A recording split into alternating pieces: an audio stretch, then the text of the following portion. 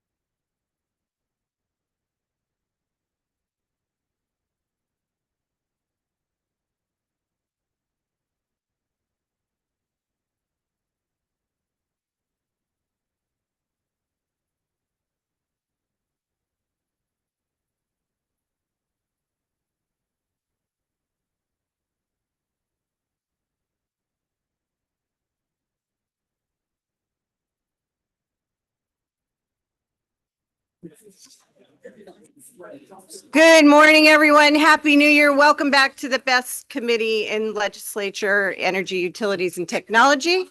Sure, I'm going to say that. My name is... Do we have some feedback? We are now good. Welcome back, everyone. My name is Melanie Sachs. I'm proud to be the House Chair of the Energy, Utilities, Technology Committee. We are hopeful that our Senate Chair, Mark Lawrence, will join by Zoom shortly. If you're listening, Mark, please do. And so we will begin as we do with committee introductions. Let's go over to Representative Wadsworth. Thank you, Madam Chair. Good morning, everyone. My name is Nathan Wadsworth, and I represent House District 82. Good morning. My name is Representative Webb, representing District 98, which is all of Durham, Pownell, parts of Bowdoin, Lisbon, and Topsom. Good morning, everyone. My name is Reagan Paul. I represent House District 37, Waldo County. Good morning, Matt Harrington. I represent four towns in inland York County: Alfred, Lebanon, Sanford, and Waterboro. Good morning, Nicole Grahowski, Senator for District 7, 22 communities in Hancock and Knox counties.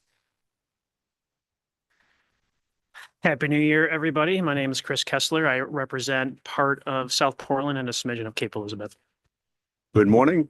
Steve Foster from Dexter, representing District 32. Good morning, Representative Valley Geiger, District 42. Morning and Happy New Year, everybody. Matthew McIntyre, House District 18, representing portions of Hancock, Penobscot, and Washington counties. Good morning, Jerry Runte. I represent parts of the towns of York, Ogunquit, and Wells.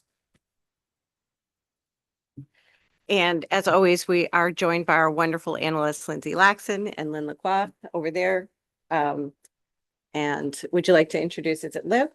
Yes. Yes, with Liv, who is shadowing today as well, who will be staffing one of our other committees. So thank you all for being here. We have a robust schedule today, as one does with energy, utilities, and technology. Just want to let you know how we're doing this morning.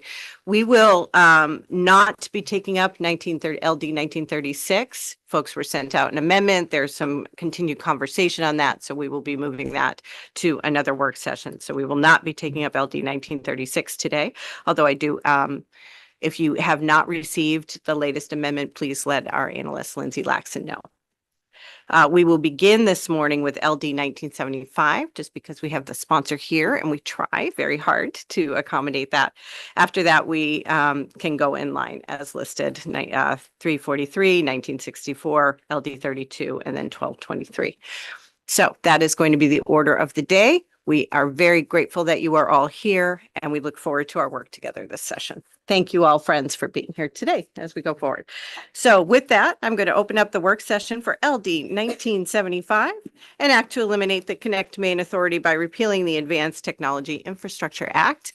And we will turn it over to Lindsay Laxon, who we are going to be having our analysis. First time this bill would have their analysis. Thank you so much and welcome back, everybody. So I will ask for Liv to help us out and distribute the bill analysis for LD 1975.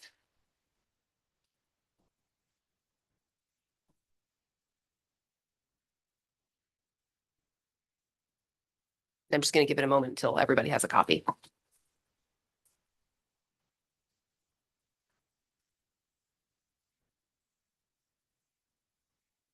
And actually, while that's being distributed, one thing I did want to flag for the members, as you may recall, with respect to LD 1936, Senator Grahowski's bill, the committee had asked individuals if they wanted to submit written testimony to email the committee. And so all of the testimony that's been received or all of the comments are included in the file. So you have all of that has been distributed to you in hard copy. Thank you for that.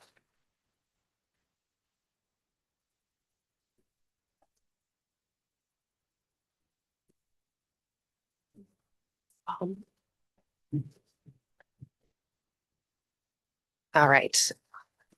I need to read from it. And actually, Liv, if you would be able to provide a copy for Representative Ducharme, the sponsor. Thank you. Okay, so this bill repeals the Advanced Technology Infrastructure Act, which is codified at the Maine Revised Statutes, Title 35A, Chapter 93. Repeal of this chapter eliminates the state broadband policy, the Connect Maine Authority, the Connect Maine Fund, and the Municipal Gigabit Broadband Network Access Fund. The bill removes cross-references as well to the repealed provisions. Committee had a public hearing during the interim on October 30th and received testimony, which is available online. You may note that the summary of the printed bill is pretty brief. And so what I want to flag for the committee, there are a few sort of technical issues within the bill, which I'm going to sort of briefly touch on for you. But if the committee is to move forward with the bill as printed, these may be some things that you want to address. Many of only the changes which I've flagged here in the summary of selected provisions, these are the ones that go beyond just purely technical changes. I'm not going to talk about the minutia of the technical changes. So starting with section 1 of the bill, this makes changes to basically a existing definition of advanced communications technology infrastructure that is in a chapter of law which this bill would repeal. We have replaced it in the bill with a new definition, which is slightly different.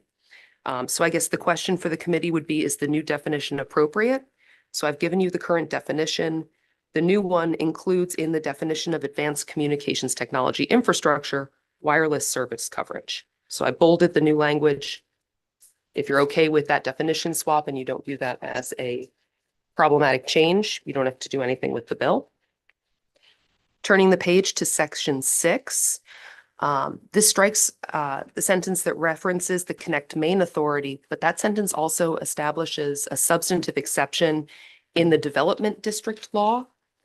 And it provides that costs for broadband and fiber optics expansion projects that provide broadband service to unserved residential or other non-business areas, in addition to business and commercial areas, are authorized. So the bill as printed would strike this altogether. But if you wanted to maintain the substance of the exception, I've given you some proposed language there, essentially directing the main connectivity authority to adopt by rule a definition of unserved. Next up, section 8 of the bill strikes a reference to the state broadband policy, which again is contained in a chapter of law that the bill would repeal. And this relates to PUC rules regarding pole attachment disputes and rates. So if the committee wishes those rules to, quote, further the state broadband policy, which again would be repealed, one option would be to replace the reference to the state broadband policy with the state connectivity goals. So I've given you sort of what the current state broadband policy is on the left-hand column, and on the right is a possible replacement. Again, they're not identical, but they are quite similar. So the committee could do that if you wish, and I will spare you reading through each of those. Turning the page, section 9 strikes a requirement that notice be provided to the Connect Main Authority if pipes, cables, or conduits are being installed underground and more than 500 feet long. The bill as printed just strikes that reference altogether, but the committee could choose to have Main Connectivity Authority notified of that instead. Sections 10 and 12 raise the same issue that we saw in section 6, where we're repealing definitions of unserved or underserved, which were established by the Connect Main Authority by rule. This appears to be a substantive change to the statute governing costs associated with make-ready work. So again, if the committee wants to address this, one option would be to give Main Connectivity Authority, direct them to adopt rules to define unserved and underserved. And then lastly, section 13 strikes a reference to the Connect Main Authority in the subsection of law governing the PUC's use of telecommunication service fees to support qualified libraries in rural areas of the state. The law requires the PUC to consult with the state librarian, the Commissioner of Education, and the Connect Main Authority. You have the option of substituting the Main Connectivity Authority if you would like to. We haven't received the fiscal information for the bill yet from OFPR, and there were 2 information requests from the committee asked of Charter Communications, and Kate Gore provided an email response, which I have forwarded to the committee. So you should have that in your email boxes. And on the last page, I did give you information for the pole attachments, so sections 10 and 12. This is the actual statute that would be amended. So it shows you in subsection 1, paragraph C, that unserved or underserved would be stricken. And then in subsection 2, paragraph B would be stricken. So I think that that may be something the committee would want to look at to address. But I will stop there and see if folks have any questions. Any questions for Lindsay regarding the bill analysis? Representative Foster. Thank you, Madam Chair. Thank you, Lindsay, for this presentation.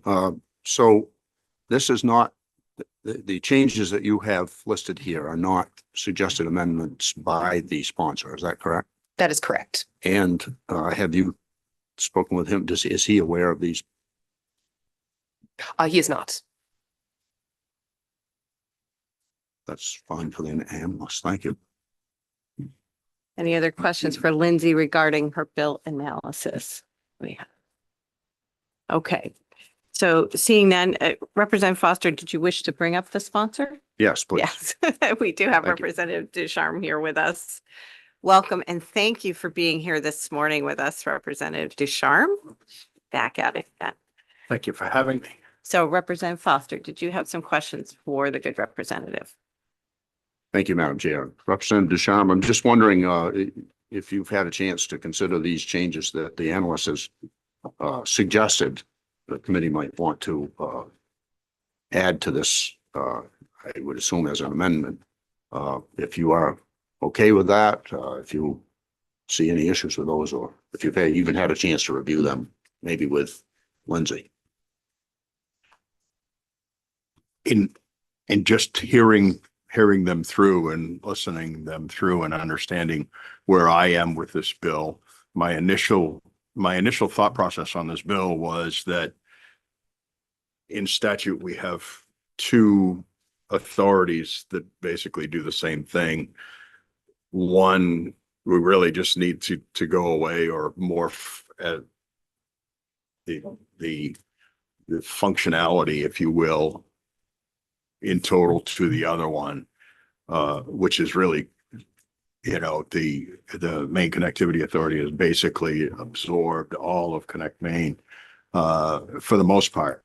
And so if we have to do technical things so that we're not inhibiting their operational abilities, I'm not real concerned about that.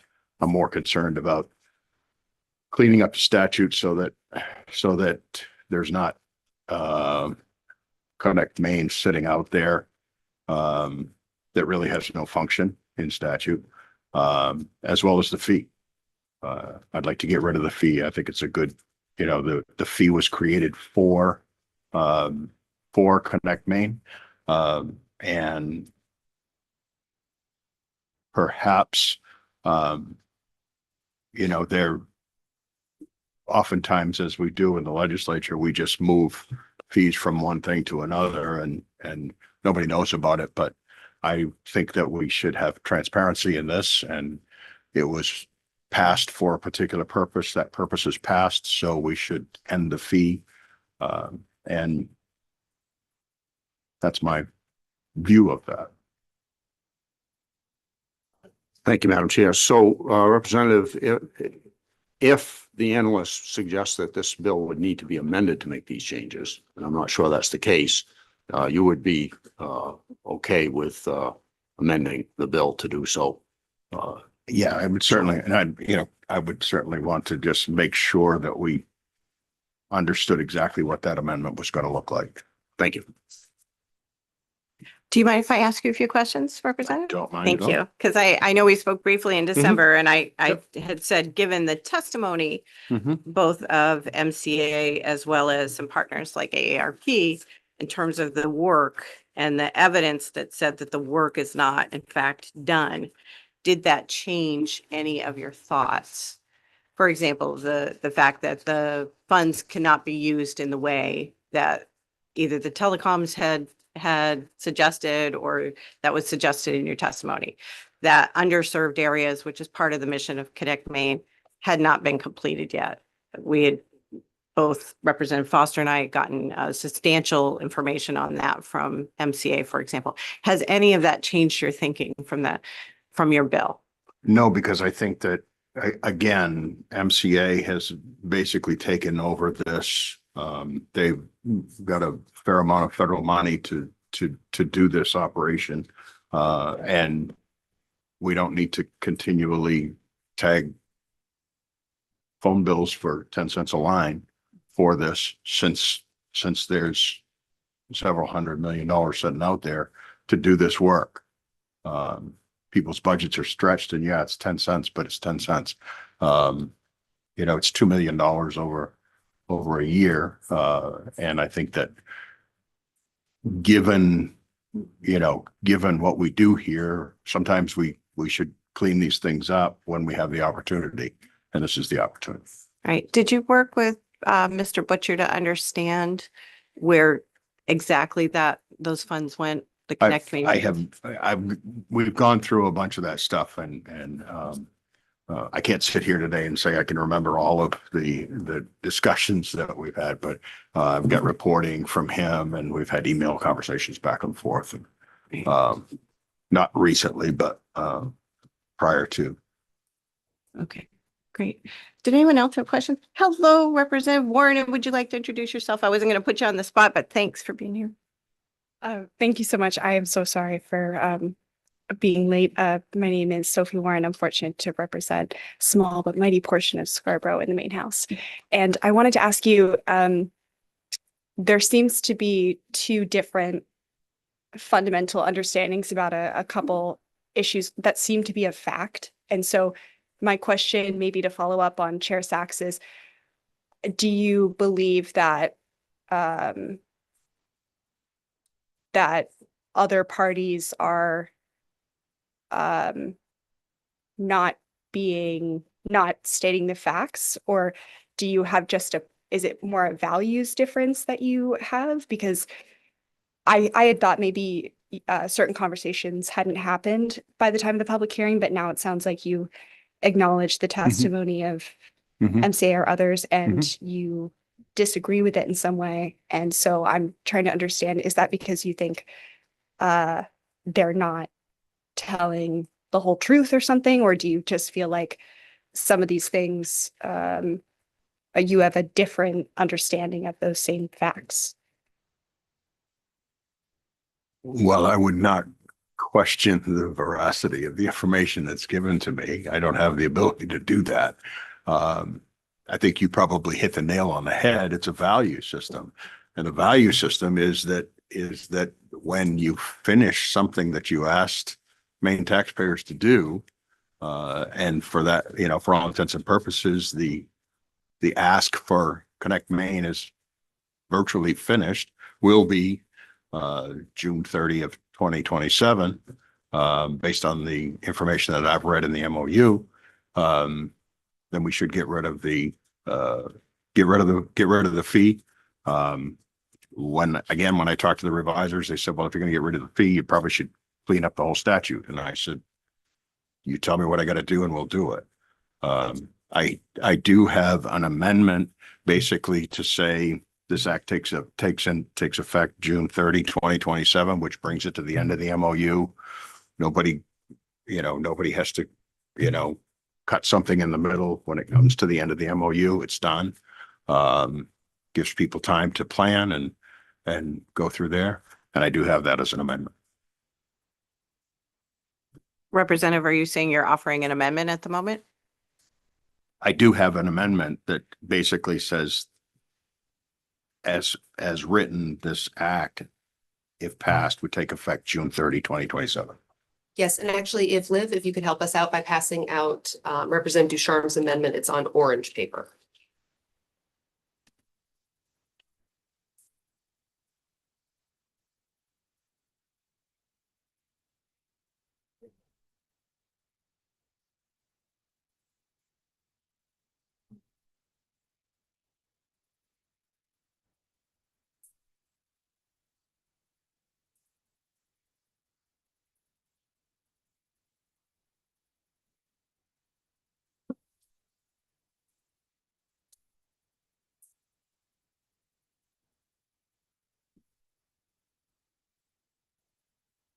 So thank you for this. It's, so I just want to understand, it would be your bill plus the amending it to put an end date for the repeal. Correct. All right. Thank you. Any additional questions for the representative at this time? I'm going to bring up Mr. Butcher next. So thank you. Thank I'd you. say stick around. Thank you for that. I'd also like to give the opportunity for my co-chair, Senator Lawrence, to introduce himself. He's joining us by Zoom this morning. Thank you. I'm State Senator Mark Lawrence. I represent Southern York County, the towns of South Berwick, Elliott, Kittery, York, and Ogunquit, and I am the Senate co-chair of this committee. Thank you so much, Senator. Appreciate you being with us this morning. I would like to bring up Mr. Butcher, if I could, who's the Director of MCA. Just to ask a few questions, if I could. Good morning. So, Mr. Butcher, I must say I appreciate the intent of the bill to have a conversation about these two entities and the ongoing work that you have. What I am concerned about, because you've sent multiple emails to this committee that we've shared broadly, of saying that the work is done. And I was concerned because in your testimony and the subsequent materials, that the work of Connect Maine Authority as it's braided with MCA is not done. And that I understand you're hopeful to have a strategic planning process to talk about it, to meet the deadline this coming spring. But can you talk a little bit about that assertion that the work is done, and that these funds are not needed, because you've provided this committee with very detailed reasons why, where the fund goes, why it's being used, how it's being used, and some of the legal implications if we just straight repealed it right now without that. Yes, thank you. Thanks for the opportunity to both respond to that question and talk through, I think, how we get to a shared objective of a single entity responsible for facilitating the state's connectivity work. So the first part of your question, is the work done? Which I think is the work done? Is it not done? What are the implications of it not being done? Is that the primary question? Last year I shared with this committee quite a bit of progress over the last 4 years now that MCA has been facilitating, and I am glad to share some new posters if you all would like to retain them here. It is useful to see some of the progress of unserved locations served over the course of the last couple of years, and a handful of projects that are representative of the deployment of state and federal funding. So those maps depict quite a bit of progress. That progress is something that I think collectively communities, this committee, ISPs around the state should take quite a bit of pride in. As we finish 2025, we finalized a deployment award for the BEAD program, which we've spoken a good amount about. That deployment award represents only a portion of the full BEAD allocation to Maine. While we are finding ourselves in a place where all locations have access to an internet service option, there will be no unserved locations as defined in Maine by the end of the year. There's still a significant amount, approximately 200,000 underserved locations in the state. And that's just simply on infrastructure access. As folks may recall, there's 2/3 of MCA's and Connect Maine statutory obligations that focus around affordability and use, which I think is a growing challenge in a variety of different ways as more people are using internet and technology, and as there are advancements in technology and an AI economy. How people use internet, how people have the ability to afford it, are huge challenges for us to continue working towards. And just as a small factoid, as a representative of that, in 2023, over 3,500 Mainers fell victim to cyber crimes, costing a combined $31 million to those 3,500 people. So I think those are just two small tidbits of the work in front of us. Right. And I looked at, I just want to make sure that we're understanding is some of that is within the Connect Maine pieces that this funding is directly tied to, which are not eligible for these buckets of federal funds, some of which you don't have, some of which are pending, and some of which have been dismissed. None of those are with the Connect Main funding. Sorry, can you? So that Connect Main, from what you've given to Rep. Foster and that you've said to me, and we've circulated both emails quite widely, was that there are pieces of that work that is statutorily required that are covered by the Connect Main funds that are not covered by federal funds. Oh, yes, absolutely. That's In all I fact, can get. yeah. Yes, thank you. And I think that's where my conundrum is between the statute and the work that you're statutorily required to do, that to just summarily dismiss this would be difficult for me. And highlighted by Lindsay's analysis that a full repeal without a thoughtful process is going to be difficult. I have some other thoughts, but anybody else have questions for Mr. Butcher before we move it over? Representative Foster. Thank you, Madam Chair. Thank you, Mr. Butcher, for being here and for your response to questions that I emailed to you earlier this week. I'm sure that not everyone had a chance, and I certainly didn't have a chance to go into them in depth because I was in the middle of watching a late night great Division I football playoff championship game. But I do have one question. I won't get into those. I think everybody has them now. My concern is that this $2 million a year we're funding CE with us, Connect Main, a lot of that is coming from folks who may not want the internet, may not be able to afford it, have landlines. I think specifically of elderly folks that my mom, who's gone now, and you triggered my mind when you mentioned the scams that people are subject to. And I was thankful that she never wanted a PC because she was very, she had a long list of charities that she supported. And some of those, when I went through the estate, I kind of wondered myself if they were legit or not. But that was through mail. I just can't imagine. But the point is that some of the folks that are paying this may only have and may only want a phone line and may never take advantage of this. So my question is, for the amount of money that MCA has access to, will have access to as things progress, why do you think that we should continue this $2 million tax on these folks that are paying it?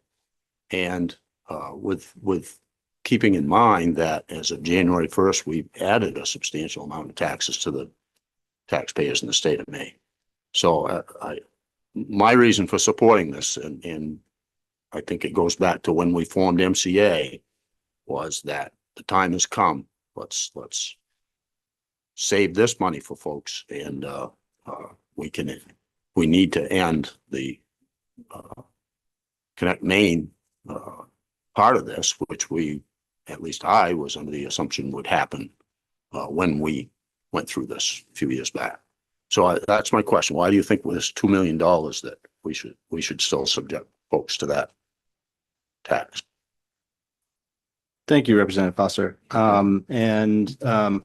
Thanks also for sharing your sort of personal story, and my condolences for your loss, especially if it's more recent. I'd like to answer your question in two parts, because I think first, it is important to acknowledge with the collective progress over the last couple of years, the combined strategy that we've been utilizing. And with that progress, as Representative Sachs referred to, we are at an important inflection point. Technically, Connect Main had to produce a required triennial report last year to provide a roadmap for how we're moving forward. It was probably a year premature. We did it. It's in your inboxes. It's on our website. But really moving forward, it is actually a very good time to take a look at our connectivity needs as a state moving forward, given the investment over the last 4 years and what our needs and priorities will be looking forward. So we are kicking off a strategic planning process. Grateful for partnerships like the Maine State Chamber of Commerce, for AARP, for regional partners that we will be spending the next 6 months going through an intentional stakeholder-driven planning process to reflect back a plan and roadmap for connectivity for us collectively. That dovetails with the strategy that we all collectively developed in the creation of MCA to merge with and conjoin with Connect Maine. How we best utilize the mechanics of the two separate entities in that final result is something that we should be mapping out over the course of the next year. So that's the first part. To your primary question, as to what's the benefit of and what's the need and priority of the existing funding coming through Connect Maine, which, you know, I think it's important to be precise, and I very much appreciate the sentiment of how to save as much for Mainers as possible. And I think, frankly, your personal story and the story that probably everyone in this room can, you know, point to somebody as far as the critical nature of how people participate in a digital economy and a digital society. 90% of Mainers qualify as what the federal government has defined as a covered population. For Mainers, this is largely rural, older, low-income people. And so how these people are able to participate in a digital economy and a digital society is truly critical for not just the future of connectivity, but the future of economic health and well-being. And so I think, you know, I guess I'll ask, do you have a teenager in your life in one way or another? Yes. Congratulations. Me too, very recently. She turned 13 on December 21st.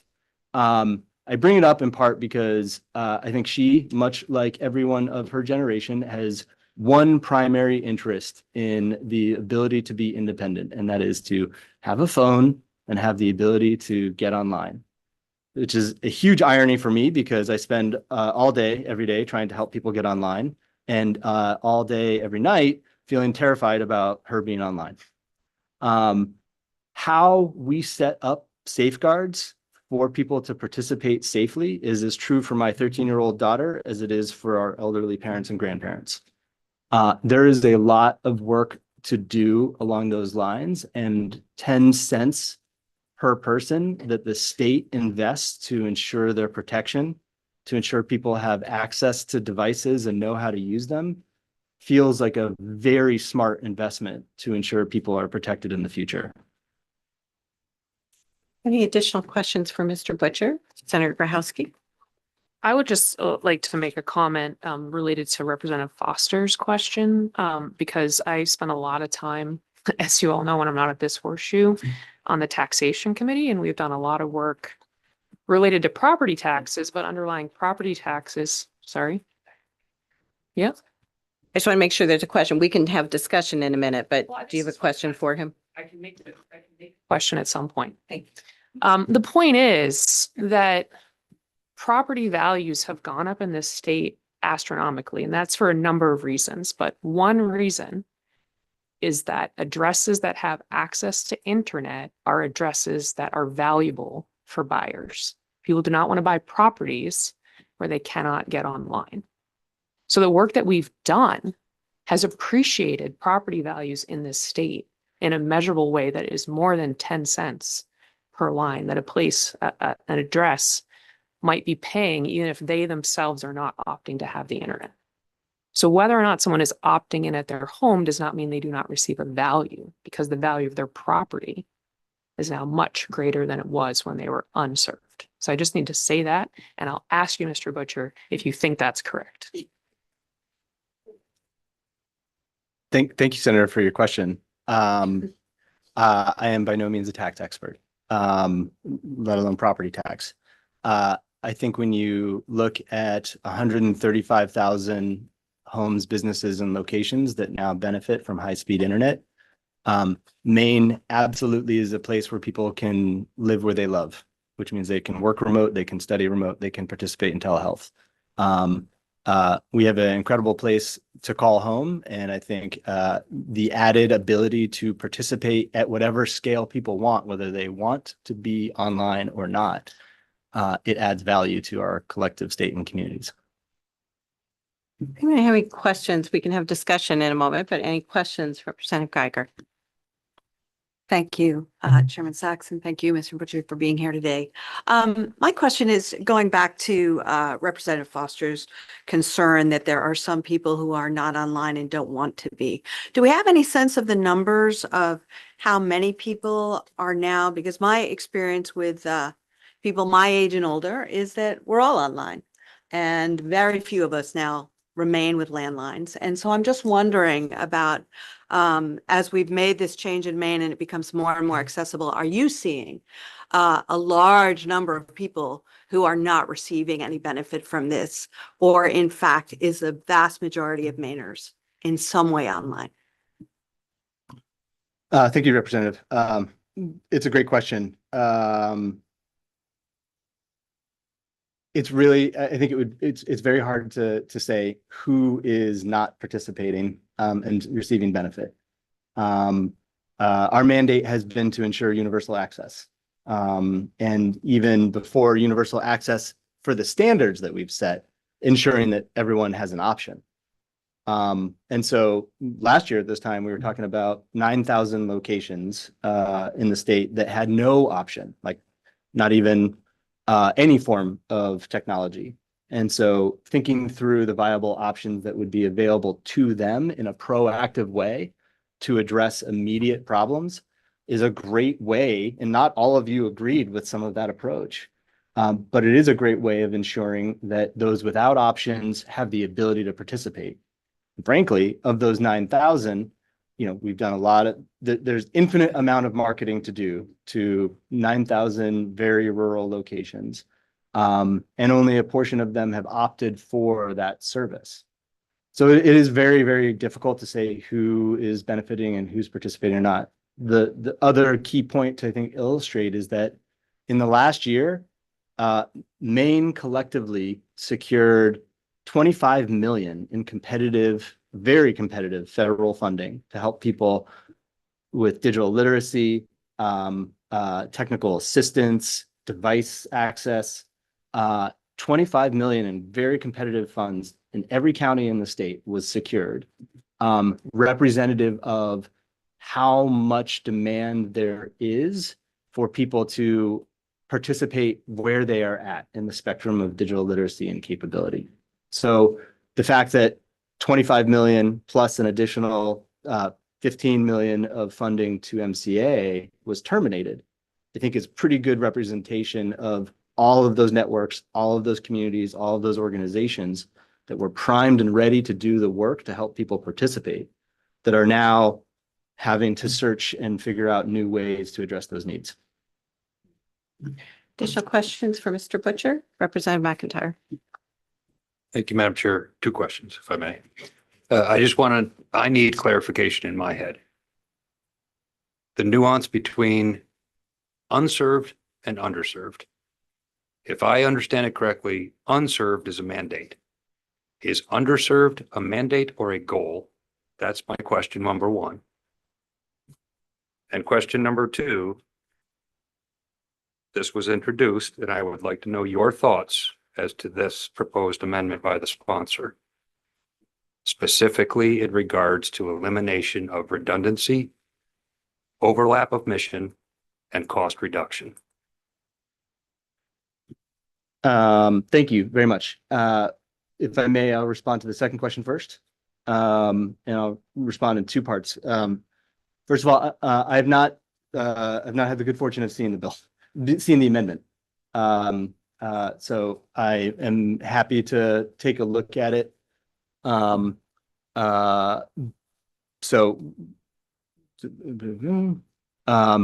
the more specifics of your question, I guess I'll maintain some of the key tenets of my testimony last year, in that the purpose of combining the 2 entities is one that was set out 4 years ago, and it codified in an MOU between MCA new entity, Connect Maine old entity, with a specific service contract for MCA to fulfill all those duties. So in essence, you probably will find no bigger proponent to consolidation, as me and my team service two different boards, two different organizations. The Connect Maine board only meets quarterly, but we still have a fair amount of statutory requirements to attend to with Connect Maine. So I think we collectively have identified that a single source, single door solution is necessary, and mapped it out such that the MOU ends in 2027, so that we are able to put forward an appropriate plan for consolidation that leaves in place the statutory provisions for data privacy, and for oversight of statutory goals, and utilization of funding through the Connect Maine Fund to address the state's connectivity goals. So all that to say, the strategic planning process that we're embarking upon right now and reflecting back to you all is the roadmap that we had intended on ensuring the consolidation of two entities. So if the goal is consolidation of two entities, all for it, and I think there's an intentional process to do so. If we're looking to do so preemptively because of I think a misnomer around use of the funds, I think that is a really difficult and different conversation. That was the first question. I'm so sorry. The second question, thank you for asking. Important to ask by federal or state standard. And I think if I may, I'll say by state standard. Maine proactively set a benchmark standard for served in a proactive and appropriate way of 100 over 100. We are participating more in a digital economy. Ensuring that we are investing in technology to allow for that growth is important, right? We should be making long-term investments with these sacred public funds. So the definition of served in Maine is 100 over 100. And so unserved, to your point, through both federal and state standards is the primary target, right? If you don't have a service, that should be the priority. And that has been clear since day one. That murky middle of underserved, which is difficult. And I think due to the great investment of our private and community ISPs, and through the combination of a variety of different federal and state funding, we are continuing to chip away at that. Did I answer your question? Okay. All right. Thank you, Mr. Butcher. We appreciate your answering to the questions. At this time, I also had put together an amendment that Lindsay would like to share as well. Thank you, Mr. Butcher. That I think gets at what the sponsor was also trying to do. And I'd like to see if Liv can pass that out as well. And we're not far off, Representative Sharm. Mine is just asking for another step in the process. Because I think as we saw with the analysts, thank you so much, Liv, with the analysts' analysis, a full repeal, this statute that is suggested to be repealed in 1975 touches a lot of other pieces. And it felt because of the statutory pieces, because of the federal guidelines, because of what's happening on the federal landscape, to just summarily do that without thoughtful planning or fuller conversation between the two entities felt necessary. I appreciated, though, the conversation of a set timeline. And I really appreciated the conversation by Representative Sharp.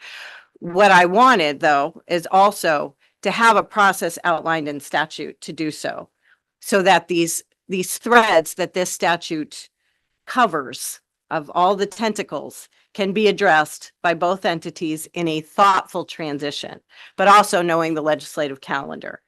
So had in conversations with Mr. Butcher said, yes, do that strategic plan through 2026, come back to the legislature in 27, the beginning of the 133rd, show us what you got, justify the ongoing use of fund, because then the federal landscape will be a little bit better.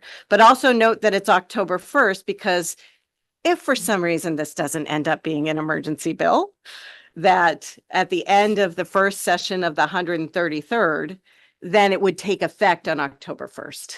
So I really, really, really appreciated the intent of this legislation, but I also understand that this is very complicated and that MCA, I actually went and read the service agreement.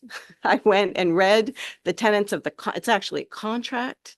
And is quite a bit in there. And so that scaffolding, that evidence, that detail, let me know. I agree with Representative Ducharme. What I don't agree with is just in for a penny, out for a pound foolish, in terms of not thinking this through and getting some legislative input about the plan and reporting out a different bill, a more detailed bill that perhaps even some of these things that our analysts have brought through can be part of the fuller legislation. And if the fee is going to continue, that there's rationale around why. So that is, and because right now the evidence we have gotten is that the fee is actually supporting the statutory obligations of this entity. And I don't feel quite comfortable doing it yet because of the statutory obligations. So Representative Warren, bring it for discussion. Well, thank you so much. I appreciate the proposal. If it's, if the relevant parties are amenable, I think it's seems perfectly productive and useful to have this type of review and further discussion. But I do just want to say more broadly, I think that the work of both entities is great. And I've heard, I grew up here and my mom actually worked in the telecommunications industry, and just some of these issues are so perennial, and the idea that we've gotten to the place we're at is so it would be hard to put into words. It's just amazing. And hugely in part because of federal funding for sure, but I just so many people deserve immense credit and their due respect, and I certainly appreciate that wherever you can remove redundancies is fine, but I also I'm not compelled by the argument respectfully brought forward by this sponsor, and don't feel that the variety of work that's being done is been adequately challenged or addressed by the sponsor, those that support this bill. And I also think, when a huge mentor of mine is someone that was in state government around the time of the establishment of the governor's energy office, and his name's Tim Wilson, if you may know him. And when I hear from him what he thought the energy office was tasked with doing, and when it started, was just, you wouldn't have imagined it would have become what it is now. And then certainly now becoming the Department of Energy Resources. It's, I think with time, the work of our government should change and be responsive to the needs that exist in our world and make people's lives better. So to say we should ever add or remove a fee because its original intent was X, I appreciate that principled view and respect that that's a strong view that you hold. But I certainly very much disagree with it. I think it's always got to be about the material impact for the people affected. And I think Senator Grabowski brought up one really clear one. I think also, just thinking of things like telemedicine and during COVID, more and more kids being able to get access to the resources they need to study at home. There's just so many ways that we're all benefited and enriched by more access to so many connective services. So I go on and on, but I appreciate this legislation. I certainly can't support the bill or some of what I think its core principled aims are, though I respect the principled position that the sponsor and those that support the bill hold. Representative Ketzler. Thank you. Technical question here for the amendment. We discussed this off mic, but this, I would assume, would want to be a strike and replace bill. No? No. So this amendment is to keep the existing legislation of Representative Ducharme. No, it's to keep the existing statute. This just goes on to the statute. Representative Ducharme's bill actually changes the statute. Right, Lindsay, I'm saying that wrong. So what the amendment does, it maintains all the provisions of the original bill. So the original bill repeals Connect Main Authority, makes the cross-reference changes, et cetera. But then if you look at section 16 of Representative Sachs' amendment, it says sections 1 through 14 of the act, which are sections 1 through 14, which is the original bill from Representative Ducharme, take effect October 1st, 2027. So it's basically just a delayed effective date for that repeal. And then we've got section 15, which would go into effect, assuming this is general legislation and in the normal course. And then that would trigger that statutory review by the two entities to do the cleanup, report back to the committee. But then all the provisions that repeal Connect Main Authority wouldn't go into effect until October 1st, 2027. So this is just tacked on to the original bill.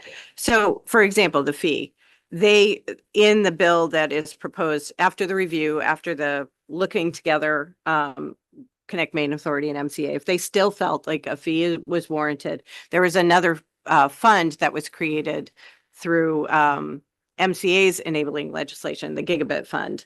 They may decide, okay, this fee needs to continue on, but we're not going to have this separate pocket over there. I don't know if you want to talk about this, Mr. Butcher, as well, about your thoughts about the plan transition, but the whole purpose of this is to be intentional and to bring it back for review to the committee to see what is needed. Am I getting that right, Mr. Butcher? I'd worked on this with you. Please go right ahead. Yeah, largely, with I think just one important nuance.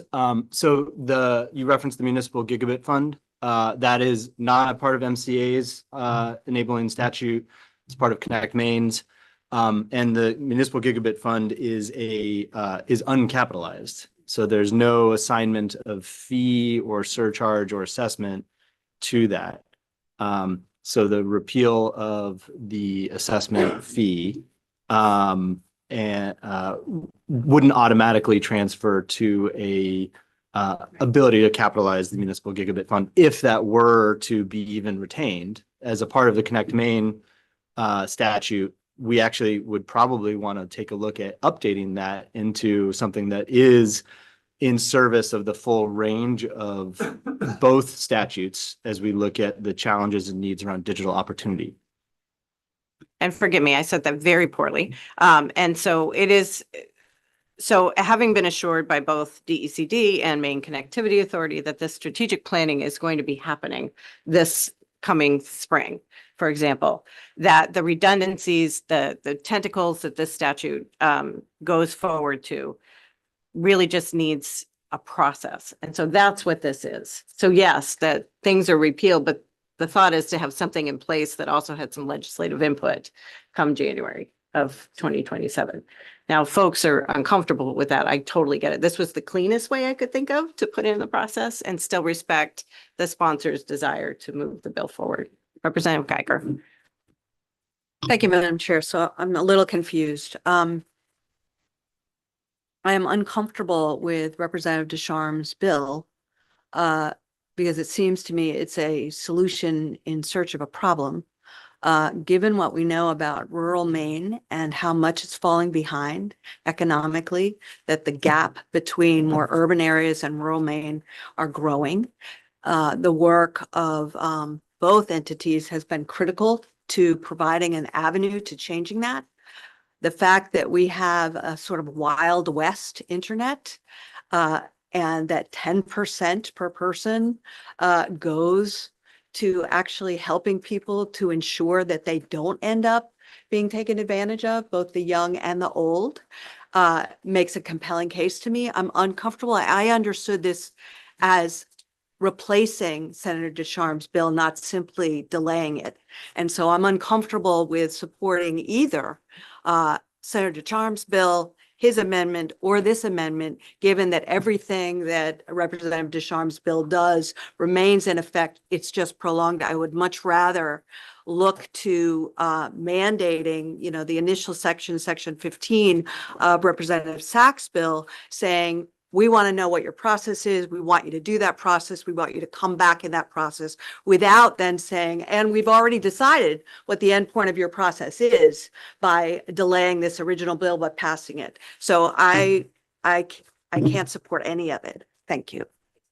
That makes a lot of sense. Lindsay, could this be changed to a resolve that they need to, so without doing what I'm hearing from Representative Geiger and thinking on the spot here, could this be changed to a resolve that they shall submit the recommendations from the review?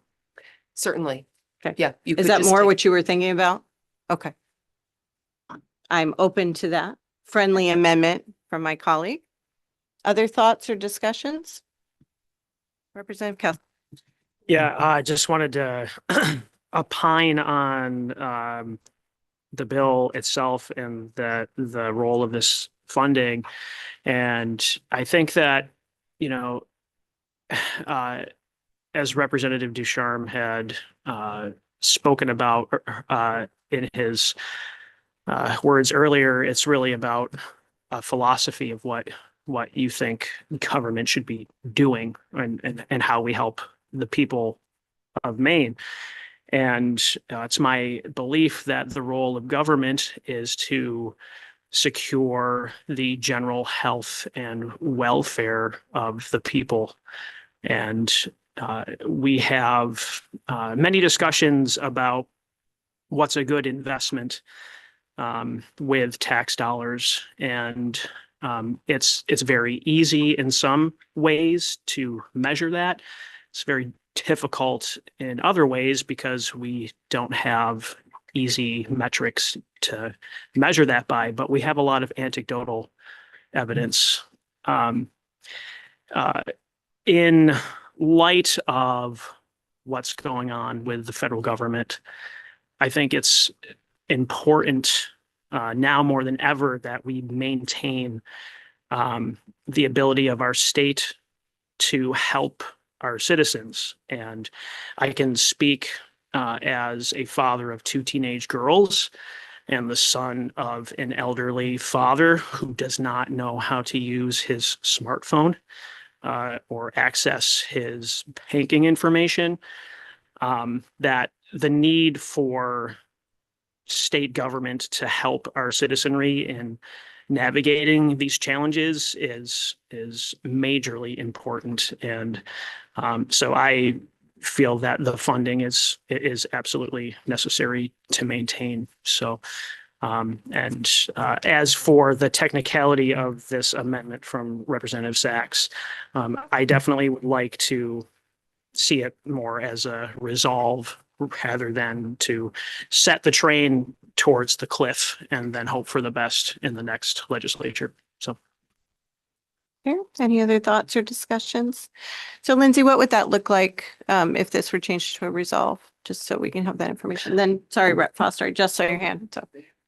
I think it would probably look very similar to section 15. So it sounds like what some of the committee members are discussing is directing Connect Maine Authority to work with Maine Connectivity Authority to review provisions of statute, and perhaps you'd be looking more for recommendations related to consolidation of functions between the two entities.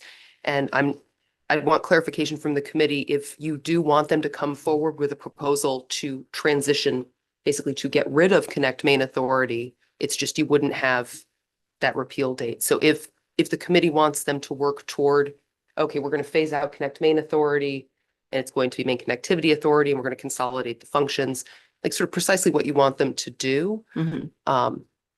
But it would look very similar, I think, to this with a report back to the committee. Well, right now we have developed recommendations for any legislative changes necessary to transition functions. To me, that feels very clear. If that's what you're looking for. And that they shall submit those recommendations to EUT. That is what I'm hearing from some folks would be under a resolve. Representative Geiger, and then we'll go to Representative Foster. So we would eliminate section 16 and section 15 would remain. Go ahead. And also sections 1 through 14 would go away. So the bill would just be section 15. Yes. It is a strike and replace with some new title that we would make up in language review. Okay, Representative Foster. Thank you, Rep. Geiger. Thank you, Madam Chair. Just to address a few things that have come up. And I won't get into the issue of 2 Maines. And I won't get into the demographics of the state of Maine, where that the region I represent and north of me is the oldest of an oldest state. And I won't get into the fact that much of what this legislature has done over the last several years has caused issues for those folks that I represent that don't have the incomes and abilities to pay all of the taxes that they pay now that folks in other parts of the state have. But I do want to address the fact that in regards to the taxes that they do have to pay, those folks that I mentioned before are now faced, because of all we've done to increase the value of their properties, they are looking at, can they afford to pay their property tax to keep their homes or not? That is a separate issue for a separate committee. And I know very well the chairman of that committee is well aware of those issues. But that's what I am looking at here. This is $2 million, a pittance. It's behind the other side of the decimal point in what this MCA has available and is spending for funds. I won't even bring up my questions from 7+ years ago and right through when we created MCA on what is the cost per mile now that we say we won't spend to get internet to every section of the state of Maine. I won't even ask that. What I'm saying is, let's address this now, because what I'm hearing is, after this, some of us from this committee are gone, new people are here, we plan to continue this $2 million a year tax on Maine citizens. And I'm saying it's not necessary. I'm saying it's time to clean that piece up as was intended when we formed MCA. And I will support any amendment that does that. But I still think that the original bill is necessary. And for my constituents, it's a small amount of money. I understand that. But every little tax is a small amount of money, and it all adds up. Other questions, thoughts, comments, motions that we'd like to make at this time? We have 2 amendments before us. Senator Grahowski. I would just like to comment that I didn't mean to conflate that because your property values have gone up, your property taxes necessarily go up. There are many things that cause those to be connected or not connected, depending on the community you live in and the leadership you choose in that community. I did want to say that I feel very uncomfortable removing this this small fee at this time, because even since when we had the public hearing, Maine's ability to access BEAD funding is now threatened because of an executive order that's usurping states' rights, frankly, to protect their citizens against the harms of AI. And as somebody who spent 10 months on a task force convened by the governor to think about how can we both achieve some of the potential of AI for our communities and our economy, but also protect citizens from the things that I'm getting phone calls about regarding AI safety, data centers, the like. Now we're being threatened by the federal government that if we take any action to protect our citizens, as many of them are asking us to do, as a thoughtful group of individuals has recommended to the state, we can lose the BEAD funding. That is real. And we're not going to find out until next year whether or not what we've decided to do, what we might do, what states are thinking about doing or have done in other areas of the country are going to lose funding or not. And we're going to sit here and take away something that we can actually assure will deliver results, because we might get something that now we've been threatened, that our states' rights are being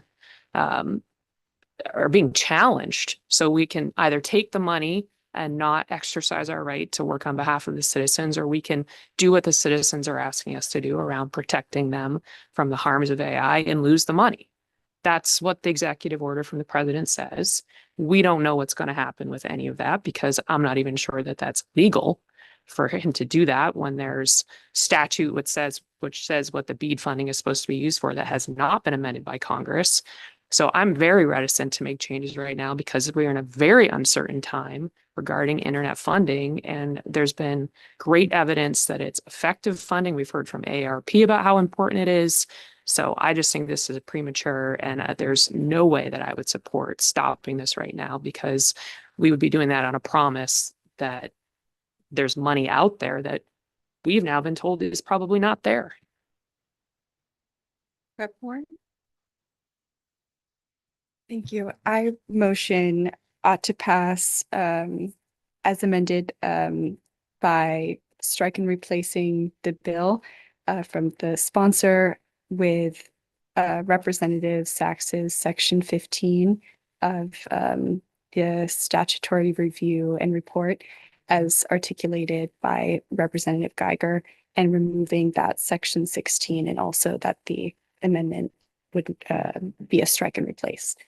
Okay, And motion on the floor. Do we have a second?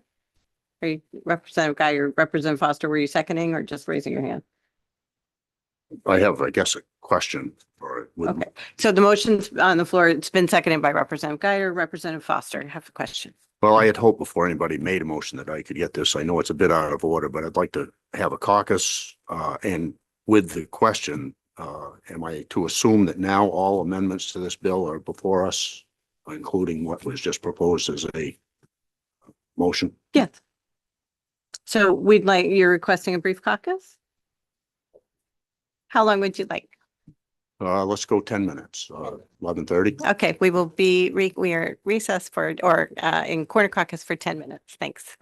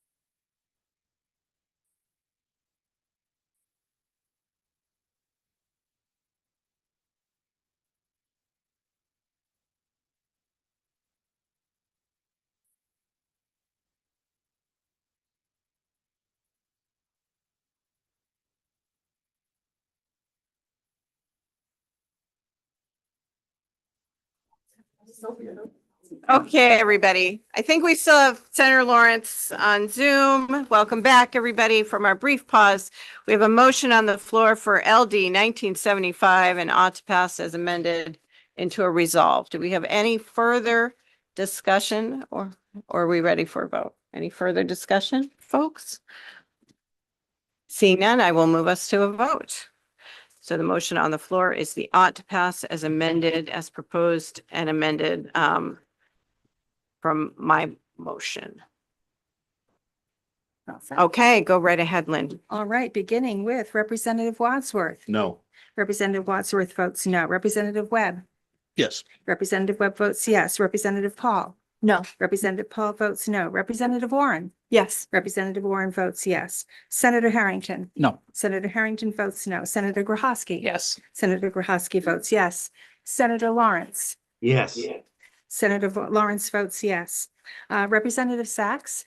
Yes. Representative Sachs votes yes. Representative Kessler. Yes. Representative Kessler votes yes. Representative Foster. No. Representative Foster votes no. Representative Geiger. Yes. Representative Geiger votes yes. Representative McIntyre. No. Representative McIntyre votes no. And Representative Runte. Yes. Representative Runte votes yes. So we have 8 in favor and 5 opposed. Thank you. And the report for those opposed? Yes, Madam Chair, that would be the original sponsor's bill with his amendment on the goldenrod colored sheet of a June 30th, 2027 date, and any technical issues that the analyst believes we should correct on that original bill. So is that also ought to pass as amended? Thank you. Yes. Third. Oh. Okay, that's why I was just double checking first. Do you have what you need, Lindsay, for when you say other changes, Representative Foster, do you mean the ones that were involved in the bill analysis? Yes, Madam Chair, those exactly. So can we go through and find out who is going on that report? Can you raise your hand if you're going on that report? The one proposed by Representative Foster. So we have Representative Wadsworth, Representative Foster, Representative McIntyre. And just to clarify, for those individuals on Representative Foster's ought to pass amended report, are you comfortable if I have questions if I reach out to Representative Foster for clarification? Thank you.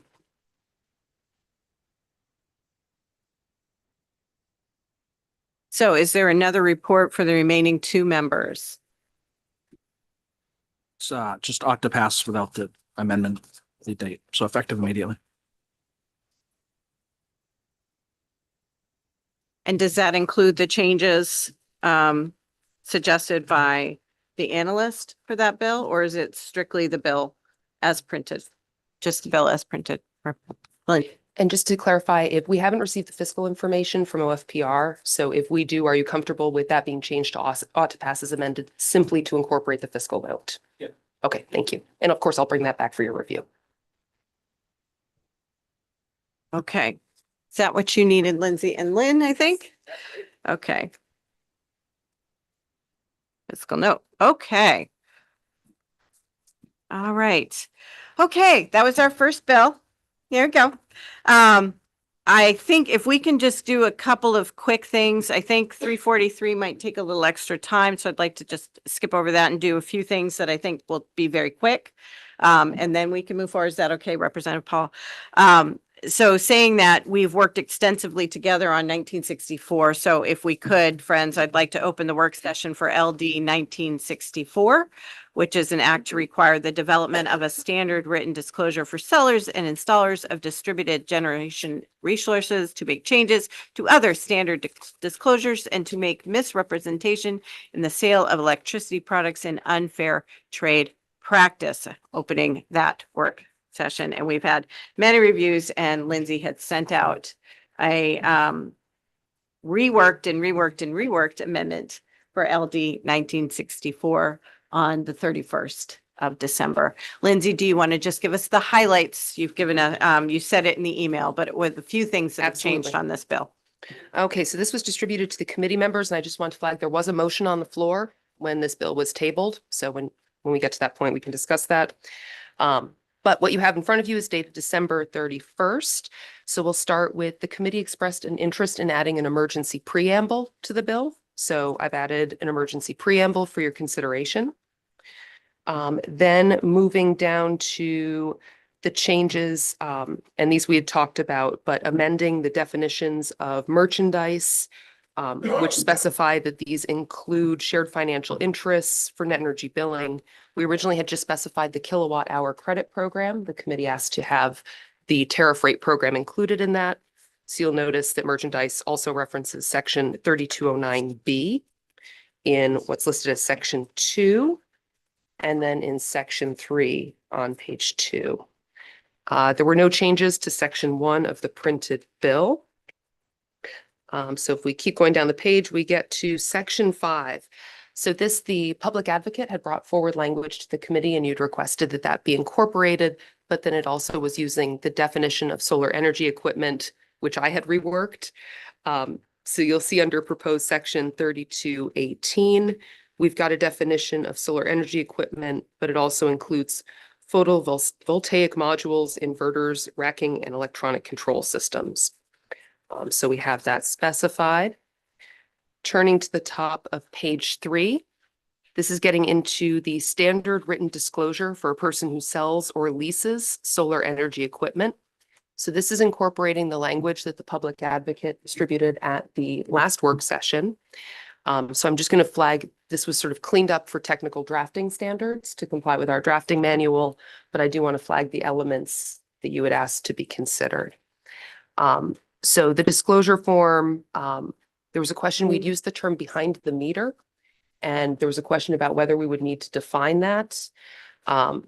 So in working with James Cody and Heather Sanborn, our public advocate, we ended up with just stating that the solar energy equipment, which is installed on the customer side of the meter.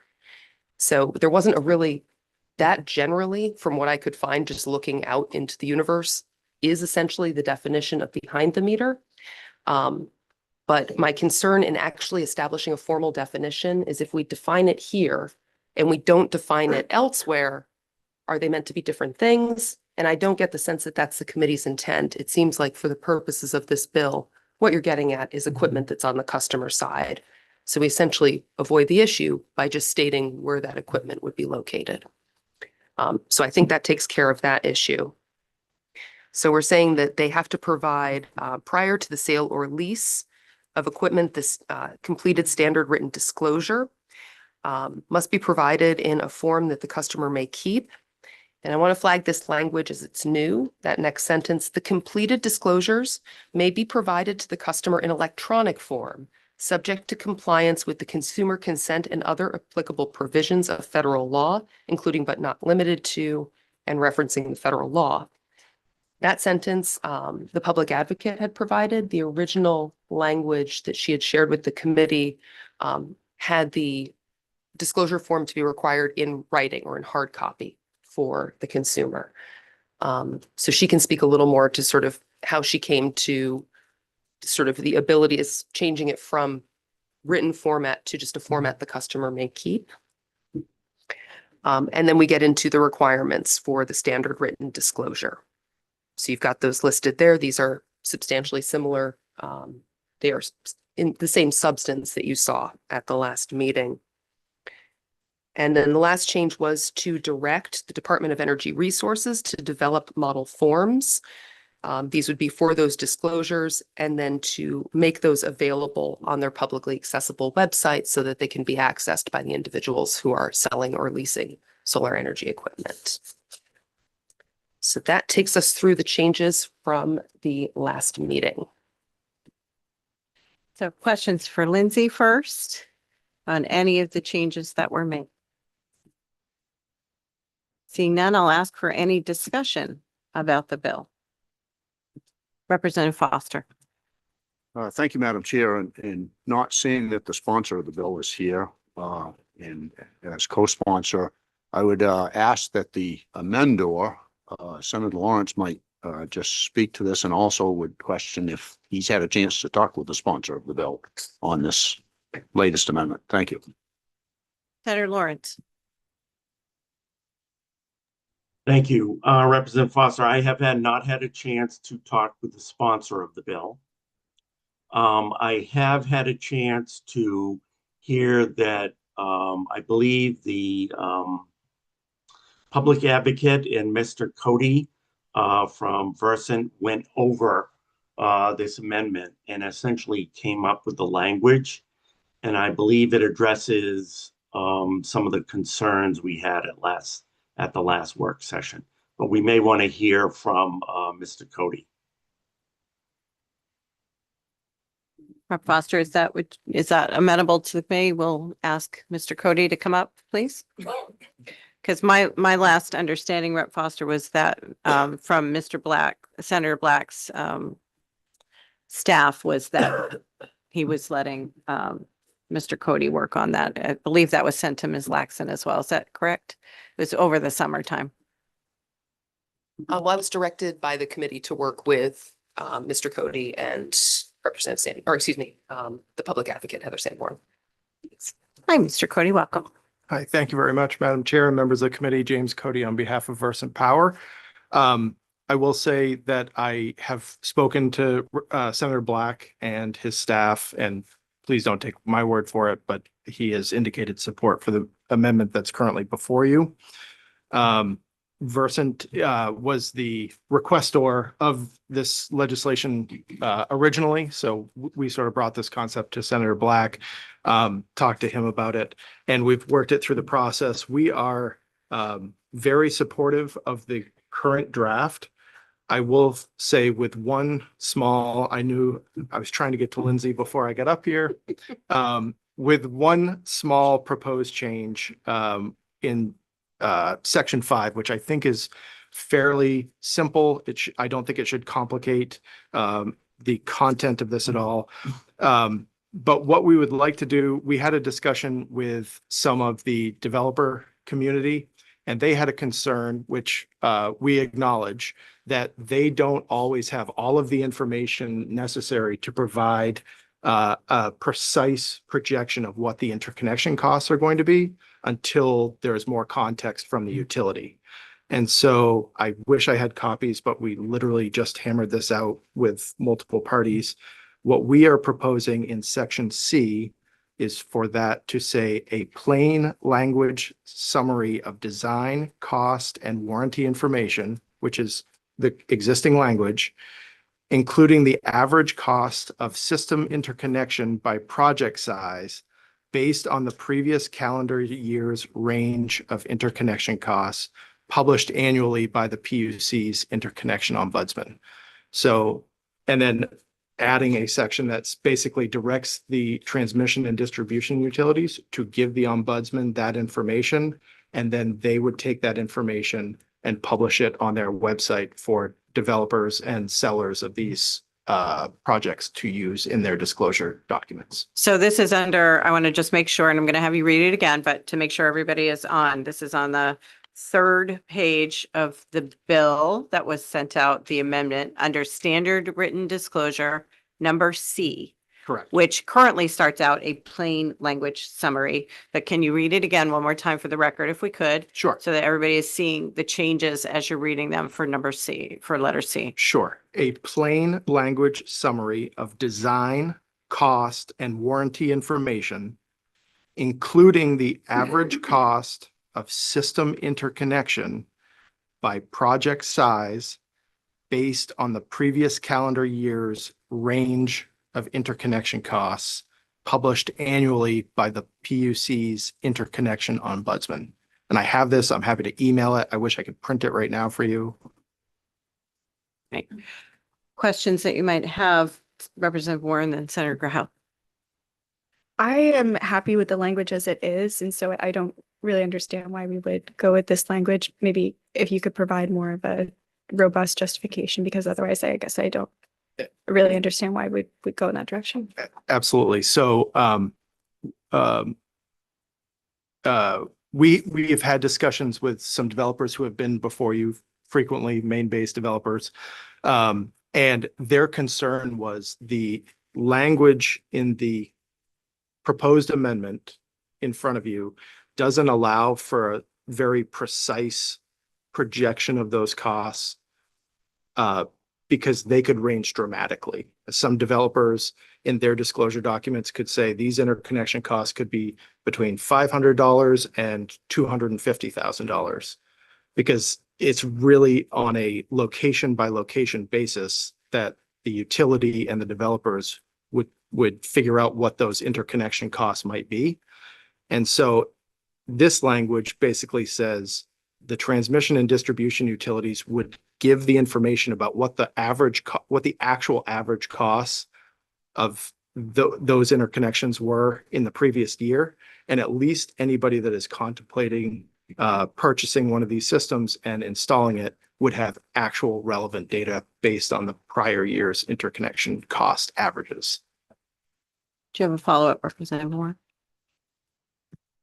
What if those costs are completely irrelevant to what a good faith cost summary or estimate of costs would be? Like if the baseline is faulty, then it seems like we should have a baseline that's based in the good faith actual cost.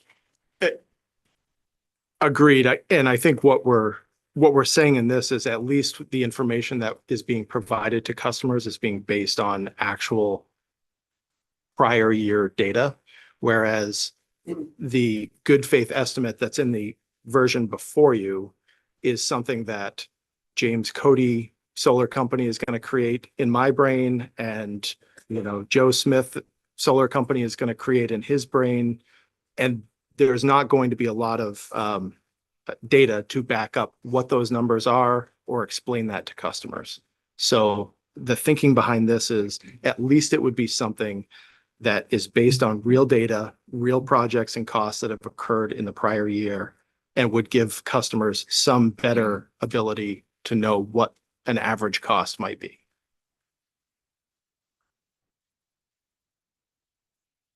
All set, Representative Warren? Senator Grahowski had a question?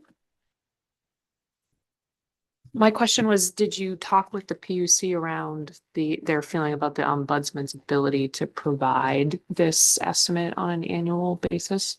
I did speak with them. I don't want to speak categorically for them, but I believe that they feel comfortable with this language. And there would be an added section that directs the T&D utilities to provide this information, and also that allows the ombudsman to create the language that they would like to see for this disclosure. Go ahead. Sorry. Also just wanted to know, so you said by project size, like what level of granularity are you thinking about for that? Is it just going to be level 1, 2, 3, or is it going to be level 1 if you're less than 5 kW, 5 to 10 kW? Like how granular are you thinking? I believe the intent here is to go by level. So average of a level 1 interconnection, average of a level 2 interconnection, and so forth. So as you pointed out, it's really so location specific. I know how to find your maps that show where there's capacity, the name of which is suddenly escaping me. But they are very hard to find on your website. And by Googling, I just happen to know that it's this Kubra IO thing or whatever. So I can find it, but maybe also it doesn't need to be in the language, but if it could be a little more upfront for folks to see if they're trying to do their own project, that I'm on a place where it's red and it's very unlikely I'm going to get there without significant upgrades versus this is a easy to interconnect type place. Like could there be some work with the ombudsman to get that information out more publicly? Make it more navigable. Yeah. I'm happy to take that back and see what we can do in that regard. Other questions for Mr. Cody at the moment? Seeing none, thank you. Okay. Yes. Yes, all right. Pay no attention to that. Okay, so there's been a question, it sounds like, and I'll just look for a nod from the public advocate. You've seen this language, and so the public advocate is nodding. Does the PUC wish to come up and talk about anything? They are fine with this language as well. Okay, so I'm going to bring it back to this committee for other questions, Representative Foster, or discussion. Thank you, Madam Chair. I would look for a nod from Senator Lawrence if he is okay with what was just presented. Senator Lawrence, you need to unmute, please. Yes, yes, I understand what they're trying to do here, and I agree with it. Other thoughts or comments or discussion or emotion? Either one. Representative Webb? I'd like to make the motion ought to pass as further amended by Cody. Oh, There's a motion on the floor? Okay, there's a motion on the floor. Thank you for reminding me. I did not remember that. So the motion on the floor from last meeting was ought to pass as amended, moved by Representative Wadsworth and seconded by Senator Lawrence. Okay, Representative Wadsworth, would you like to rescind your motion at the moment or amend your motion? I'll amend my motion to add in Versant's language. Okay, and Senator Lawrence, can you second that? Do you feel comfortable Yes, seconding that? I second Okay. that amendment to the amendment. Okay. All right. So, Lindsay, you had a question. And just to clarify, does your motion include the emergency preamble? Yes, okay. Yeah, thank so it you. was, so it is, to clarify, that the proposed amendment before us is the revised bill sent out December 31st, 2025, with the additional language by Mr. Cody. That is what is on the floor before us. Representative Kessler, discussion? Yeah, could we just maybe get it written down and maybe table for 10 minutes while we get language in front of our faces? Is that a possibility or? Absolutely, we can do that. So the request was to have a corner caucus, to have Mr. Cody, if you can, email the committee quickly. If you have that ability, and that folks can take a look at it, and that we will reconvene at 12:05. Okay, is that possible, Mr. Cody? To either send it to me and I'm happy to send it, or you can send it to everybody. Okay, thank you. We will reconvene at 12:05.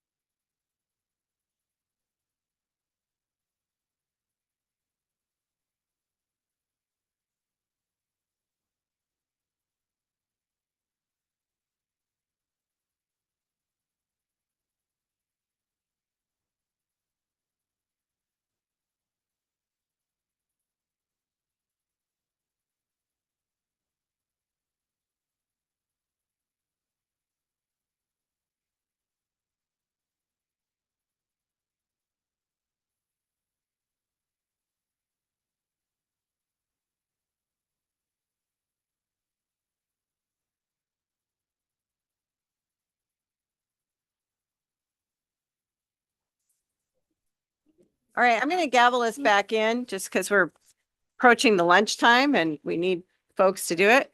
So has everybody who's here had a chance to take a look? Thank you, Lindsay, for sending that. Mr. Cody, thank you for sending that as well.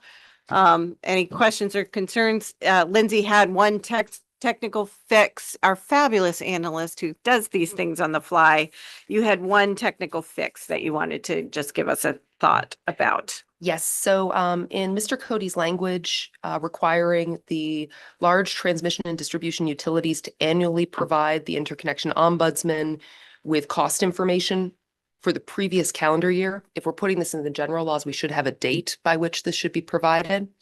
And then the PUC's ombudsman would annually post this information. That also may be good to have a date. So I touched base with James and Deirdre when you were on break. And James said that March 1st might be a good date for the T&Ds to report that information. And May 1st would be a reasonable deadline for the PUC to, or the ombudsman to post that information. Okay, so there's a suggested tweak to the language to add the dates of reporting since it's going into statute. How do folks feel about that? I understand that's okay. Representative McIntyre. I'm sorry, I didn't catch the year associated with those March and May dates. This would be an annual requirements. The T&Ds would report annually for the prior calendar year in March. And then that would get posted. So that would be what the developers could use. Thank you for the clarification. Yeah. So report by March 1st and then have it up with the PUC on by May 1st. I'm just going to look to nods if that's all right, feels feasible for the interconnection ombudsperson. And Mr. Cody, you said had agreed to the dates as well. March 1st, May 1st. Yes. Okay. All right. Thoughts, questions, concerns, discussions. We have a motion. So we would have to, and Representative Wadsworth is not here to amend his motion. So it would be a friendly amendment to his motion to add those two dates if we were able to grab him. Senator Lawrence, if Mr. Wadsworth, if Representative Wadsworth agrees, you were a seconder on that, would you be amenable to the dates? Yes. Yes, changing. Okay. Hi, Representative Wadsworth. I'm sorry, we had to pull you away. You had put together a motion based on not only the proposed amendment that was sent out on December 31st, but then James Cody came by with another amendment. Lindsay is just suggesting that they add two dates to that amendment for the reporting. If you notice at the end, it says shall report to the PUC. This just adds some dates of March 1st and May 1st, March 1st for the utilities, May 1st for the interconnection ombudsman. And so wondering if you mind a friendly amendment to your amendment. I am comfortable with adding those dates to my amendment. Seconded as well by Senator Lawrence. Okay. Further discussion of LD 1964. Going once, going twice. All right, it's gone. Lynn, come on up. The motion before us is ought to pass as amended with those three changes. All righty, and this time we will begin with Representative Ronte. Yes. Representative Ronte votes yes. Representative McIntyre. Yes. Representative McIntyre votes yes. Representative Geiger. Yes. Representative Geiger votes yes. Representative Foster. Yes. Representative Foster votes yes. Representative Kessler. Yes. Representative Kessler votes yes. Representative Sachs. Yes. Representative Sachs votes yes. Senator Lawrence. Yes. Senator Lawrence votes yes. Senator Grohaski. Yes. Senator Grohaski votes yes. Senator Harrington. Yes. Senator Harrington votes yes. Representative Warren. Yes. Representative Warren votes yes. Representative Paul. Yes. Representative Paul votes yes. Representative Webb. Yes. Representative Webb votes yes. And Representative Wadsworth. Yes. Representative Wadsworth votes yes, and that's unanimous. Thank you. Great way. Great job. Thank you, everyone, for that. Given that we are coming up on lunchtime, we haven't had Senator Lawrence here to remind us to take a break. I'd love to just do one more bill because it's more cleanup, which is LD 1223, and then put off our two remaining bills, 343 and 32, until after our public hearing today at 1, because those may take a little more discussion, whereas LD 1223 hopefully will not. Does that work for everybody? So the sooner we can get through this, standing between you and lunch is LD 1223. So I'd like to open the work session for LD 1223. And I know, Lindsay, you have an update for us on an act to lower electric rates for main ratepayers by requiring the payment of certain costs from the general fund from our friend Representative Foster. Yes, so the committee had the public hearing for this bill during the interim on October 30th. Representative Foster had distributed a proposed amendment, but I'm going to sort of give my understanding of where things stand. And Representative Foster, if I'm misspeaking, please jump in. So my understanding of the sponsor's intent at this point is to basically drop the bill down, take out the pieces, basically only leaving the pieces that are related to the tax code. So if you take a look at the original bill as printed, he will be maintaining sections 13 and 14. Section 13 accepts solar energy equipment from property taxes only if the municipality approves the exemption. My understanding, though, is that Representative Foster might be amenable to changing the date because the date in section 13 references property tax years on or after April 1st, 2025. Like most carryovers, those dates, as we get a year later, may need to be updated. So his intent is to maintain that language. He also would maintain section 14, which accepts electricity consumed by residential and small commercial customers from the definition of tangible personal property in the sales and use tax chapter. So he would maintain that. And then he would want to amend the bill to establish a refundable tax credit for costs paid by taxpayers for the arrearage management programs, LIAP, and net energy billing. My understanding is the utilities have been looking into how those costs might be broken down. But again, this would be a tax credit. So these changes would all likely occur in Title 36, except as possible the exception for residential and small commercial electricity that may be something to move, but this primarily does focus on tax policy. So my understanding was that there may be some interest in sending this over to the tax committee, but I don't want to speak out of turn. So Representative Foster, would you like to speak to your intent, what you would like to have done with this bill? Yes, briefly, Madam Chair. Thank you. And thank you, Lindsay. I have been working since we last met with both our analysts and the interim analysts for tax.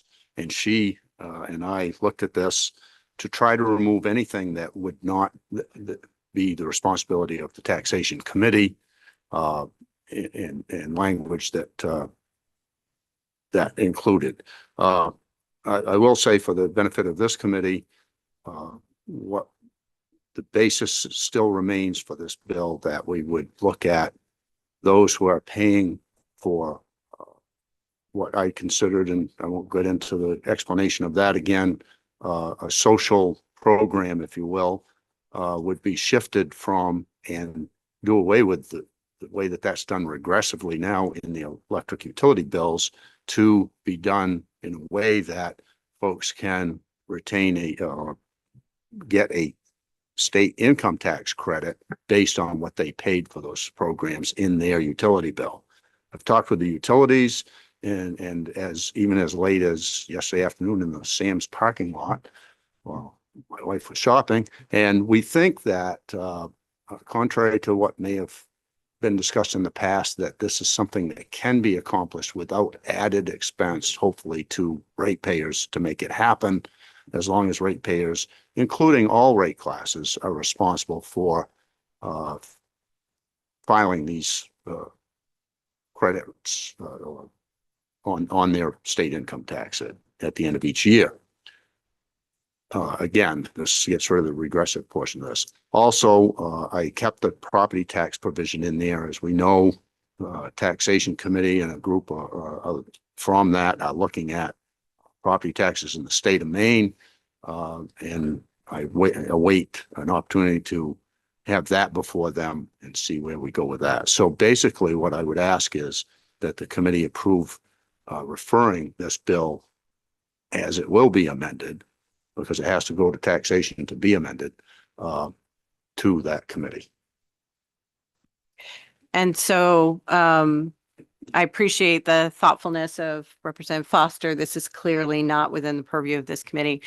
Lindsay, would the motion need to be that are we referring it back for referencing? What would the motion need to be at this point to refer this bill? The committee can move to refer the bill to another committee. So basically, it would be a report of the committee, just like ought to pass as amended, except it would be a report out from this committee with suggested reference to tax. So I'd like to make that motion and look for a second. Representative Webb, any discussion regarding the disposition of LD 1223? Seeing none, we'd like to move that to a vote. And if we could.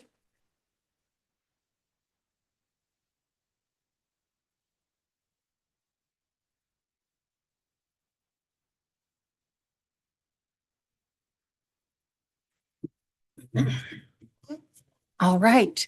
Representative Wadsworth. Yes. Representative Wadsworth votes yes. Representative Webb.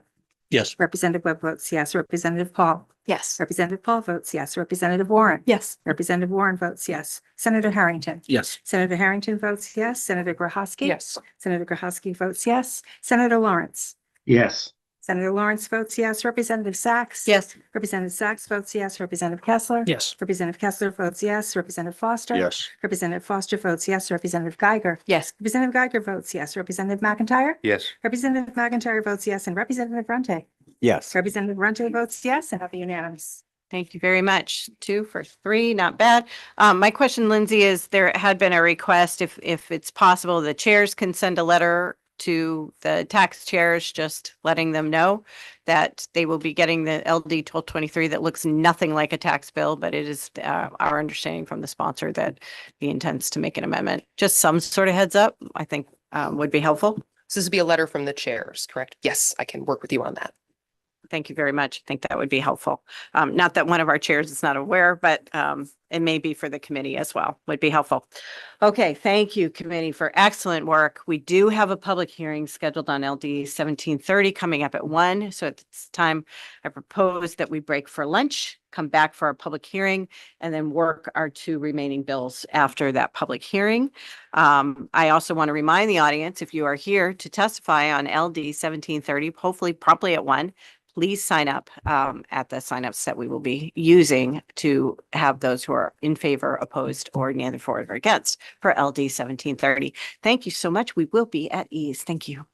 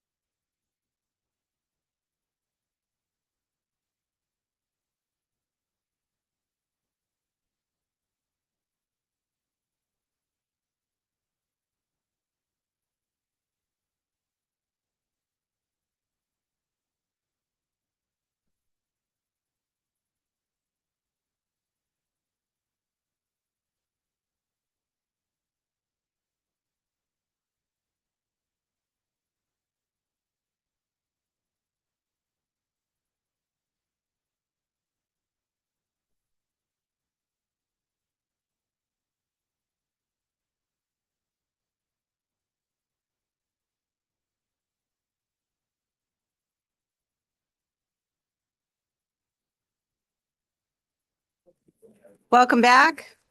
Welcome back. Welcome back to Energy Utilities and Technology. Just a reminder of our schedule for the day. We do have a public hearing on LD 1730. If you are in the audience and have not signed up over by the window with our good clerk, Ms. Lynn had already said so. If you're testifying neither for nor against It is for on. the bill or opposed to the bill, please sign up. I think it's on. It's lit up. Yeah. Can you speak into the microphone? Is it working? Yes, although it's not doing the, I do note it's not doing the closed captioning. Is that true, Lynn? Is that something that we can fix? Okay, So it's doing it out there. as long as it's doing it out there, not in here, that's fine. All right, so just a reminder, folks, we're doing the public hearing for LD 1730. We will take a quick break after that, and then we will get to our two remaining bills, LD 343 and LD 32, after that. So with all of that, as well as a few announcements by our wonderful analyst, Lindsay Laxton. Okay, all of that being said, I will now open the work session for LD 1730, an act to make small portable plug-in solar generation devices accessible for all Maine residents to address the energy affordability crisis. And I welcome in our very own Senator Grahowski. Welcome. Thank you very much. Senator Lawrence, who may be on Zoom, Representative Sachs, and distinguished members of the Energy, Utilities, and Technology Committee. My name is Nicole Grahowski, and I'm honored to represent the 22 communities of Senate District 7. Thank you for the opportunity to present LD 1730 and my amendment circulated on December 30th, which now has the bill titled An Act to Make Small Portable Plug-in Solar Generation Devices Accessible for All Maine Residents to Address the Energy Affordability Crisis. And I would like to shout out my colleague, Representative Gary Friedman, who will testify later, for introducing this bill to the legislature originally and working with me to get it to this next step. Most Mainers know the feeling of opening an electric bill and seeing a cost we'd like to cut down on. For many of my neighbors, especially those who rent their homes or live in apartments, solar panels seem meant for someone else. If you don't own your roof, or you don't have thousands of dollars for an upfront investment, the savings that solar generates can feel out of reach. That's where LD 1730 and plug-in solar and batteries comes in. This legislation will reduce the barriers to clean energy and storage for all Maine people, while not shifting the cost of such a transition onto those who choose not to participate. What is plug-in solar? Commonly known as balcony solar, these systems consist of 1 or 2 solar panels that connect directly into a standard 120-volt wall outlet. Unlike traditional rooftop arrays, they require minimal specialized electrical work, no holes in the roof, and no permanent modifications to a building. They are portable, meaning if a tenant moves from an apartment in Ellsworth to a house in Orland, they can take their power source with them. Importantly, the plug-in solar systems that would be allowed under LD 1730 will not use net energy billing crediting mechanism. This bill does not cost the state any money, nor does it shift the cost of NEB credits to other ratepayers. Plug-in solar systems are already a massive success in Europe, with over 1 million units installed in Germany alone. Utah unanimously passed the country's first plug-in solar legislation in May of 2025. Closer to home, our neighbors in New Hampshire and Vermont are introducing similar legislation to clear the path for this technology. A note on costs. A safe, compliant plug-in system can be purchased for less than $1,000, a fraction of the cost of rooftop solar. These small systems can pay for themselves in just a few years, a better payback time than many of the efficiency and electrification upgrades the state incentivizes. Regarding safety and technical standards, while these systems are simple to use, LD 1730 maintains rigorous safety standards. An eligible system under this bill must limit the combined output to 1,200 watts per service address to ensure they do not overload standard household units. And I'll just note, we need to make a little technical fix to section 4 of the amendment to make that very clear. The systems under the bill must also utilize inverters listed under Underwriters Laboratories 1741 standard to ensure safe operation. This is the same standard that our utilities look for in level 1 system inverters. And the systems must also include anti-islanding features that prevent the system from energizing the grid during a power outage, protecting our utility line workers. One of the things that I really like about this bill is it removes barriers to solar for renters. Currently, many people living in rentals have few ways to lower their own exposure to high electricity prices, other than conservation or signing up for a confusing and cost-shifting community solar project. A renter can own their own plug-in solar unit and use it without making any permanent changes to the rental property. Additionally, LD 1730 directs Maine's Technical Building Codes and Standards Board to require that new buildings with 4 or more units have at least one outdoor individual branch circuit per unit. This will ensure that future Maine renters can plug in to save money. On the topic of reducing paperwork, the bill protects Maine people from unnecessary red tape. It prohibits utilities from requiring expensive interconnection studies or fees for these small, safe devices. Instead, it establishes a simple notification process so utilities know where the systems are located for their load planning purposes. So to conclude, this bill is not about large-scale grid transformation, but it is about allowing Mainers, whether they rent or own, to generate their own electricity where they live with minimal cost and complexity. It's about giving a person in a third-floor apartment the same power to lower their electricity bill as a homeowner who has a south-facing roof. I've spoken with many folks in my district who are eager for these options, and I believe this amendment provides the necessary framework to make it happen safely and fairly. Thank you for your time and consideration of this bill and my testimony. I'd be happy to answer any questions the committee may have that I have technical expertise to answer. Some folks testifying behind me may be better able to answer the questions of the engineers and the electricians on the committee. Thank you. Thank you, Senator Grahowski. Any questions at this time for the sponsor, Representative McIntyre? Thank you, Madam Chair. Thank you, Senator. Drawing our attention to page 2, can you provide additional clarity where it states additionally 1730 directs Maine Technical Building Code, that paragraph? Yep. Talk more about what you know, or call up an expert, I guess, about the individual branch circuit per unit. Can you articulate on that a little bit, please? Okay, yep, I'll do my best. So the unit that's mentioned there is sort of the housing unit, the rental unit, just to clarify that. And so this would be an individualized circuit with an outdoor outlet that you could plug in the solar to outside, because of course the solar panels are outside. So if you have a rental unit that has no outdoor outlets, then you risk people, wanting to run their cord through their window, that kind of thing. So this is just saying, let's have an outdoor outlet where you could plug your solar in. There would be a cost associated with that. Who do you envision bearing that cost? Yeah, so this would be for new units only. And so if you are in the design phase of building a new house, adding a circuit is really not expensive. Adding a circuit after something's been built is expensive. You're talking about the length of the wire. Panel is already a certain size, cost of a breaker.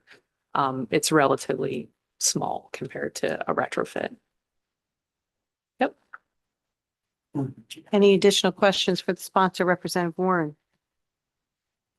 Thank you so much. I'm thinking about all our affordable housing goals and crises. Could you maybe for a future work session, maybe be able to help me to put a dollar amount to that a little bit more precisely? Sure. I happen to have an electrician in my family that I'd be happy to ask that question of. There's also one on the committee. But yes, I think we could find a dollar amount. I think it pales in comparison to many of the other building costs that we experience, unfortunately.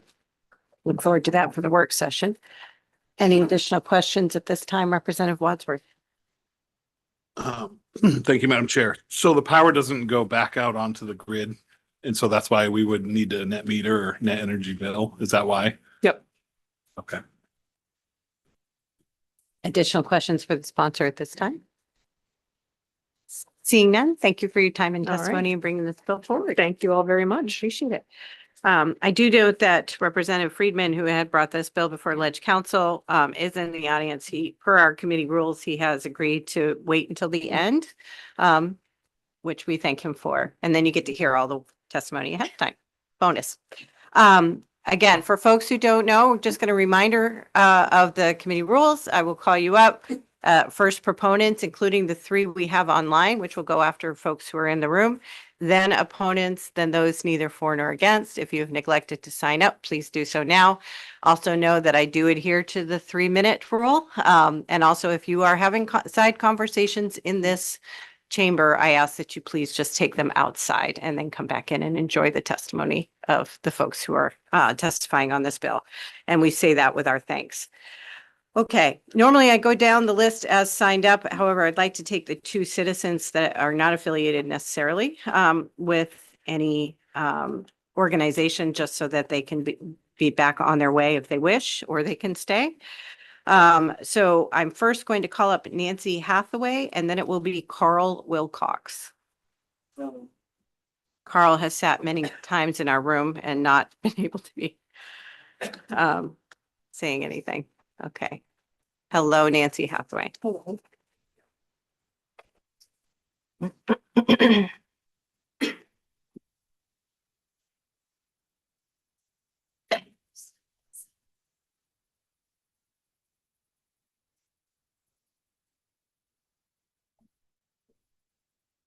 Go right Wait. ahead. Oh, Nope, okay. go right ahead. Yep. So Thank my you, Ms. name is Hathaway. Nancy Hathaway. I live in Surrey on the Blue Hill Peninsula. Grew up in Gardner. And I'm also founder and president of Dark Sky Maine, a nonprofit with the mission of saving Maine's night skies.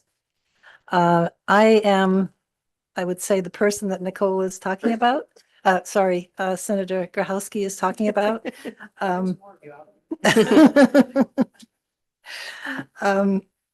But I'll read this first. So I appreciate your time dedicated to helping the people of Maine. Thank you. My understanding is that this bill will support the use of plug-in solar panels. For years, I have wanted to use solar panels, and I'm excited that with the passage of this bill, that the possibility of plug-in solar panels will not only be possible and supported, but most likely easier to buy and connect. I'm looking for ways to decrease my cost of electricity. Solar panels will add in my use of especially heat pumps. And so solar panels be more affordable. Also with dark skies, solar panels decrease the amount of electricity and power plants that produce pollution. So decreasing less electricity needed to power lighting and all our means of electricity that we use it for will also reduce the presence of fossil fuels extraction and processing. And if we decrease the pollution in the air, it'll also help with night skies, which means that not only is it better for human health, the American Medical Association has said that with light pollution, for example, breast cancer is increased. Also, birds navigating at night need clearer skies, turtles, pollinators, and I'll stop there. So thank you for your attention. Thank you so much. Oh, Ms. Hathaway, are you willing to take any questions if anyone has any? Sure. Does anyone have any questions for Ms. Hathaway at this time? Well, there you go. Thank you Okay, so thank much. you. Appreciate you very much for your time and testimony. Inviting up Carl Wilcox next, and then we'll go back to the list with Carolyn Colin and then Rebecca Schultz. Good afternoon, Mr. Wilcox.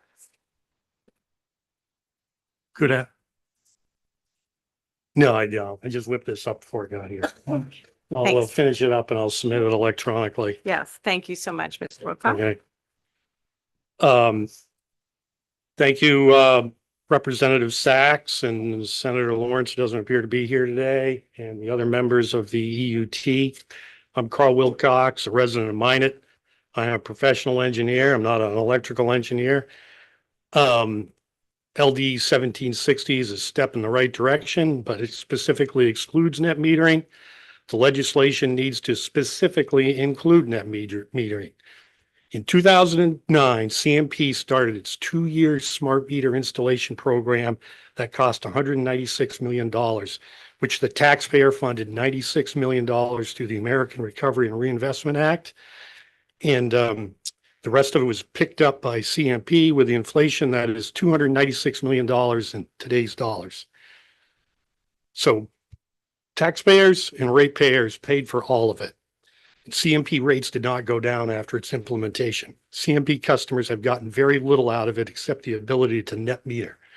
Go to the website, it's nothing but eye candy trash. Under the current acting director of, I guess it's called the DOR, Department of Energy and Energy Resources, in the 7 years that he's been head, CMP rates to the average homeowner, which uses 550 kilowatt hours a month, it's gone up 118% for CMP and 60% for the standard offer. Meanwhile, the CPI went up 29%. In 2008, I happened to live down next to North Pownell previously before moving to Minot. CMP spent $1.5 billion, $2.26 billion in today's dollars to keep the lights on, according to Sarah Burns, then CEO of CMP. Well, the lights went out in 2017 to 470,000 meters. CMP fixed the wrong stuff. Now CMP wants $547 million for transmission and distribution upgrades in Greater Portland. But right from the governor's office, the Maine Energy Plan published January 2025, Figure 12, Maine's electric consumption has not changed since 2000. In 2000, Maine consumed 12,000 gigawatt hours, and it did the same in 2021, the last available data they presented. If the power system is truly limited around Greater Portland, it can be resolved for far less than $547 million. Allow homeowners to send power to the grid during peak loads. There are 103,000 detached single-family homes in Greater Portland. If one half of them installed a Tesla 3 Powerwall, they could collectively send 173 megawatt hours for 4 consecutive hours to the distribution system. That would be the equivalent of the 13th largest power plant in Maine, and it would be in Portland where the power is needed, not up in Bingham or Aroostook. Sunrun's business model combines batteries with solar. Sunrun could do just batteries. Sunrun manages the batteries of its customers and it bids on the day-ahead market. It currently puts out 80 megawatts of total capacity. It could be done with just, Sunrun operates in all New England states except Maine. Why is that? I don't know why that is. We need to stop genuflecting to CMP. Technology progresses. No one gets a break. Neither should CMP. Maybe their future is that of Wilcox, you're at Kodak. 3 minutes. Thank you. I'm Was done. this regarding LD 1730? Yes, plug-in because it solar? specifically says it's not going to allow net metering. If I put in which I think it should be a 20 amp circuit Mm. as opposed to this 10 amp, I should be able to send power to the grid. Okay, I look forward to having you submit your written testimony. It would be very helpful for me. Does anyone have any other questions for Mr. Wilcox at this time? Mr. Foster, are you willing to take questions? Sure, absolutely. Representative Foster. Thank you, Madam Chair. Thank you, Mr. Wilcox. So I take it from your testimony, you're in favor of the bill, but with that change. Yes, it should allow net metering. And you spoke of how this would be especially beneficial in a very highly populated area, Portland. Correct. Area. But if we change the bill so that it does allow net metering, then what you're asking for is folks up my way to help those folks pay for their system by giving them credits through net metering, which is what this bill currently says it won't do, and therefore it adds cost to other Maine ratepayers. I disagree with that. My previous house, I installed solar in 2019. If I produced, unlike one of these distribution grid systems, if I produced more power, sent more power to the grid over a year than I used, I've lost that. I don't know who gets the money. All right. I don't get it. CMP delivers it somewhere. They get money. I don't know the actual electrons, but I don't get it. So if I'm a homeowner down in Portland and I hang one of these outside, well, I either have to buy a battery to store it all up so I can use it in the evening, or I can send it to the grid and then I can use it back. And there's no cost other than if you, the ratepayer, say, I don't know if you live in CMP or Versant, let's assume you live in CMP's district, you're participating and paying for that $547 million, even though you might not need it because you live in Bingham. So now you're going to avoid, CMP won't need to spend $547 million. because they don't have to upgrade the transmission and distribution system delivered in Greater Portland. Representative Geiger? Yeah, I just want to clarify here. We are talking about LD 1730, which is a tiny system that is a plug-in that has one or two panels. So there would not be much opportunity at all to try and send it back to the grid, even if we were willing to change this legislation, which given, so you know, this committee's agony over the last several years about net energy billing, I can assure you there is no appetite for that. So are you saying, as is, you are in favor of allowing individual renters, homeowners to be able to buy a small solar plug-in system? Sure. Okay. And why it's beneficial is I did go to the CMP website and I did use the net meter, the smart meter capability. And I usually use about 0.2 kilowatts an hour during the day. And, you know, this thing is going to generate 1200. It's going to generate 1.2 watts in the middle of the day. So I've got to have a battery since I won't be able to net meter to the grid. Because I'm only using less than 10% of its capable output. Follow, Representative Geiger, you good? No. Okay. Representative Warren? And I think you could imagine that for some people, that's part of the benefit. It seems like this bill is trying to do something quite specific that's based in maybe different values than what you're proposing that NEB does in your mind.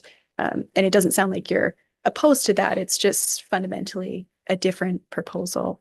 I get that it could be built upon this, but that it's different. I would say net metering has developed this dirty word reputation and people don't understand it. And they're affiliating anything with net metering as being negative and costing them money, when in reality, this will not. It won't hurt somebody in Rustic County or down the street. Representative Webb, did you have a question? Thank you. Are you aware of any safety concerns for utility or line workers if this were to be net metered? Well, I know I didn't have I only had a 5 kilowatt solar system, and my understanding, these Tesla Powerwalls, my relatively inexpensive inverter senses distribution power. If it loses distribution power, it automatically shut down. So, and then the Tesla Powerwall, I personally never had one, but I did read up on it, and sure enough, they have the same technology. So they do not send power to the grid, the distribution grid, when the distribution grid is offline. Any additional questions for Mr. Wilcox? Seeing none, we thank you for your time and Thanks. testimony, sir. Appreciate it. Okay, next up, I'd like to invite Carolyn Colin, then will be Rebecca Schultz, and then Beth Woolfolk.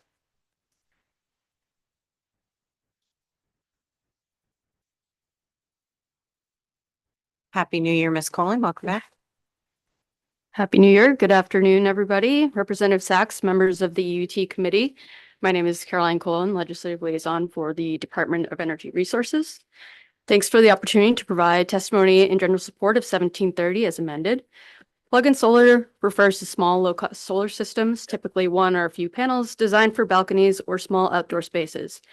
These systems allow those without traditional rooftops systems or access to those such as renters or residents of multi-unit buildings to access the benefits of on-site solar.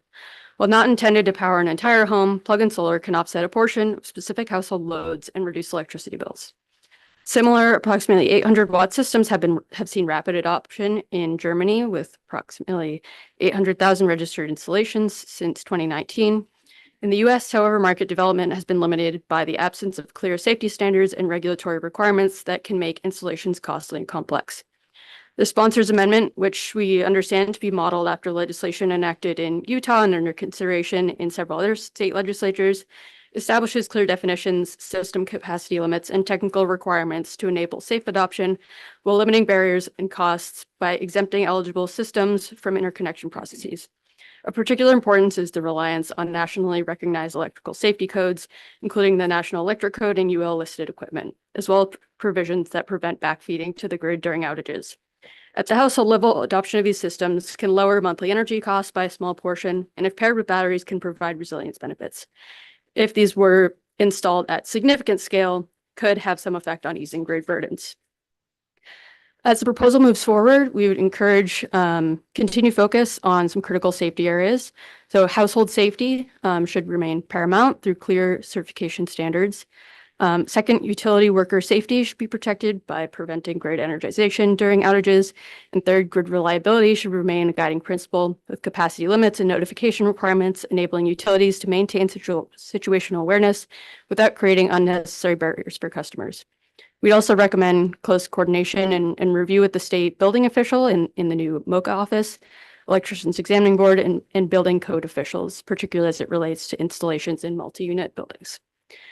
Should these systems take off in Maine, I think it'll be important for customers installing these devices to be aware of what the best practices are for safe installation, which could be hiring a licensed electrician or getting a state inspection for the electrical work, ensuring that the systems don't impact building integrity, and then confirming that the purchased devices that they're buying meet the certification standards outlined here. I think in closing, careful implementation of this bill, which provides a path for enabling these systems in Maine and developing a market without dedicated incentives, is a constructive step towards expanding access to clean energy while maintaining safety and reliability. Happy to answer any questions. Thank you, Ms. Cullen. Any questions at this time from school? Seeing none, we thank you for your time and testimony this afternoon. I'd like to welcome up Rebecca Schultz. After that will be Beth Woolfolk and then Michael Lee.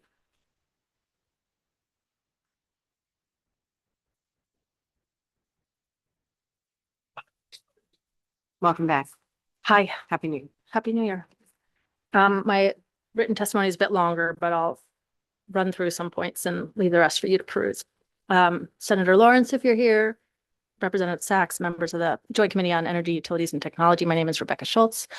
I'm a senior advocate for climate and clean energy at the Natural Resources Council of Maine, testifying today in support of the sponsor's amendment to LD 1730. Plug-in solar is taken off in Europe because it requires no subsidies and has so many benefits that consumers want. Chief among them, these systems are highly affordable, they are very simple, and they offer customers ways to save money. For the average household in Maine, a 1,200-watt system could cut electricity bills by as much as 20% or more than $400 a year. So why aren't these systems already being used in Maine today? Restrictive regulation subjects plug-in solars to the same rules as rooftop arrays that are 10 to 20 times larger. It is administratively inefficient and wholly unnecessary for these small portable systems to be subject to these rules, adding cost and complexity that bars Mainers from taking advantage of this technology. What LD 1730 does is create a new class of plug-in solar, ascribe it with appropriate safety standards, and prohibit participation in net energy billing. For example, these safety standards include what we've heard today is called anti-islanding technology. This is a functionality of the inverter that automatically disconnects from the grid within seconds in the event of an outage. This prevents feeding power into downed lines and protects utility workers.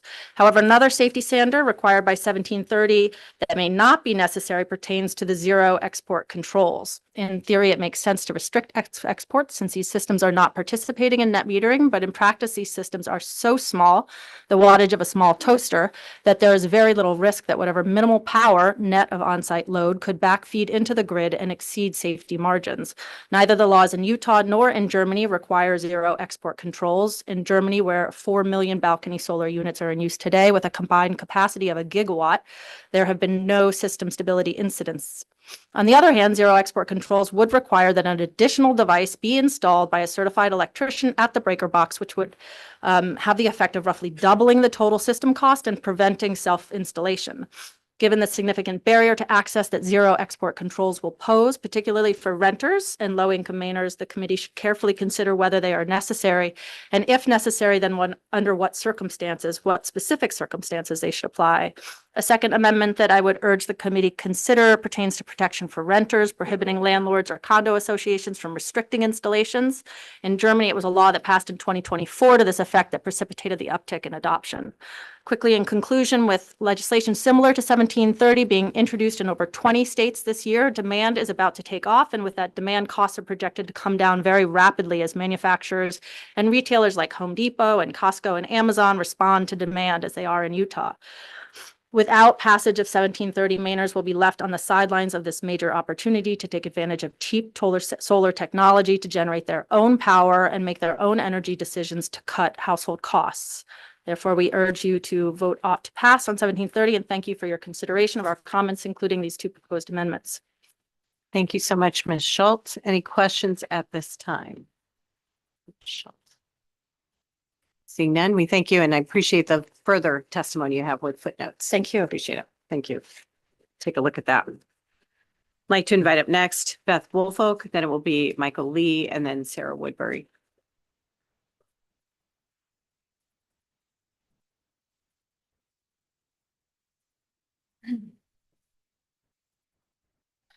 Good afternoon. Welcome. Thank you. Senator Lawrence, Representative Sachs, and honorable members of the Energy, Utility, and Technologies Committee. My name is Elizabeth Woolfolk, and I'm the Manager of Renewable Energy Planning and Policy at A Climate to Thrive. Thank you for providing me this opportunity to support LD 1730. A Climate to Thrive is a community-driven nonprofit working on an equitable, clean energy transition that prioritizes community benefits across Maine. On the ground, this looks like programs such as Solarize MDI, where we partner with installers to coordinate bulk purchases that significantly reduce installation costs and make rooftop solar more affordable. Despite these savings, I have worked with countless community members who want to own solar, but either do not own their own home or cannot afford a rooftop array. The loss of the federal tax credit means these rooftop systems are even more out of reach. This happens to coincide with a significant increase in electricity costs, leaving people who can least afford it unable to mitigate these rising prices. Plug-in solar eliminates many of the soft costs that keep traditional rooftop solar unattainable for many throughout the state. These systems require no roof work or multi-person installation crew, and most importantly, if this bill passes, no interconnection application process. We worked with industry experts and electricians to tailor this bill to ensure that these systems are accessible and safe. I'd like to highlight that a registration ensures that utilities have visibility into where these systems are installed, enabling future load planning. These systems will also operate entirely outside of Maine's net energy billing program, as others have highlighted. And we are willing to revisit the zero export control during a work session. So, A Climate to Thrive is eager to roll out another Solarize program on these devices, based on these devices, and have a broad network of community groups across the state that could do the same. Based on our discussions with industry experts, one of the most expensive components at this time is the individual shipment of these systems. By creating a market here in Maine, we can further reduce the cost of these devices. Plug-in solar creates a new pathway to clean energy ownership for people who have historically been shut out. This is a practical, safe, and urgently needed step to expand clean energy access. We urge you to support LD 1730 and allow plug-in solar to move forward so that more Maine households can participate in our clean energy future. Thank you. Thank you so much, Ms. Woolfolk. Any questions at this time? Representative Warren? Thank you for being here. So based on your testimony, the individual that wants to use one of these products, they're making that purchase themselves. They would benefit just in not using as much energy on the grid itself, based in part around this storing that energy and then using it on their own. And then whatever, hopefully at the work session, we'll have a sense of the cost of that installation for new developments. That seems to be the way we would implement this. So what's the impact on other ratepayers? Is there any way that we can understand this, that they would be negatively impacted, or I guess maybe possibly impacted, but I'm very concerned about the negative impact. So could you speak a little bit more to that? I know it's not NEB, but is there anything we're missing here? Yeah, thank you for the question. As you pointed out, these systems won't participate in net energy billing, and so there will be no impact on the ratepayer. If anything, these will reduce grid costs moving forward. And there are other experts in the audience that can speak to that more. I I would also like to point out that a lot of these systems come with batteries paired inside of them. And so if somebody is not using it in the moment, it's not exporting to the grid. It can be stored for later use. Yeah. Any follow-up, Representative? We're good? Okay. Any additional questions for Ms. Woolfolk this time? Seeing none, we thank you for your time and attention this afternoon. Thank you. Your testimony. I'd like to invite up Michael Lee and then Sarah Woodbury. After that will be Jackson Chadwick. Good afternoon, Mr. Lee. Good afternoon, everyone. Hi, my name is Michael Lee. I am representing Craftrum Solar as a senior advisor. I've been in the renewable energy industry for about 15 years, including helping build wind projects here in Maine, and most recently as the CEO of Octopus Energy US, one of the leading companies in the renewable energy industry. Craftrum is a manufacturer of plug-in solar and smart battery systems and has been in operation for 7 years. Craftstrum's technology has already established a robust track record in Europe where millions of balcony solar, or otherwise known as plug-in solar units, are in operation, with Craftrum contributing tens of thousands of systems and components. In those markets, simple harmonized regulations have allowed customers to purchase a kit, plug it into a standard outlet, and immediately begin offsetting their energy consumption. They require a simplified 5-minute product registration in Europe instead of a lengthy interconnection agreement process. To bring this successful model to the US, we have undergone significant technological adaptations. Our systems are UL certified and NEC or National Electric Code compliant. Under UL 1741 and IEEE 1547 and work within the UL 3141 framework. We have worked with the Department of Energy to identify the opportunities for plug-in solar in the US, as well as Berkeley National Labs to identify the major safety administrative factors to be considered new legislations, regulations, providing consulting services to identify a possible regulatory process based on our experiences in Germany, as well as provided product for testing purposes. What is unique about our approach in the US is that we utilize sophisticated internal communication boards that balance feed-in power against the household consumption every 0.1 seconds. This ensures zero exports and prevents risk of circuit overload, essentially making a home's existing wiring a smart bidirectional conduit. This zero export system means that solar energy generated is used only for on-site consumption to the house and is never exported back to the grid. The solar is either curtailed or sent to the battery. From a business perspective, the primary obstacle is lowering prices in Maine, to lowering prices in Maine is not the hardware, but is the soft costs, insurability, interconnection barrier, and this bill is very helpful. The utilities jurisdiction stops at the meter, and since our product does not send any power back to the grid, every utility that we have worked with in the US has already concluded that our customers do not need interconnection agreements. This bill helps clarify this for future customers, as well as defines that boundaries to ensure balcony solar plays well with the grid. When a technology requires a custom interconnection agreement or a site-specific utility review for a device no more complex than a window AC unit, it does create a soft cost wall.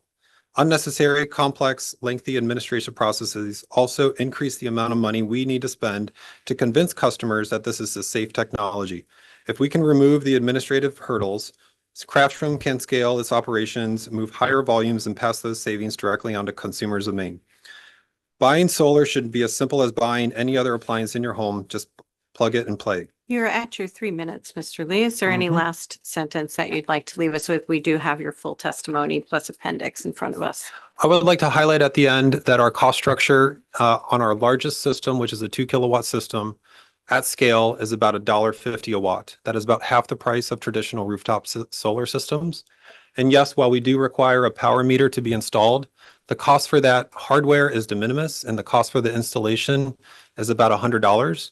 And so the overall cost structure for somebody to install this is very low, even with a power meter that ensures that it does not send power back to the grid. Okay, thank you for that. Any questions, Representative Warren? Thank you very much for being here and for some of this background. To get to what it looks like the public advocate is concerned about and the way that you're trying to speak to that, it looks like we're talking about a cost of around roughly $3,000, which it can be a lot of money for folks. And it looks like I'm seeing an estimate around $400 or so in savings per year. So that can take a while to get that return. I in the sponsor's testimony, I saw an estimate of around $1,000. Can you maybe break down some of these numbers a little bit more and Sure. why they're necessary, and maybe where there's places where there's regulatory options for us maybe? The $3,000 represents the largest system size, which is 2 kilowatts. And clearly that scales with system size. So if you want less panels, 2,000 kilowatts is approximately 10 panels at 200 watts each. So if you want to do 1 or 2 panels, then clearly your cost structure is going to be in the hundreds of dollars and not the thousands of dollars. Follow-up, Representative Warren?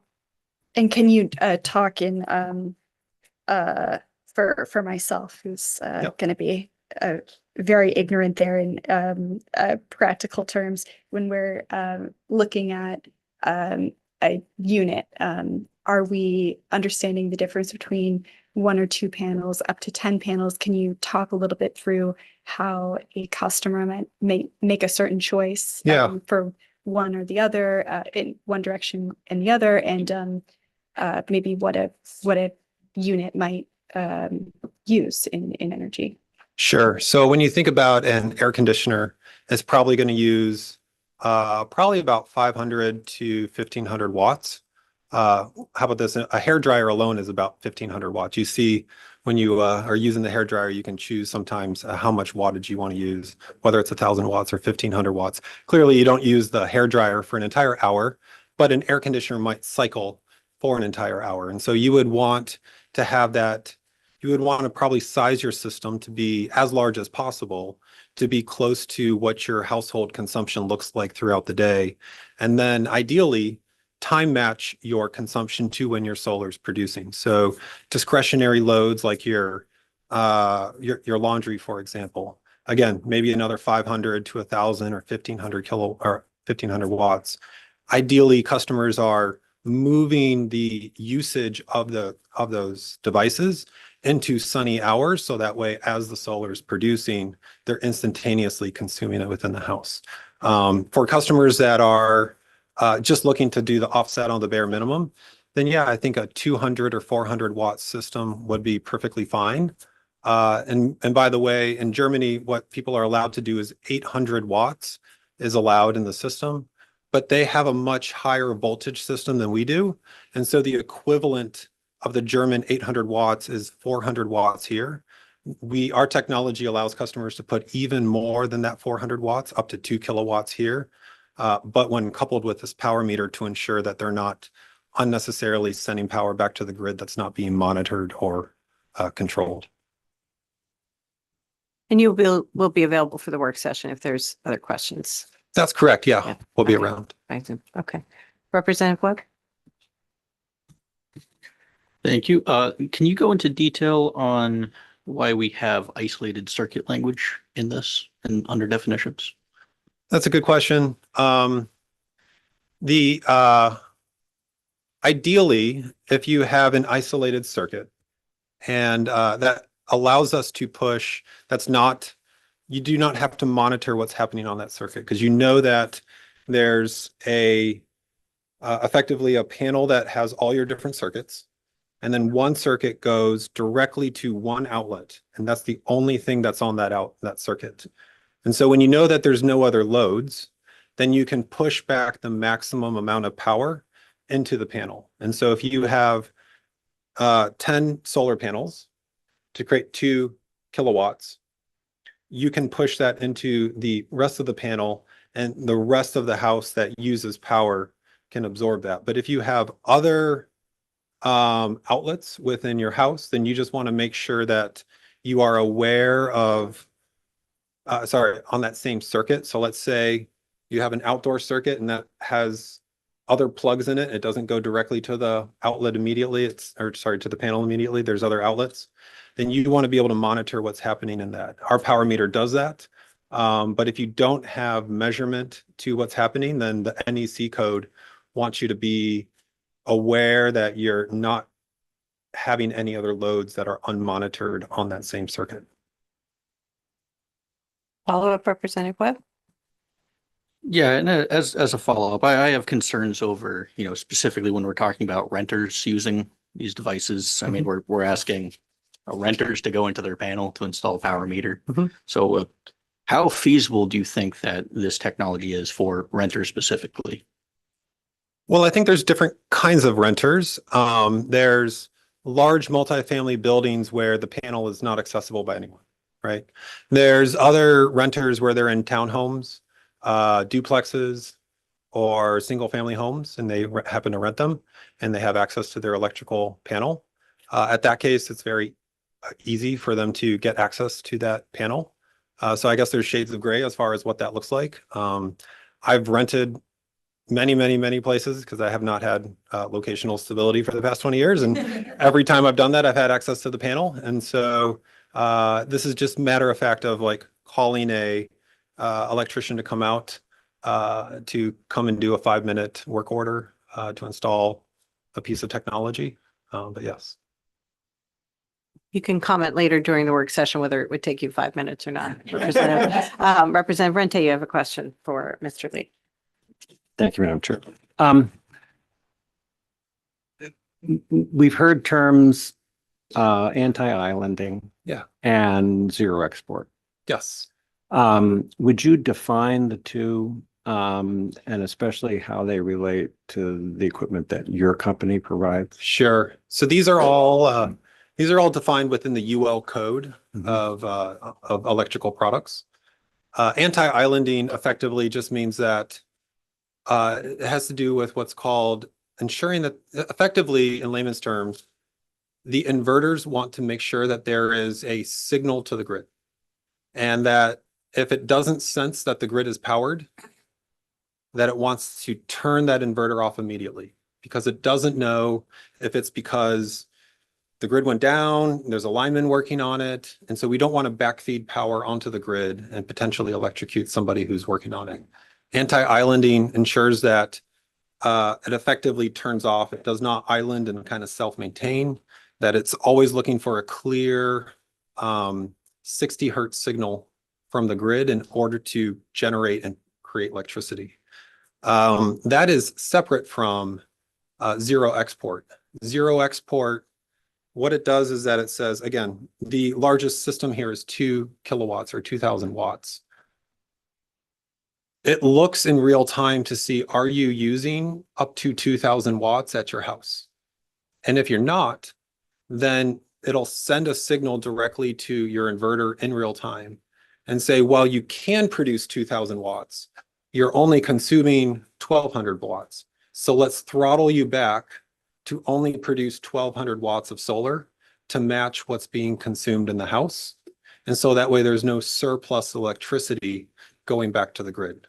And so those are two similar but actually different concepts. Yeah, one follow-up. I realize in Germany that anti-islanding is the extent of the regulatory framework. Correct. You all work in other states in the US? The national, yes, we do. All 50 states. And in other states in the US, is the regulatory structure similar to Germany? In other words, that has that, call it a little more liberal perspective on what can be exported? Or are there states that require the export, the zero export rule? In the US, except for Utah, the National Electric Code requires that you do not export power back to the grid unless if you go through the interconnection process. And the interconnection process, as you can imagine, it's very cumbersome. And there's not only are there 50 states, there's many utilities within every given state. So there's literally hundreds of utilities and hundreds of utilities with hundreds of processes for interconnection. I mean that it creates a minefield for any company trying to create a pathway forward in this market. So by having zero export products, it does two things for us. It simplifies, it removes the interconnection requirements because we're just never exporting back to the grid. But more importantly, that provision is what the National Electric Code requires for putting power into an electric socket, that 120 volt, that you do not backfeed up into the grid. Short follow-up, Representative? Very short. Are you the only company currently operating in the US that offers a zero export product? I'd say the way to think of it is this industry is very young. Historically, solar companies have gone the Sunrun model, where hardware is very expensive, financing is very expensive, labor is very expensive. All these things are very expensive. And so historically, the whole industry has focused on build the biggest system possible in order to justify the business model that you're creating. The window is finally opened to costs of solar panels have come down so much and associated technologies of inverters that now there is an opportunity to rethink the paradigm of plug-in solar. Now, within that, yes, we are at this stage the only ones doing that, although there are other companies that have other products that operate slightly differently, that still also zero export back to the grid. And so I'd say this is just such a new and emerging industry, given the historical high cost structure has oriented everyone to building large projects. Representative Geiger. Thank you, Chairwoman Sachs. So we went from a bill that would allow low-income people to make a very small purchase to plug in without the need of an electrician, to take 10, 15, 20% off their electricity, to now hearing testimony about 10 solar panels, a meter, and a required electrician, an ability to create more electricity than you can use with all the complexity of that. To me, listening to this testimony just made it much harder for this bill to pass.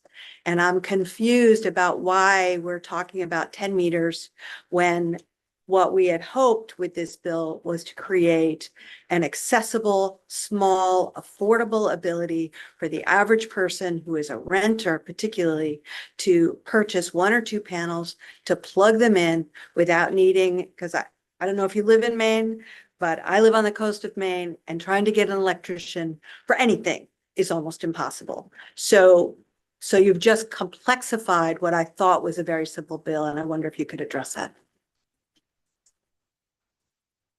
I have not been in the details as far as how the bill was developed and the iterations of the bill. I came here today to talk about how our product works, since we are the only company, we are the only European company and the first company in the market to offer plug-in solar. We have the most experience here in the US to sell these products to customers. We have been debugging the entire consumer experience and how customers set these things up on their own over the past several years. As part of my appendix, I showed some pictures of our customers self-installing these products. And given that it is a very early industry, and yet we have some of the deepest experience in this industry, we wanted to share what it was like to serve this market. I do not have any comments about the historical nature of the iteration of the language of the bill or about the current state of the bill. Any other questions for Mr. Lee at this time? Representative Warren?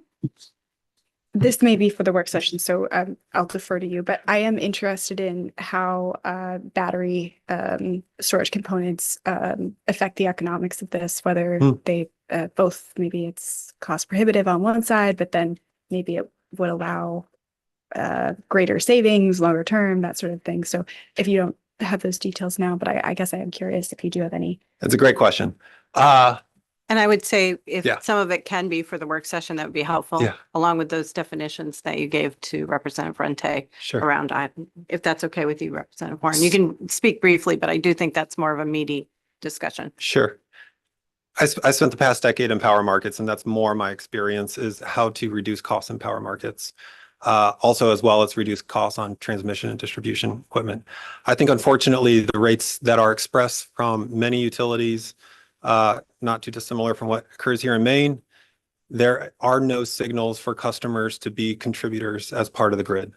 If there were signals for customer assets to export back at during certain times, then the payback rate for those batteries would be very exciting, because what they're doing is reducing their usage or eliminating their usage during these peak power times, depending on how the rules are set up, actually sending back to the grid. But the compensation mechanisms for doing that are non-existent. But that is some way that other companies do zero export, is through these batteries to ensure that they soak up all the additional generation. Thank you. Additional questions at this time? Good question. Thank you, Mr. Lee. Appreciate your time. I'd like to invite up next Sarah Woodbury. After that will be Jackson Chadwick and then Amy Eshu.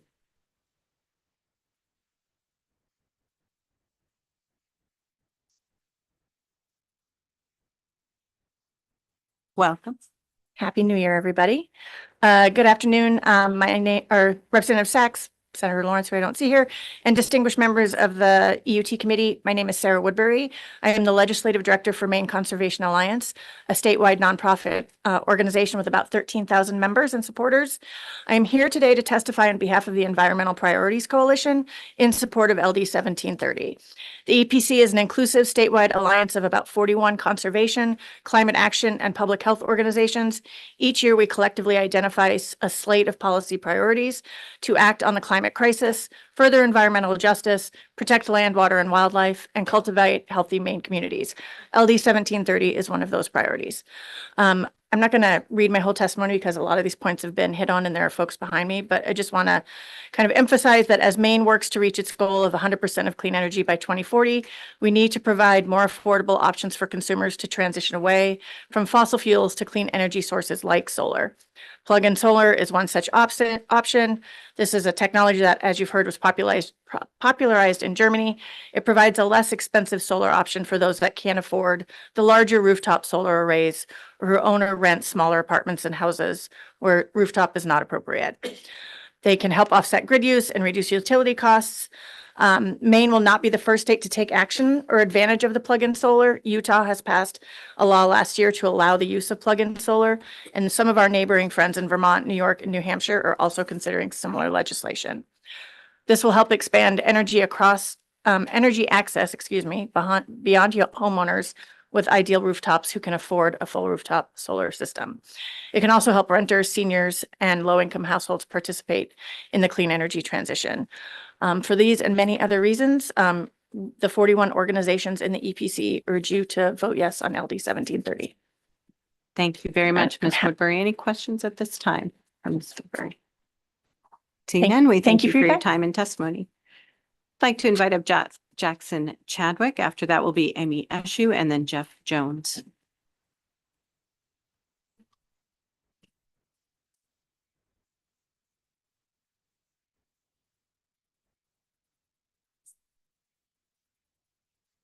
Good afternoon, Good afternoon. Senator Lawrence, Representative Sachs, and members of the Committee on Energy, Utilities, and Technology.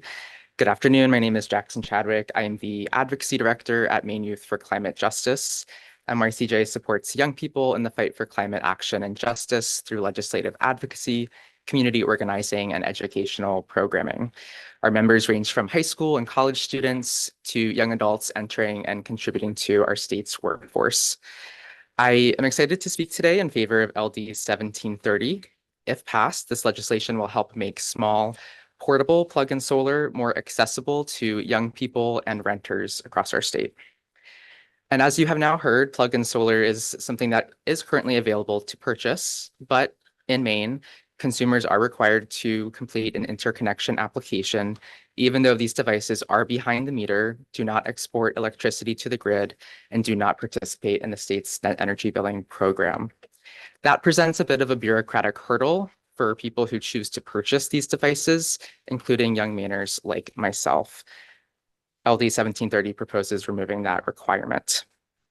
As a young Mainer, I am interested in exploring renewable energy devices for where I live, but I can't afford conventional rooftop or ground-mounted solar. And in addition to that, I'm a renter and I cannot explore those options because I'm a renter.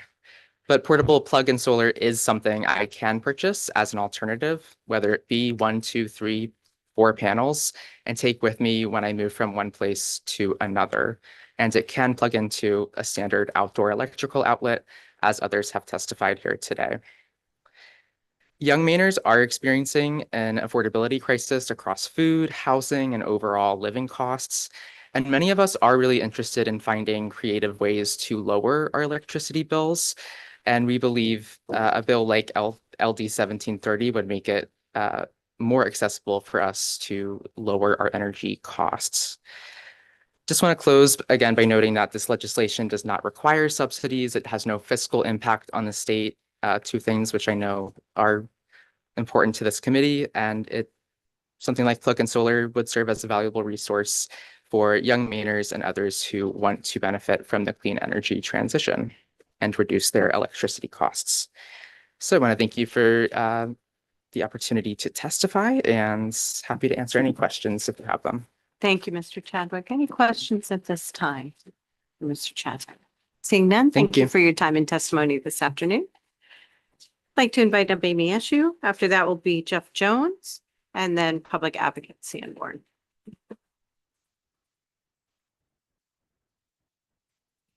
Good afternoon. Good afternoon. Senator Lawrence, if you're online, Representative Sachs, members of the Committee of EUT. My name, excuse me, my name is Amy Eshoo. I live in North Yarmouth. I'm the director of Maine Climate Action Now, a statewide coalition of progressive grassroots organizations with communities across the state. I'm testifying in support of LD 1730.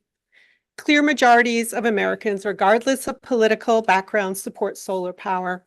In recent years in Maine, however, large-scale solar arrays, heated disputes about net energy billing, misleading ads, and invasive door knocking with big promises about solar reducing costs threaten to turn the public against this type of renewable energy.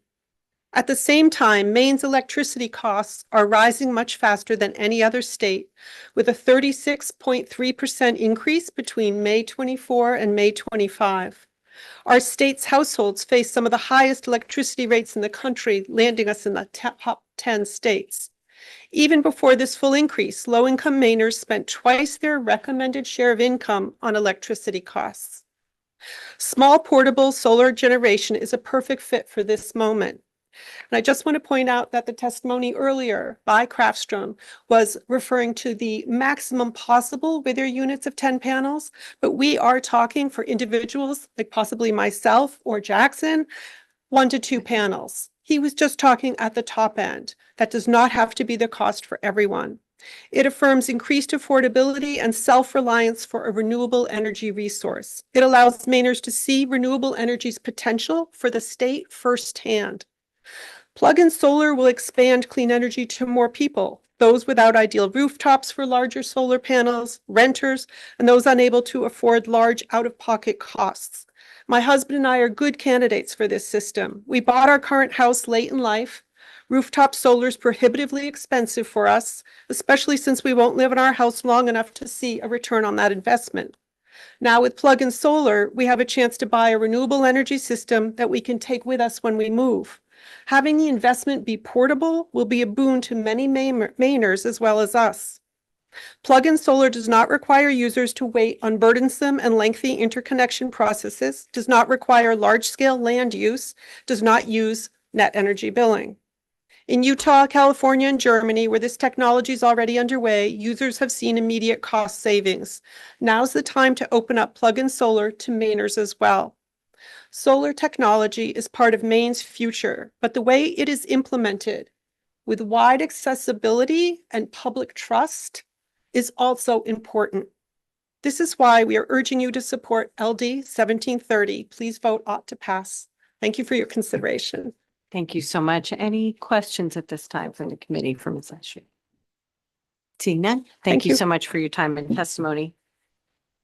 I'd like to invite up Jeff Jones. After that will be Public Advocate Sanborn If there's anybody in the room who is a proponent who has not yet signed up, this is your last chance because after that, we will be going to the proponents online. Thank you for that public service announcement, Mr. Jones. Go right ahead. Well, thank you, Representative Sachs and members of the committee. I didn't prepare any testimony. Sorry, I don't necessarily speak eloquently, but I am a professional engineer. I am an electrical engineer. I don't know, not necessarily why I'm here today, but I think this is a good idea. I mean, this was really what net energy billing programs should have been. I mean, net energy billing was a stupid idea. It was sold by Big Solar. It was snake oil salesmen that came from out of state and out of country. But to Representative Foster, so this, he's not here, but this really, without the net energy billing, it really doesn't cost other customers any money.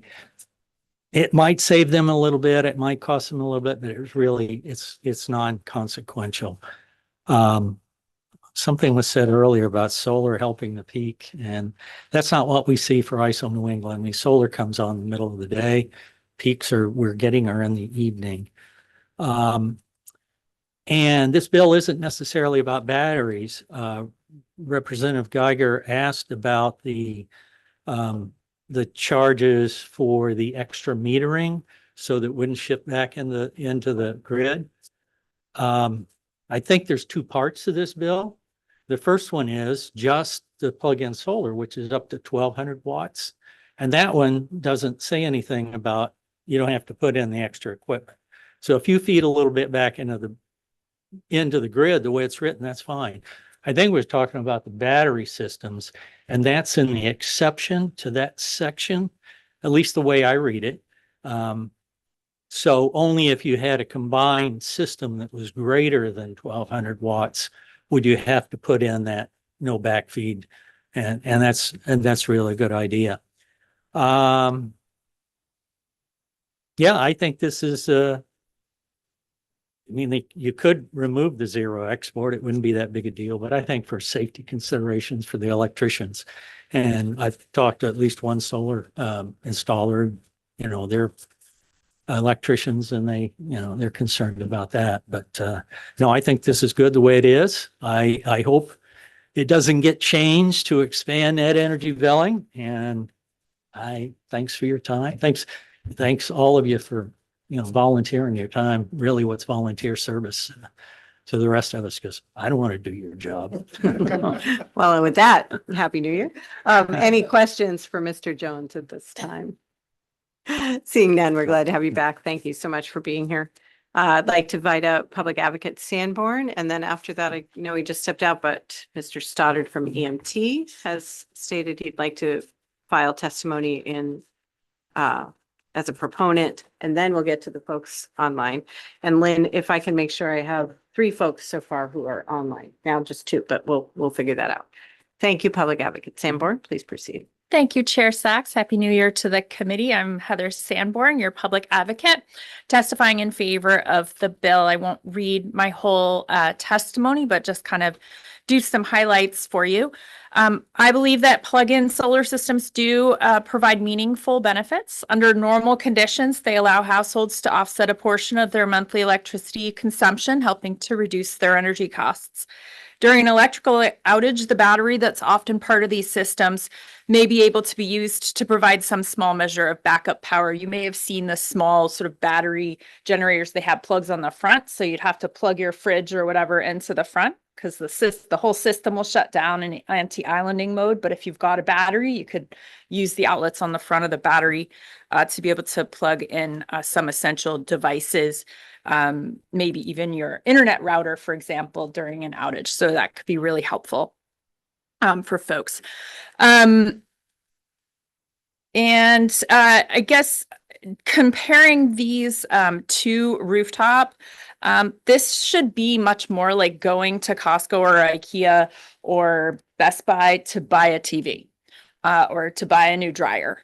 A new dryer needs a special outlet, so you might have to call an electrician to make sure there's a special outlet or that kind of thing. But for the most part, it's an appliance. It's something you're going to plug into your outlet and be able to have up and running pretty quickly, assuming that the outlets in your house are properly configured. And I think it's important that we keep this bill really focused at that very broad level. You heard from Crafstrom that they have a particular system, but there's other systems out there, and we expect there will be even more once this market is very clearly opened up. I think it's also possible that this bill isn't really needed, and actually these things don't export and we shouldn't really need an interconnection, but let's clarify it. Let's make it crystal clear, because businesses, especially ones selling consumer goods like Best Buy, Costco, BJ's, they want to know that the things they're selling are legal. And so we need to give them that certainty, and then we will see that market develop, see costs come down.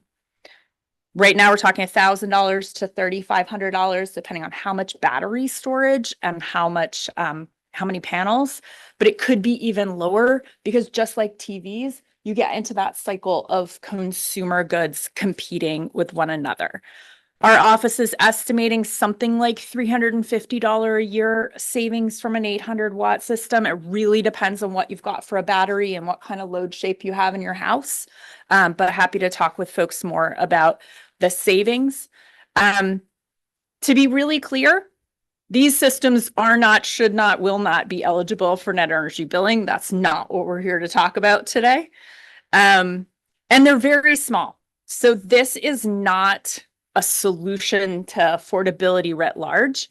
This is just another tool in our tool belt to allow for an all of the above approach to affordability.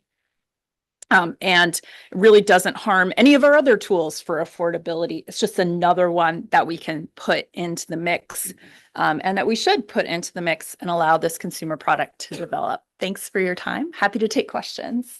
Thank you, Public Advocate Saborn. Representative Webb, you have a question. Thank you. We talked a little bit about the potential of insurance eating into those savings. Do you have any thoughts on the fact that home insurance can't drop you with this, but they do retain the right to change your premium? Do you have any idea if there's been any precedent for home insurances increasing premiums with these installs? So I'm not aware of any precedent for home insurance increasing premiums. Insurance companies really need to show that there is an actuarial liability, a risk that they can assess commensurate with any rate that they're charging. And so the experience in Germany has been, to my understanding, there haven't been insurance losses associated with these things. And assuming that that continues to be the experience when we transport this technology to the American system, I would expect that insurance rates wouldn't be elevated, because homeowners companies wouldn't have any justification for doing so. And they're very data driven, very actuarial. They sort of own that term in terms of how insurance works. So that's my best guess. Obviously, we're at the early part of the development of this industry, but the technology is not all that unique. It's just sort of putting it together into this plug and play system that is relatively new. Okay. Any additional questions for Public Advocate Saborn? Seeing none, thank you so much for your time and testimony. Do I see Mr. Stoddard back in the room just in time, calling your name? After Mr. Stoddard gives testimony, we will go to the two folks that are online in favor of the bill, and then we'll move to opponents of the bill. So for folks online, I have Cora Stryker and Jacob Roche. So if you're listening, get ready. After Mr. Stoddard, we will move forward with your testimonies. And then we will move after those three to those opposed.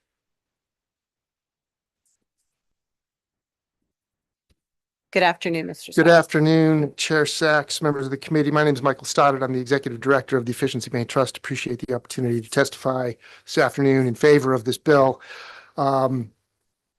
Generally speaking, as you know, the programs we operate at Efficiency Maine are designed to help Maine consumers lower their energy costs by doing things that they can do on their own property. This seems to be right in line with the kinds of programs that we run for the same purposes. And so, and given all of the effort that's been put in clearly to making sure that this would be safe and would operate effectively, we think it's a good idea to be making more of these opportunities available in Maine. I will add that I serve on the technical board that advises MUBEC and helps adopt the updates to MUBEC. So I have shared a draft of this bill with the folks on the MUBEC board. I have not heard back yet, so we haven't had a chance, but if anything comes up, I'll be sure to bring it to the work session. I also want to say, I don't want to confuse what's in this bill, which is non-exporting back to the grid. But I can't resist pointing out how important batteries are going to be to all of our energy work over the next decade and decades. They're so valuable. They bring so much value to the grid and to the ratepayers in savings by helping to avoid peak demand, or reduce peak demand, but also make energy supply like renewables more affordable and more useful to the grid. So programs to help promote that are going to be really important. We're extremely excited that we had a successful pilot project a year and a half ago that was promoting batteries bigger than these ones, and batteries that in that case do export onto the grid. They discharge onto the grid. And we will be launching a successor program to that this month. So there was a gentleman who was up here earlier saying, gosh, isn't it too bad that we can't compensate people for the value that they can bring to the grid? We will be compensating people for bringing that value to the grid starting this month as we launch that and expand that small battery program. So there's a lot of exciting opportunity with the advances in the technology. This is such a modest and a manageable little step to help people with things that they can plug in on their own property. And I just think directionally it's good to be doing this. So we wanted to stand up and support it. Thank you so much. Any questions at this time for Mr. Stoddard? Look forward to hearing more about the other initiative as well. Thanks. Thank you. Appreciate it. Okay, that concludes my list in the room of proponents. We're going to go on to Zoom for the three folks. My apologies. I thought there was two. There was three who had signed up. First one is Cora Stryker. Lynn, if you can promote Cora. So it'll be Cora Stryker, Jacob Roche, and Kat Taylor. And then we'll move on to those in opposition to 1730.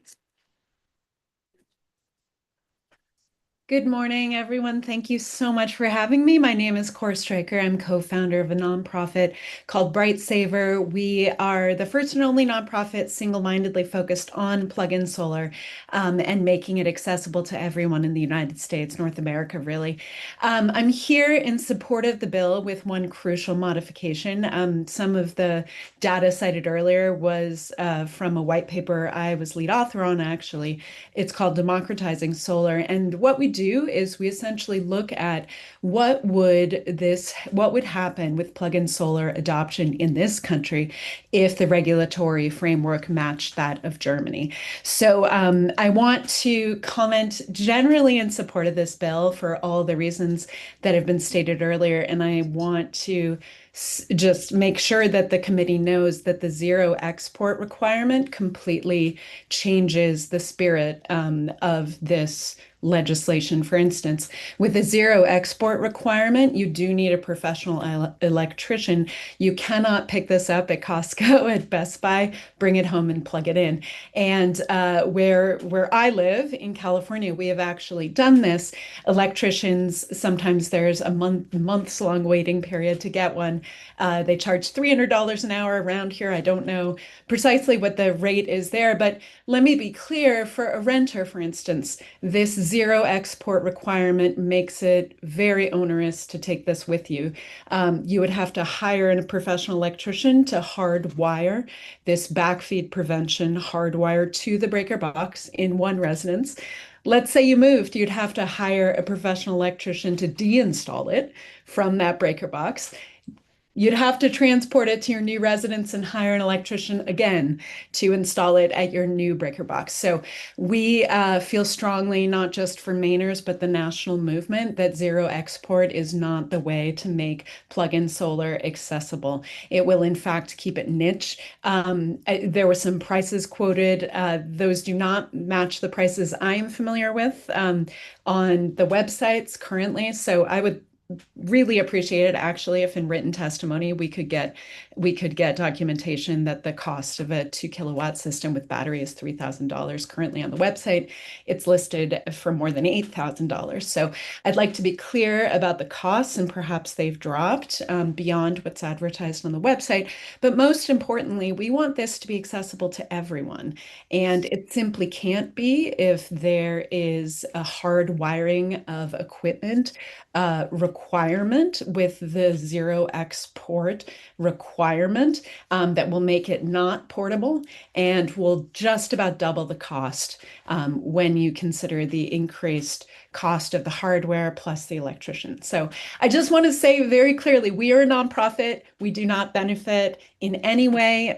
We have no economic self-interest. We are only here to make solar accessible to everyone in the United States. And we think plug-in solar, as many people have testified already, is a fantastic option for people who have simply been shut out of the rooftop solar industry.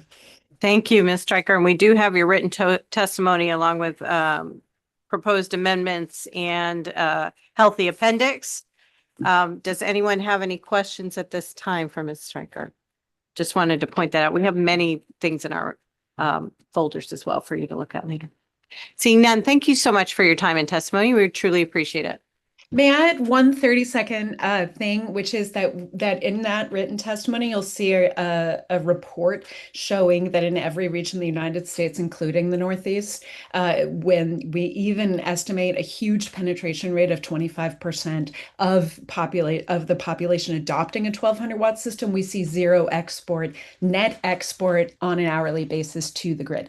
So we feel that— Thank you very much for your testimony. We do appreciate it, and we will, it is accessible in our packets. Okay. We certainly can reach out to the work session if something else is needed, but we do appreciate it. Thank you. Thank you so much.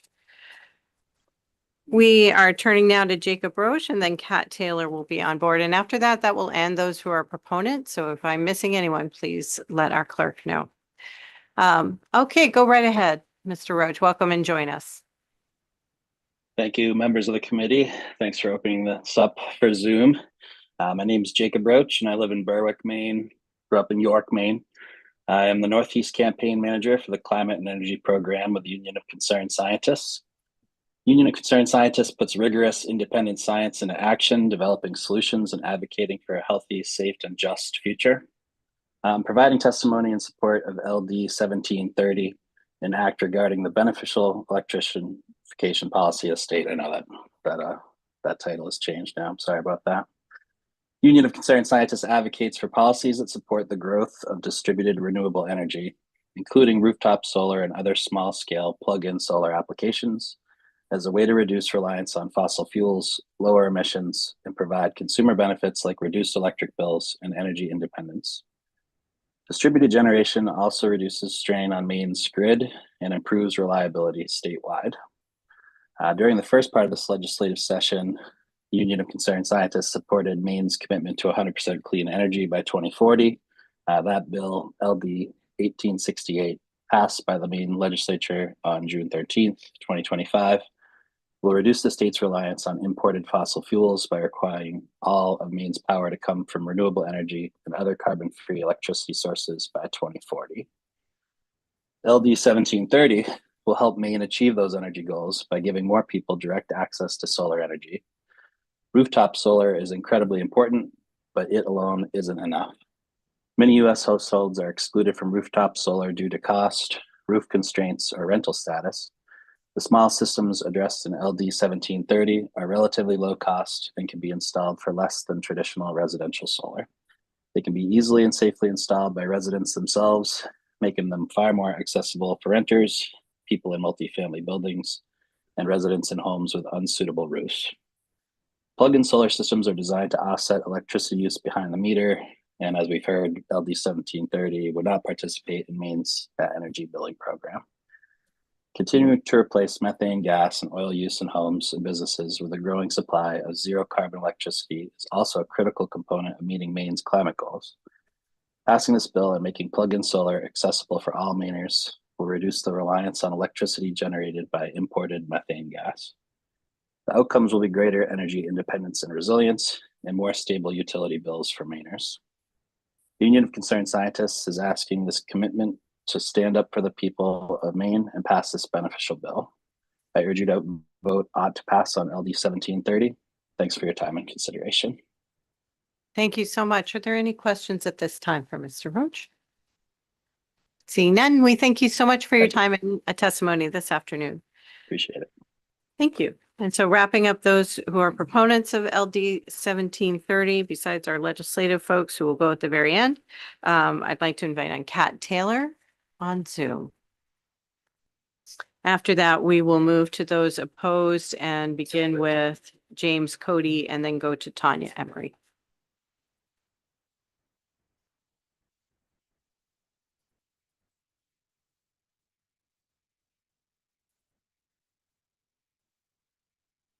Welcome, Ms. Taylor. Thank you, and welcome back. And since no one else has mentioned it, I'd like to wish you a happy new year and a happy 28th anniversary of the ice storm of '98. If anyone's watching the news today, they have all kinds of footage of what we went through in '98, and things have changed since then. I'm testifying today in support of Senator Grochowski's bill for plug-in solar. I've heard a lot of people talk about urban problems, and I'm a rural person. I live in a small town called Argyle, which is a UT about 20 miles north of Bangor. In the past 5 years, we've had over 400 hours of outages. Since July 1st, we've had 14 outages that I've tracked. Some of them were multi-day and some of them were multi-events per day, and I am a customer of Versant. So the plug-in solar bill, I think, will help alleviate a lot of the problems that we see in the rural areas, which is the unreliability of our energy. And we still have to pay the same rates as everybody else with less coverage. And on top of that, we add the insult of having to burn fossil fuels and maintain fossil fuel generators, which are risky. You know, we see always this time of year, fires and asphyxiation and explosions, and people forget to maintain their generators because they don't need them, and all of a sudden they come on automatically. And I believe that was how the Wharf fire started, was the generators switched off and came back on. So about 6 months ago in July, just before during the heat wave, I purchased a whole house battery from Anchor Solex. I sent you written testimony, which kind of outlines all this, but the plug-in solar bill kind of dovetails nicely with whole house batteries. I spent over 2 months' income to get this battery. And right now it's around $21.99 for a battery with all types of inverters already installed, and has output ports and input ports, including solar and EV charging. The company has also bundled their products with solar, which kind of fits in with the plug-in solar, because this is truly a portable unit. You can take it wherever you want. I'm not getting any money for this, okay? My goal is to see that rural residents, especially those of us who are seniors, have the security and the peace of mind. I no longer have to collect all my old car batteries and spend money on inverters, which burn out after a while. It gets expensive. And I can't afford a whole house generator that comes on automatically, nor would I want one, because I hear about 80 to 145 generators kick on every time Argyle loses power. And these people aren't even home sometimes. So all that power is being wasted, and it's burning fossil fuels. As an environmentalist, as a volunteer with teams like Sierra Club Clean Energy and others, I can't abide that. I think there's a better solution. Senator Grochowski's bill is a welcome change from the way we've always done things. We need to get as far off the grid as we can, that is possible, to save us money, to wean ourselves off the monopoly utilities, and to educate ourselves on how much power we're actually using and how much do we actually need. I think well, Ms. Taylor, Thank you so much. If you could wrap up in the next sentence or No, so, I that'd think be that, helpful. I think that the plug-in solar itself is a benefit. I think adding battery is a solution that we can all live with. And I don't think it will be a hard sell for the people of Maine, especially in rural areas. Thank you very much. Any questions at this time and a happy new year to you as well. Thank you. Representative Foster has a question if you're willing to take one, Ms. Taylor. Sure. Go ahead. Thank you, Madam Chair. Thank you, Ms. Taylor. So you've kind of touched on a point that I've had a question all along is, do we really need this bill? I'm wondering, can you tell me what kind of government regulations you had to follow to put your system in place, and also what you think you would have to follow to add that solar input to it? Thank you. None. None. It's standalone. Thank you. No follow-up. Thank you. Any other questions for Ms. Taylor at this time? Seeing none, thanks so much. Look forward to Thank seeing you you. this session. See you soon. That ends the proponents of LD 1730. We will move to those opposed. I'd like to call up first James Cody and then Tanya Emery. And then I will just say the representative from MAIC because the name, I'm so sorry, I'm not even going to try. So we will start with Mr. Cody. Welcome. Thank you, Madam Chair and members of the committee. Again, I'm James Cody here today on behalf of Versant Power. In opposition, based on what I perceive as a technicality to LD 1730. First of all, we want to thank the sponsor for bringing the bill forward and make it clear that Versant Power supports customers being able to utilize this technology, especially as it becomes more popular. Our opposition, and it stems from our operations and engineering divisions, is that we want to ensure that these devices are safe. And the language in the proposed amendment, I think, gets us a long way there. But we have been looking at the Utah approach over the last couple of months. And what we see in the Utah approach is that our interpretation is that Utah said, gave permission to utilize these devices so long as the entire unit, not just components inside the unit, but the entire unit is certified by the Underwriters Laboratory and the National Electric Code. So I think they're getting there. What I understand and what folks have told me is that they're working to amend those codes and create those requirements. It sounds like they are getting to that point. Our opposition stems from the fact that we don't think that the National Electric Code and the Underwriters Laboratories are quite there yet. But once we get there, we are fully supportive of customers being able to utilize this technology.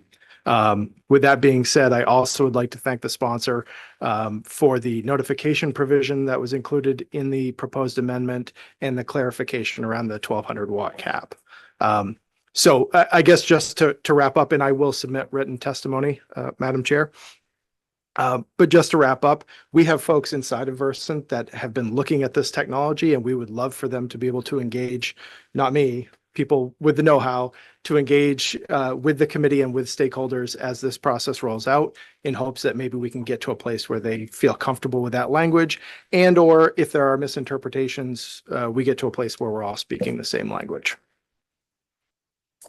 Thank you, Mr. Cody. Questions? Representative McIntyre, not quite yet, maybe? Okay, Representative Geiger, I'll circle back. Thank you, Madam Chair. Thank you, Mr. Cody, for being here. So I just don't know enough about this. And so I just want to ask some basic questions. We just heard from someone who said they bought a solar generator. It required no regulation, no permission from you, no ability, just plug it in and use it. I am seeing these systems online everywhere for sale. So if I bought one and I just plugged it in, how would you know? I'm not sure that we would in the same way. And that's why we certainly appreciate the notification provision inside of the proposed amendment, because it does give us some amount of insight into the level of usage and where the usage is occurring, especially in Versant service territory, where DER penetration is so high, you know, at a high nationally, frankly. We need to ensure that what is being plugged into the grid can be handled by a grid that frankly wasn't anticipated for this level of DER penetration. I think that can be done, and the notification provision helps with that. I think the safety standards help with that also. But if we're going to make this program clear in statute, we think making sure that the safety standards around it are clear and that everybody's on the same page. Chair, one follow-up. So, Mr. Cody, so if I can currently buy online this system and plug it in, why do I need this bill? This, what we've heard is there's no more electricity use than an air conditioner or a hair dryer. I'm just wondering about the level of regulation we're looking at here, particularly around the zero, I can't remember the term. Thank you. Zero export, which effectively takes this off limit to most people. So explain to me why we need this bill and why we're not just allowing the marketplace to work as it works and that they're currently available and people are buying them. Sure. Well, I mean, I can let advocates of the bill also answer that question, but I would. Absolutely. Well, I mean, I think from the notification perspective alone, I think it's a good thing for the utilities, whether it's Versant or other utilities, to understand as DER penetration continues to rise, which has been a success in the state of Maine. DER penetration continues to rise. I think it's helpful for the utilities to be able to have eyes on where these sort of unregulated activities are occurring, because what this bill is doing is exempting this activity from the interconnection process, which Versant is okay with, assuming that they meet certain standards. And that's what I'm saying. We just want to make clear. So I think if you are going to exempt these from the interconnection process and standards, that is the reason for this legislation. Okay, Representative McIntyre, feeling ready? All right, go for it. Thank you, Madam Chair. In your testimony, you indicated that you've had a team looking at this technology for a little bit. As we've listened to this conversation today, a question has been forming for me. In terms of the applicability of this technology in Maine, and possibly bring this back for the work session, if you would be able to ask your team to evaluate how robust this could be, because it's been promoted on a balcony level, how much we would actually get out of this for all those buildings that don't have south-facing sides. Basically, the geography of the installations is what I'm talking about. I would like an educated opinion on that. Absolutely. Thank you. Happy to bring that back. So potential scope of usage. Gotcha. Additional Representative Foster and then Representative Webb. Thank you, Madam Chair. Mr. Cody, so currently, I know that your industry over the years has developed for your linemen safety procedures to deal with issues with backfeeding onto the main line. For instance, I can go out and buy a generator from something the size to power my television to power my whole house. Mhm. I don't need anybody to come and do anything with it. I can hook it up and I can throw the breaker that goes out to the main line if I remember to do it, to disconnect my house. And when the power comes back on, one of my neighbors that gets lights can call me and tell me, go ahead and shut my generator off. I don't have a generator. And like the lady said, I got up one morning back when we had a 2 or 3 day outage last Thanksgiving, a year ago. And I walked outside my house and I can't see my closest neighbor, but it sounded like I was at Dysart's truck stop. Now those generators, which are feeding those homes or businesses, right? They can feed back onto the grid. And I'm sure that sometimes those bad cases happen where somebody has that hooked up and the power comes, your linemen are out there working. They have safety precautions. They throw breaker switches at the poles where they're working. And then they also ground out those supply lines so that in case somebody does something like that, they're protected, right? Yes. Why would this be any different? I don't have a great answer for that. Other than I could anticipate, based on future popularity, that they may rise to a level where we start to say, wow, they are being used on a landscape level at a level far greater than what maybe anybody anticipated.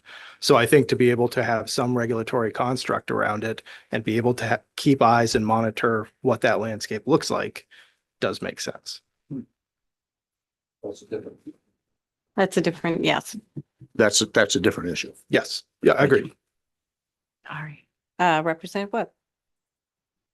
Thank you. Can you go into more detail on why you believe that zero export is important? I'm happy to follow up with folks that will get you a formal written response from our ops team. And as a follow-up also for work session, you mentioned that there's areas of both the UL and the code NEC that need to be like brought up and modernized. Did you bring sections applicable to that? Absolutely. And yes. Okay. Thank you. And also the recommendation from your team, Mr. Cody, about whether you would want to see a delay in this passage until such time that those national codes, is that the position that I'm understanding your company has, is you would not want this to go forward unless there were national codes? Yes, and those codes exist. I think they are actively being worked on. We would just like to see these types of devices incorporated into the underwriter laboratory code and National Electric Code before they are given sort of the green light to be used across the state. Okay, any information that you'd like to talk about why that's the position in more depth would be helpful. Sure. Any additional questions? Seeing none, thank you so much for your time and testimony. I'd like to invite up Tanya Emery next, please. Thank you. And then the representative from MAIC.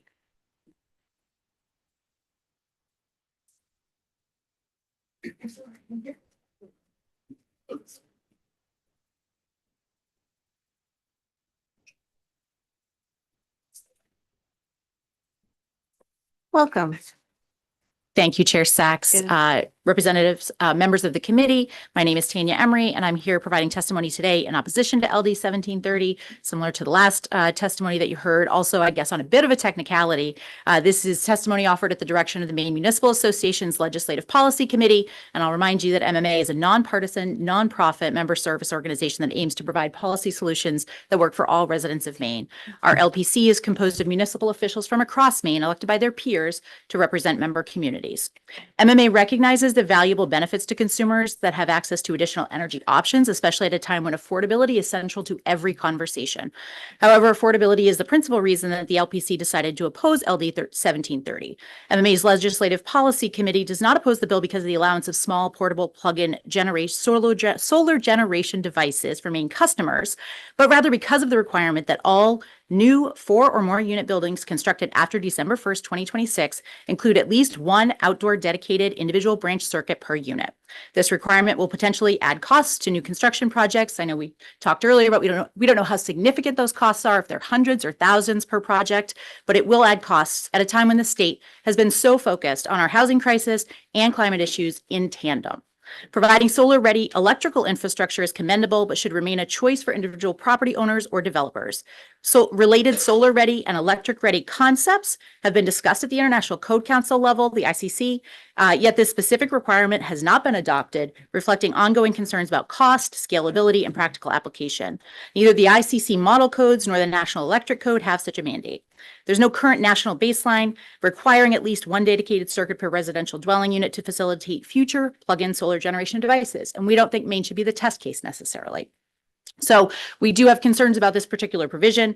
We hope you will take those comments in the context of the larger discussion, and we're happy to answer any questions you have and be available for the work session if it's desired. Thank you so much, Ms. Emery. Any questions at this time?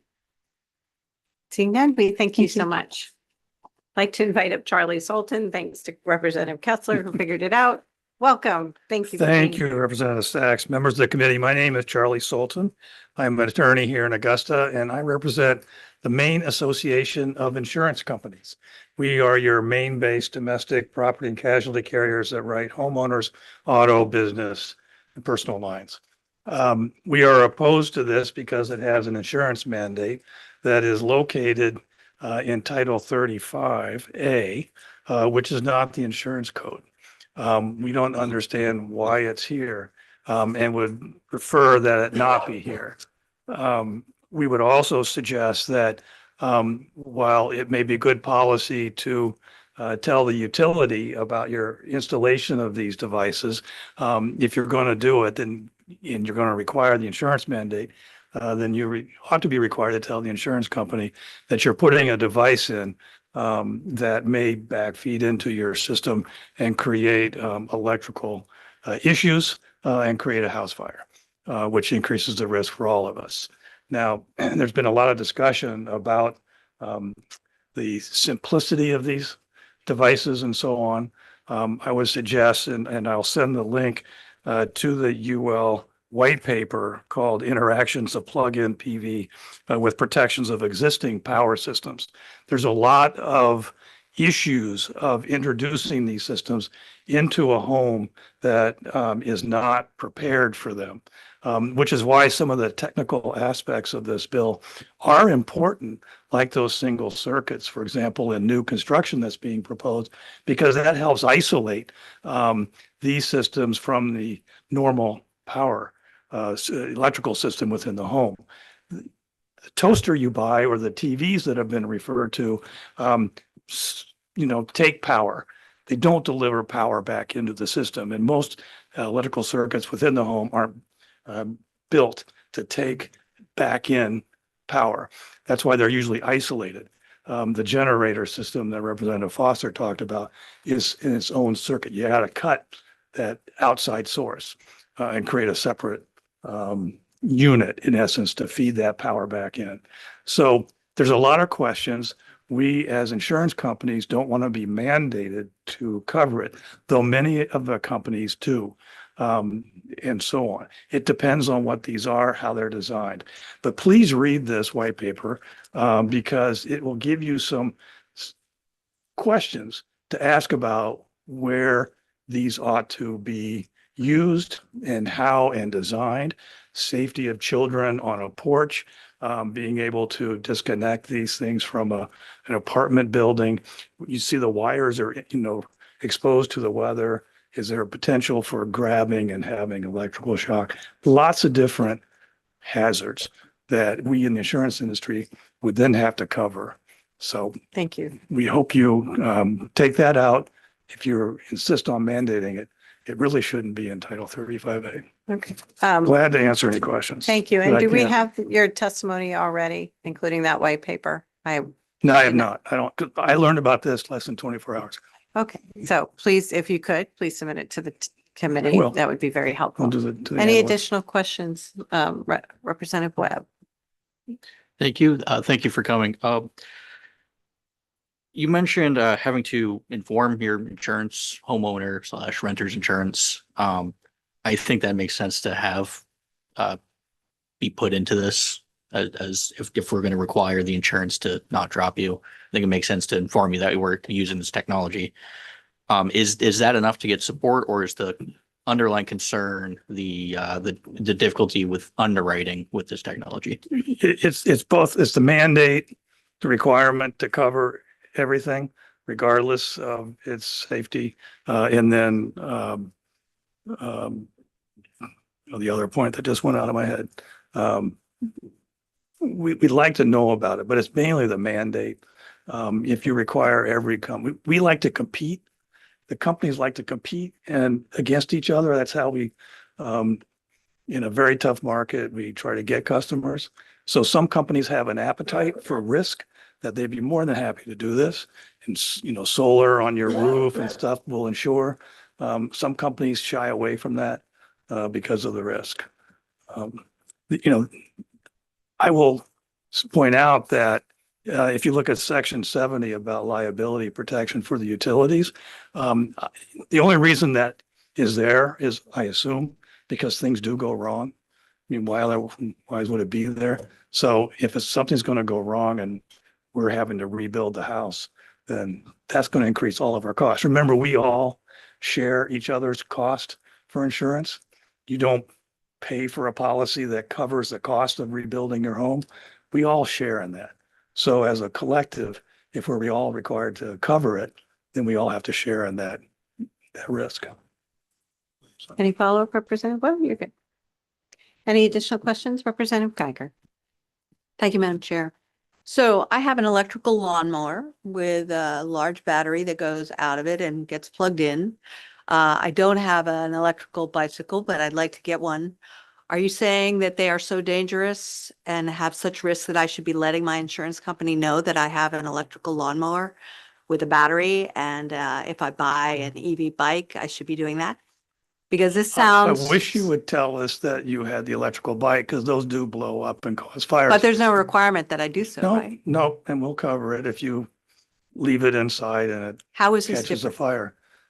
Because these are systems that are putting power back into your home. The electrical bike is not. That battery for your portable chainsaw, like I have, or the drill, those aren't pushing power back in. They're just simply charging and so on. The bike is dangerous because it's a lithium battery often in those, and those tend to blow up. They'll do that in your pocket, your vape. Well, we won't too. comment about unsubstantiated things about electrical bikes. However, Those are thank not you for the question. unsubstantiated, madam. We will not debate that here with this bill. That's fine. I will go on to Representative Foster to have a question regarding LD 1730. Yes. Yes, thank you, Madam Chair, and thank you for being here. You heard me say earlier, I don't own a generator. If I were to buy one, I don't think it says in my homeowner's policy that I have to let them know about it. That's true. And I don't think there's anything that says that I can't have one. Is that? So I own a generator. I wheel it out. And the house is wired to separate itself from the grid. So I have to go down and do it. Otherwise, I'm going to be plugging my appliances into that generator and so on to run. So I would argue, generally a little bit different. Any follow-up, Representative Foster? No. Representative Webb? Tread carefully. For the work session, could you bring back information on how and if insurance was affected in Germany? I don't think there's been enough time to have any data in Utah. Yeah, I mean, Utah just passed this. So we're just looking at that. I wasn't aware of California. I will try, see what I can find out. Thank you. Representative Warren. Maybe to add on to that, if not Germany, could I have some other sources that sort of motivate and ground the sort of maybe facts around what would lead to a greater amount of risk? So just as much data as you can offer, if there's some equivalent, like we were talking about over here, just to understand what facts kind of lead you to that conclusion. This is really very good, Representative Warren, about showing some of those risks. Thank you. We look forward to having it. Thank you very much. Mr. Yeah. Sullivan, for being here. All kidding aside, thank you. All right, that ends those who are opposed to LD 1730. We have two folks for neither for nor against, and then our long-standing awaited testimony from the co-sponsor after that. So first we'll welcome up Deirdre Snyder from the PUC. Then will be Tony Buxton from IECC, opposing neither for nor against, and then Representative Friedman to end us off. Thank you. Thank you. Representative Sachs and distinguished members of the Joint Standing Committee on Energy, Utilities, and Technology. My name is Deirdre Schneider from the Maine Public Utilities Commission. I have no formal testimony. I'm just up here if there are any questions or information requests for work session the committee may have. That's it. Happy New Year. Yes, Happy New Year. Anybody have any questions at the moment they'd like to address? Let me try that again. Representative Warren, you had a question for the PUC. I think Versant was trying to get at safety concerns related to this type of exception. If you'd have any way of giving us an analysis on that. I would like to understand that a little better. Yeah, and we have a docket currently, looking at our interconnection rules, and one of the questions, it was an inquiry, was there's this interest in these plug-in units, and did anybody have comments, especially technical comments on the safety of those, especially in relation to the grid? The comment period's over, so we're in the process of this. We may have gotten some information in there, but those comments are online as well. But I can look through and see if there's any that address that specifically. Any additional? Representative Geiger. Thank you, Madam Chair. Thank you for being here. I just wonder if the PUC has any opinion or thoughts about should this bill pass or not pass, but we continue to see people buying plug-in units, how that is likely to affect the grid in terms of continual need for new distribution, whether it cuts down, it increases reliability. Any thoughts from what we're seeing from Germany about the larger system effects of having more people generate their own small amounts of solar power? I'll bring that back for work session. Any additional requests for the work session for the representative from the PUC? Seeing none, thank you so much. Final testimony from the public from Mr. Buxton. Please come forward. And I see that you will provide written testimony later. We will. Thank you. And Happy New Year. Same to you. Representative Sachs, Senator Lawrence, wherever you are, members of the committee. I'm Tony Buxton from Pretty Flaherty, representing Industrial Energy Consumer Group today. We did not intend to testify on this, but your hearing has been elucidating a lot of good information. The IECG, as some of you may know, has 3 operating principles. The first is that consumers should have the complete right to do whatever they want behind the meter, provided they don't affect the grid. That's the critical criterion. And that's determined by experts, not by each of us as consumers. And you're being presented with the possibility that there is a device or devices marketed by companies that will not affect the grid. And if that is correct, that's the first criterion. The second criterion we have is that we ought to base things on cost, the actual cost of whatever it is that we're doing, and that those costs should be reflected as nearly as possible through rates for ratepayers. And the third principle is that we ought to get the biggest bang for the buck in dealing with the climate crisis and get there as soon as we can. We would point out today that some of the testimony that you heard, particularly from the company operating in Germany, was quite impressive from our perspective. That this is a good example of how the grid evolves through technology and how people can take control of their own destiny. And as you know, the more that people feel they control their destiny, the more they invest themselves in their society. And so we hope that you will consider every way possible to make this possible with reasonable constraints. You have good questions. We don't have all the answers, but it is important that the grid not be seen as a threat to people, but as what it really is, which is an opportunity to do work, to provide health and light and goodness in people's lives where it's properly used. And we encourage you to do that. Thank you. Thank you. Any questions at this time for Mr. Buxton? Seeing none, we look forward to your testimony. Thank you. At this time, this ends my list, except for, as per our rules, any legislative members who would like to come forward and present testimony on this bill. And we appreciate Representative Friedman for sticking around and giving us this testimony. Welcome, Mr. Representative Friedman. Thank you, Chair Sachs and members of the committee. It's good to be here. I have testimony, but I'm just going to say a few words since I get the last word here. First, I'm just so delighted that this bill originated in my district. I represent House District 14, which is Bar Harbor, Mount Desert, Lemoyne, and Cranberry Isles, and A Climate to Thrive, which I co-founded 12 years ago, was the generator for this bill. And A Climate to Thrive was built on the idea that through energy efficiency and independence, that our communities would thrive. And I really see this bill as an exciting example of how our communities can thrive. And I think, I'll pick up on Mr. Buxton's comments about, people being independent through this exciting new technology. I think that Maine has an opportunity to lead in bringing an innovative technology and energy affordability project to this state and as an example to the nation. And I think that our residents will thank us for it. It's really clear to me that when you get in on the ground floor of something, whether it's rooftop solar or plug-in solar, that initially there are going to be some challenges and more expenses.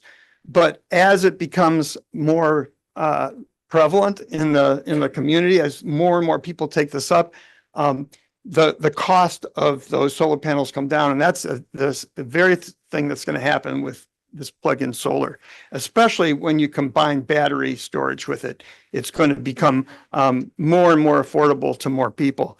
I'll just point out that Maine has the one of the highest energy burdens of low-income people. It's around 8%, even before the last price increase. And that's twice what the Public Advocate's target is for that. And this, with support from organizations like Efficiency Maine and nonprofits like A Climate to Thrive, with low-cost financing and bulk buying efforts, this could actually make this technology available to many, many low-income households. The reason why this bill is necessary is that current law requires that from 0 to 25 kilowatts, as you know, an interconnection level 1 agreement is necessary. So this just makes it clear that these plug-in solar installations are exempt, and I think it gives the whole plug-in solar industry a boost in that way. That we're basically putting our good housekeeping seal of approval on this. So I guess I just wrap up by saying thank you for considering this bill. It's a bill that was brought by Climate to Thrive through me initially, and I'm so delighted that Senator Grochowski has taken it up to sponsor it so it could be considered this session. Thank you for your consideration. Representative Friedman, are you willing to take any questions course. if anyone has any at this moment? Okay. Senator Harrington. I'm just curious if you have any thoughts on the testimony about insurance rates. You mentioned low-income Mainers, and just curious if you have any thoughts on the fact Yeah, I that really this look could forward- ultimately raise those same low-income Mainers insurance rates. Yeah, thank you, Senator Harrington. I really look forward to the work session where hopefully some data is coming out from Germany about whether it is an insurance issue or not. I think that's important that we know. Any additional questions at this time for Representative Friedman? Seeing none, thank you for hanging there and being part of this bill. Appreciate it. Okay, that being said, before I close, is there anything, we asked for a lot of information for the work session. Is there anything we missed from asking for Representative Geiger that's salient to this bill? I guess my question is, we're here, we know the rules, we read the statutes, hopefully. I guess I understand the case for the bill. It sounds like our current statute says 0 to 25, you have to have an interconnectivity agreement. But I just wonder how many Mainers watching TV or online and see this little product that, as Rep. Foster was saying to me, I can buy tomorrow on Amazon, have any idea that it's illegal for them to buy. And I'm just wondering if we can look at this bill somehow as simplifying it to really make it clear that just like the generator you can buy, just like the solar generator you can buy, you don't need anybody's permission to buy this without adding a whole bunch of other things that add complexity. And maybe I'm wrong, but I don't know who should answer that. Thank you. I should move to Senator Lawrence. That's a question. However, I don't see that. If you can think of someone to talk to, that's fine. To answer your question, that is not something that we should have our analysts be looking for information for the work session, but a good point of discussion about whether the bill is needed or not. Seeing no others, I will close the public hearing for LD 1730. We're going to take a 15-minute break to allow folks to stretch and rearrange the room. We're going to be taking up LD 343 first, Representative Paul, and then LD 32. Thanks. I totally wish that you guys did it. It's such a great idea.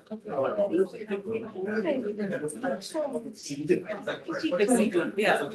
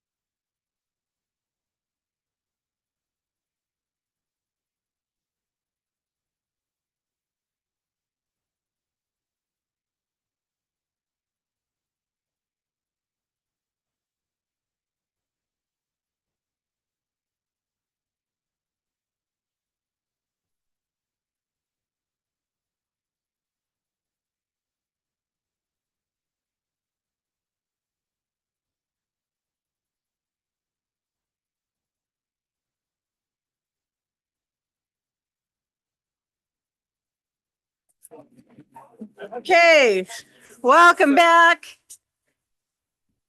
So glad we're all back together again. We're in the home stretch. Lindsay, I think you just have a few notes before we do our remaining 2 work sessions of the day. That is correct. So I just wanted to give the committee a heads up. We haven't distributed the schedule for next week yet, but scheduled for next Thursday, the Telecommunication Relay Services Council will be coming in to present their Government Evaluation Act report. So some of you may recall the GEA reviews, exciting times. So I just wanted to let you know I will be distributing that by email, so everyone will have a copy, as well as a one-pager that you received during orientation regarding the GEA review and the sort of the committee's review process. And essentially you're looking to evaluate the report and see, to the extent to which the agency operates in accordance with their statutory authority, the degree of success in implementing various programs. But again, the representative from the Telecommunication Relay Services Council will be here to answer questions. And I'll guide you through that process with a little more detail, but I wanted to give you a sneak preview of what's to come, and make sure to check your email so you can review that report. And remember, we voted to do that thing, so it'd be great if we were here to do that thing next Thursday at 10. And a reminder that Tuesday after session, we have a confirmation hearing. So more fun to look forward to next week. Can't wait to see you all. Was that the only housekeeping piece we had? That is it. Great. We'll also have work sessions and things next week too, but just wanted to lay out the fact that that's important, as we have to make sure those relay services are available, adaptive stuff. We had to organize it, so it would be great if folks could be here at 10 for next Thursday in particular to do that required review that we said we wanted. Okay, great. With that, we will move forward for our last 2 bills of work session. I'd like to open the work session for LD 343. Per the amendment on 10/30/25, the new title is an act to ensure periodic assessment for clean energy technology, brought to us by Representative Paul. And Lindsay, I don't know if you want to go through. I'm just going to look at the sponsor and say, is that the most updated amendment? We were trying to figure that out. I'm getting a nod that this was the one, might be at the beginning of your packets, from 10/30/25. Yes, so this was distributed at the last work session, but just to remind you, this would require the Department of Energy Resources in putting together the Comprehensive State Energy Plan to include a review and evaluation of emerging energy technologies, including but not limited to small modular reactors that could contribute to meeting the greenhouse gas emissions reduction levels specified in Title 38. And on Section 1 of the bill, we've got a specific definition for small modular reactor. Great. So Representative Paul, I wanted to give you a chance to just talk about why you brought this forward, and then have some discussion about that. Of course, thank you, Madam Chair. So refreshing over the most recent amendment. I mean, really my reason for bringing this forward is I was listening to the concerns some of the committee members had with the original bill. And I thought that this was an effect of what I wanted in the first bill, but maybe a little bit more palatable, a little bit more acceptable, or try to get a little bit more buy-in from the committee on this. And again, it's different in a few different ways. Really, it's going away from the PUC doing a one-time request for information. Now it's just incorporating the existing study that comes out of, well, not the GEO anymore, but the doer. And I think it's a good faith effort to try to just look at emerging technologies, something that other states, other countries are already doing. And actually, when I put in this amendment language before, it was before the 2025 New York Energy Plan came out. And this is going to be the one and only time I ever say this. So mark the date, ladies and gentlemen. We should be more like New York in this one instance. Their new energy plan says that they have a continued commitment to renewables, while also noting that a variety of energy sources, like advanced nuclear, should be included. I don't really know if I need to add any more at this time until I hear more concerns or questions from the committee. I think if other states are doing it, again, I don't always advocate that way, but it's common sense. I don't know why would we oppose just having information. Thank you so much, Representative. And I wanted to bring out an an amendment that just got finalized that I was trying to do because you and I hadn't been able to connect, that had some additional, not only about the review and assessment, but also some cost factors to it. So I'd love it if that could be passed out. I don't think we're far from where we are talking, wordsmithing. And so I'm sorry that you and I couldn't connect beforehand, but this was trying to build on the work that you had been doing as well, Representative Paul. You'll see it looks fairly similar.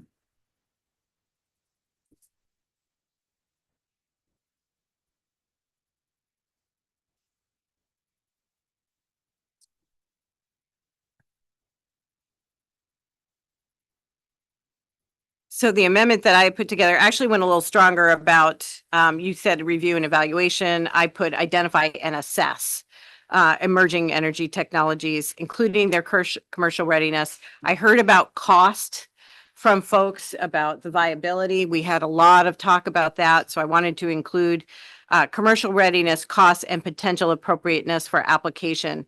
And given that we had talked about it's not just going to be greenhouse gas emissions, but also carbon-free, lowest emission, which I know was important to many folks on both sides of the aisle. So without calling out any particular technology, which I know had been part of what you were hoping for, Representative Paul, but because there is so much within nuclear that we heard a ton of testimony about, not just small modular reactors, but other technologies, that trying to incorporate all of that plus that cost element and the actual assessment as opposed to just evaluation felt like a stronger word, but wanted to put that forward for the committee's consideration as well, based on what everybody had been talking about was important to them. And this has been run by DOER. They can choose to come up or not and talk about it. I know you had also worked with DOER in yours. So I welcome thoughts, conversations about both, neither. Representative Warren. Well, I know at the end of last session, there was a proposal to try to find something that could receive passage that was in the same aims of the original legislation that passed out of committee, but that had a fighting chance and would get at some of the core issues that I think motivated this bill and my support for it.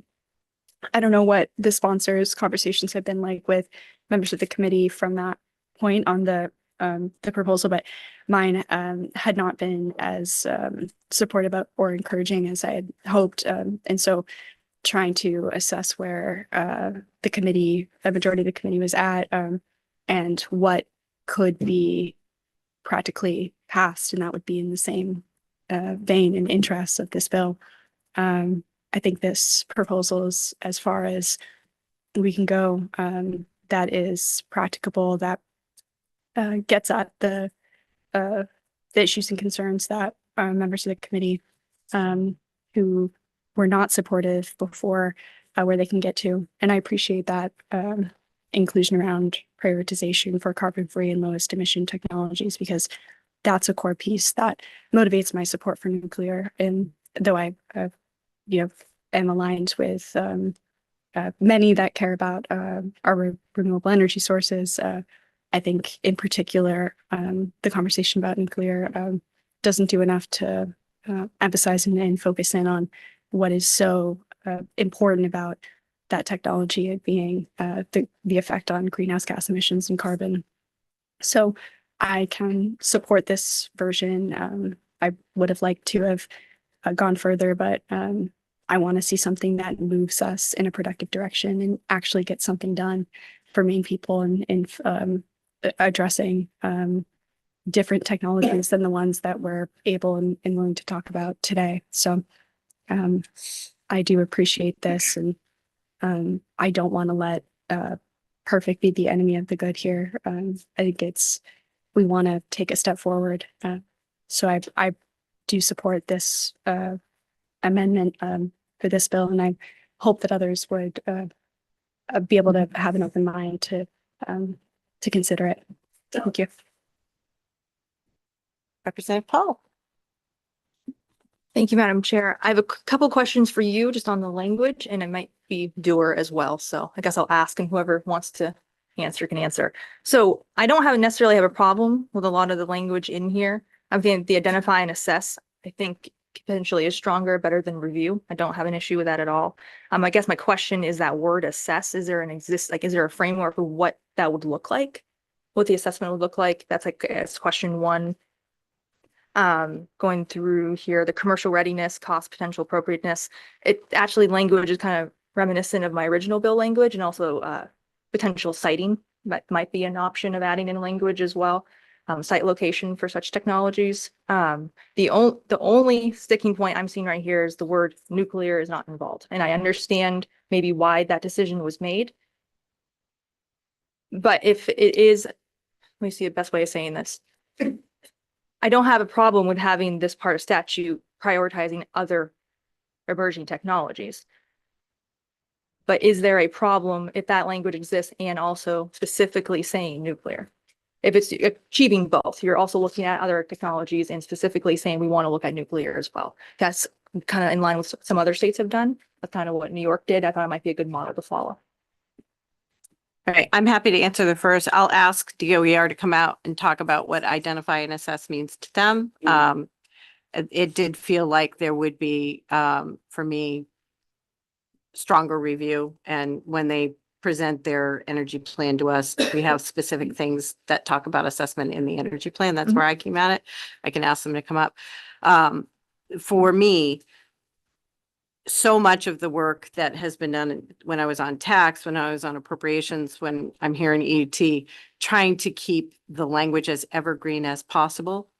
And so not putting in any technology like geothermal or some of the, we talked about last session, we talked about biomass, geothermal, and nuclear in particular as 3 technologies. I didn't want anyone to have any precedence. I want the DOER to go forward and look at the most promising emerging technologies. So that, for my reason, when I'm doing statutory language, try to keep it as broad but as specific as possible, if that makes sense. So that's just how I tend to work with statute. That's okay. Can I respond to that? Yeah.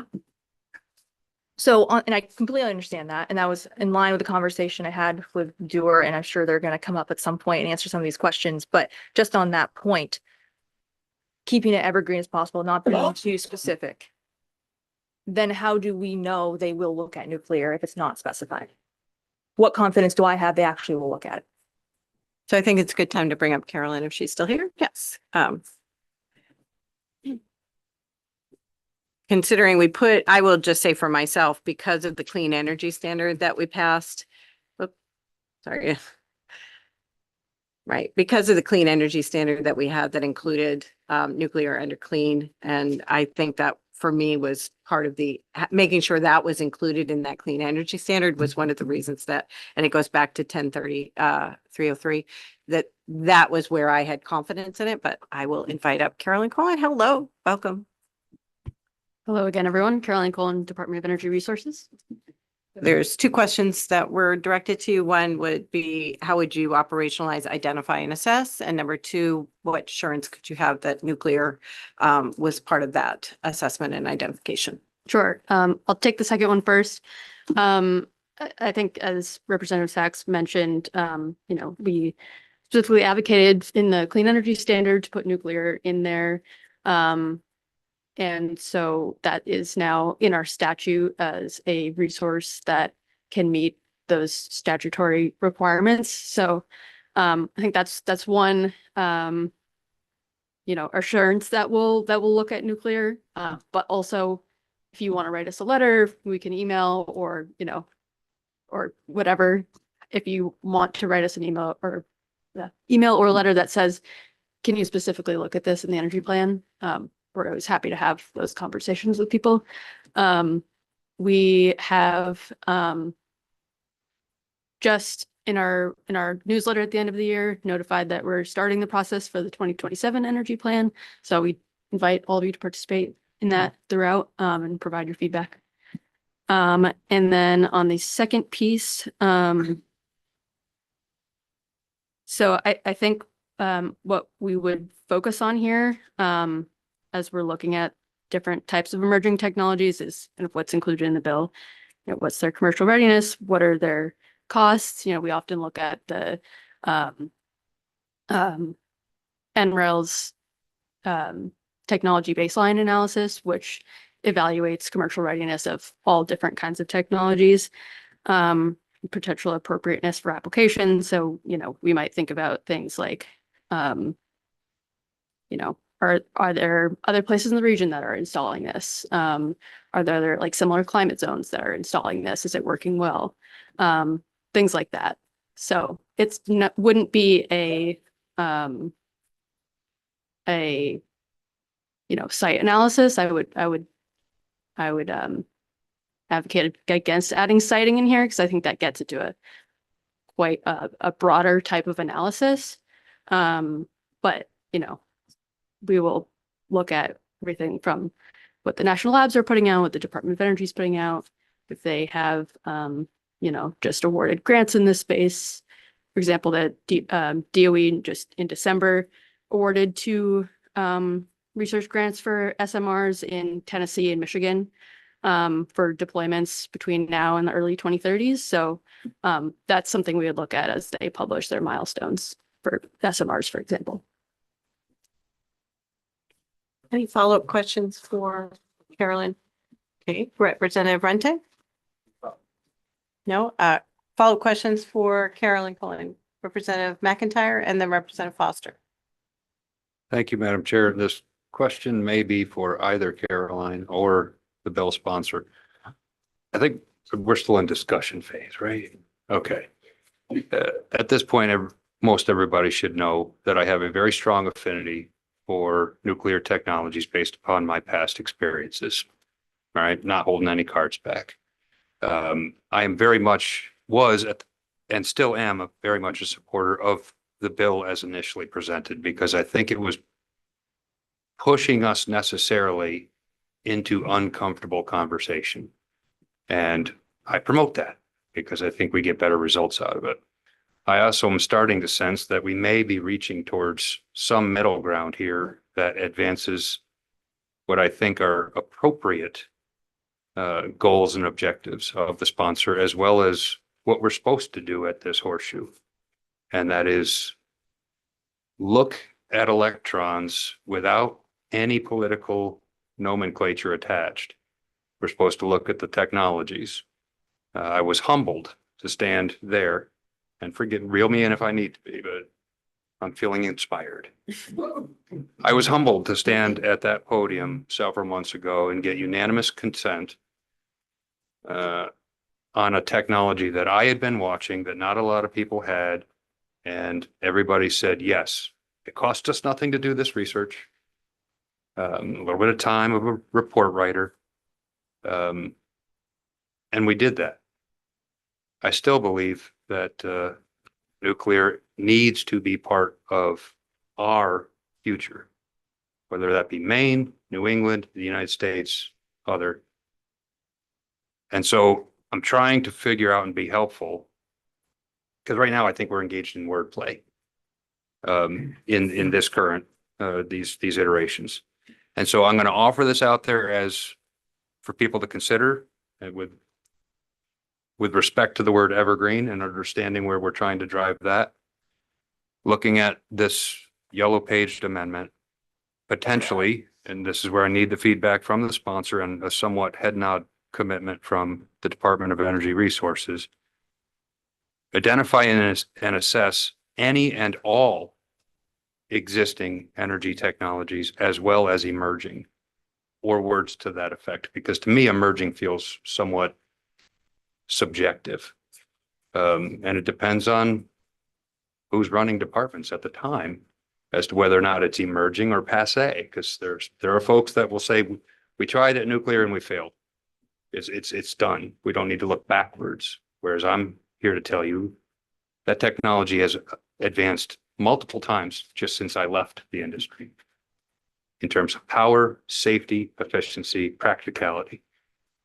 And I think we owe it to the ratepayers to strip off political ideologies from electrons and move forward and look at all technologies. That's what I think.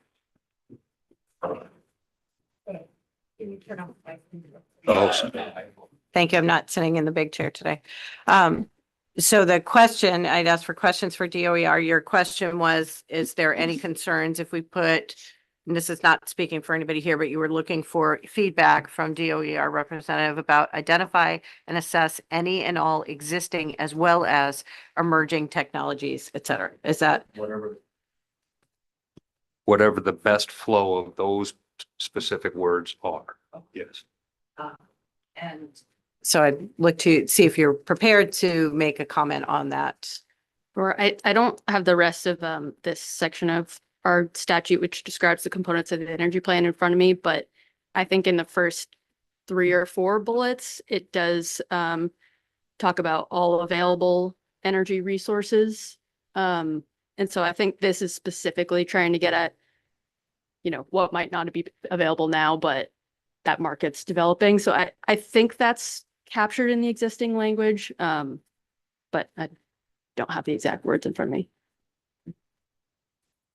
Okay, thank you for your feedback. Do you have a question for, okay, Representative Foster, then Representative Brente?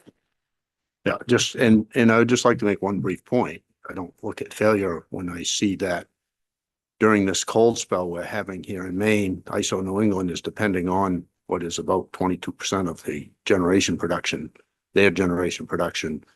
Nuclear power is running at 98% capacity. My question is, closer to home, you mentioned earlier that you're looking at some of the developments that may be occurring elsewhere in the country. We heard testimony, as you did, before this committee about what's going on in New Brunswick. Mm-hmm. Has the department looked at that at all? Again, that's a quick trip, if you would. No, don't have to worry about going to Tennessee or wherever. Has any aspect of what they're doing up there been looked at by the department? Yes, thanks for the question. Yeah, Dan and Selena in our office have been up to the Eastern Canadian provinces a couple times this fall to meet with energy officials in all the Eastern Canadian provinces. And I know that was a topic of discussion. So we're definitely aware of it. We've been talking with them about those developments. I will say, looking at how to get to the tip of Newfoundland and Labrador's, it's not an easy trip to get there, but I didn't get to go this time, but they were there along with several other folks from Maine. So yes, we're in communication with their energy offices. So any word or update on what is going on with their small modular reactor program? I'm going to actually keep this to this bill, 343, about this plank, not if you would like an update from DOER about the status of SMRs in New Brunswick, I'm happy to do that. No, this is pertaining to this because you are introducing an amendment here that is, in my opinion, is milquetoast. And it allows this department to do whatever they want. This language that we are looking at, your amendment replacing, is very watered down from what we originally had before this committee over the last couple of legislatures. Very watered down. And to me, it simply says you need to look at nuclear. Now, the answer to the question that I just asked will tell me if they are really, as they have just said they are, looking at nuclear. If they came back from New Brunswick area and they don't have an answer for, yeah, we know where they're at with that program, then that tells me that I don't want to go with this amendment. Fair enough, Brent Foster. So let's let the representative from DOER answer the question. Thanks for the question. I'm not the expert on that in the office, but I know that they did get an update on the program. I'm happy to bring that back. I know this might be the last work session on this. My general understanding is that they have a contract with a company to move forward with the development. There's several places in the US and in New Brunswick where they may have a contract with a company. The company's still working on their licensing, for example. But I know, for example, that, you know, filling your order book which is kind of what a lot of those early companies are doing right now, is where they're focused. Where, you know, in the US, they're still at the NRC going through and you know, going through the approval process for their actual design. But these companies are out there filling order books so they can try to, you know, get you know, a good number so they can produce these at a lower rate. So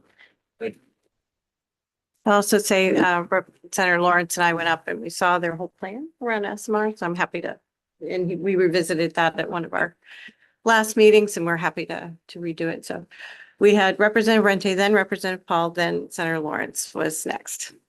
Go ahead, Representative Rente, you had a question for DOER. Thank you, Madam Chair. First of all, I think that this particular language actually is an enhancement to the original language that had the duties for DOER. And that is to take a very specific look at emerging energy technologies through some rigorous process that incorporated economic feasibility, economic viability, and do genuine assessments rather than keep aware. And when I look at emerging energy technologies, I think of it in terms of technically feasible, but not economically viable. And there's a laundry list that fit that category, including SMRs. There's two different kinds of fusion. There's a couple of different PV technologies that are out there, high temperature fuel cells. There's a variety of options, and that list changes. Right now, we could put together a list. 2 years from now, we could put together a different list. And so I think it's important to keep that flexibility there. But I think this discussion we're having now brings forward something important about the DOER role in this. And that is, I think it would be helpful if there could be a further explanation, maybe not in the context of this bill, but separately, on what is that rigorous process that the plan and DOER would utilize to first do a first cut on what's the lay of the land in terms of what those technologies are. How close are they to anything that's viable that would fit in the context of Maine? How might those economics fit in the economics that are being looked at when you're looking forward in terms of new generation sources? I think clarity, I mean, I agree that the language here is better than what was there, but I think could be a little crisper in terms of defining how that process might work within DOER. And I think only until you know that can you make judgments about, you know, are you doing your job or not? So what would be the best vehicle to try to accomplish a clearer way for people to understand or the process through which DOER would be doing emerging energy technology assessments? Thanks for the question. I think if there are things besides commercial readiness, costs, and appropriateness that you specifically would like us to assess as we do these evaluations, that clarity for what you're looking for would be helpful. If you want us specifically to look at, you know, research that comes out of the U.S. Department of Energy or the national labs, that often that's where they're doing the work on these emerging technologies. And, you know, their role is to try to, you know, invest in these technologies to move them towards commercialization. So if you feel like those sources are good sources of energy for us to be looking at as we're doing these assessments. You could clarify that's what you want us to look at. So I think it would be nice if this wasn't a huge new section, but if you want to add clarity on what specifically you want us to look at, that would be fine. Representative Paul, you were next. Do you have a question for DOER? Okay, Senator Lawrence, do you have a question for DOER? Yes, I do. I'm a little confused by Representative Foster's question and by your response, Carolyn.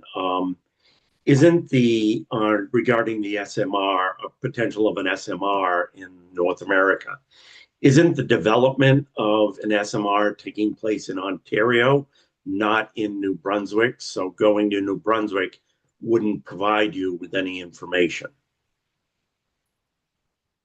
Isn't New Brunswick simply a contractor that's going to buy the product from Ontario? So when we went to this meeting, I don't believe we've seen this potential site. It's possible they have. I'm not the best on my Canadian provinces.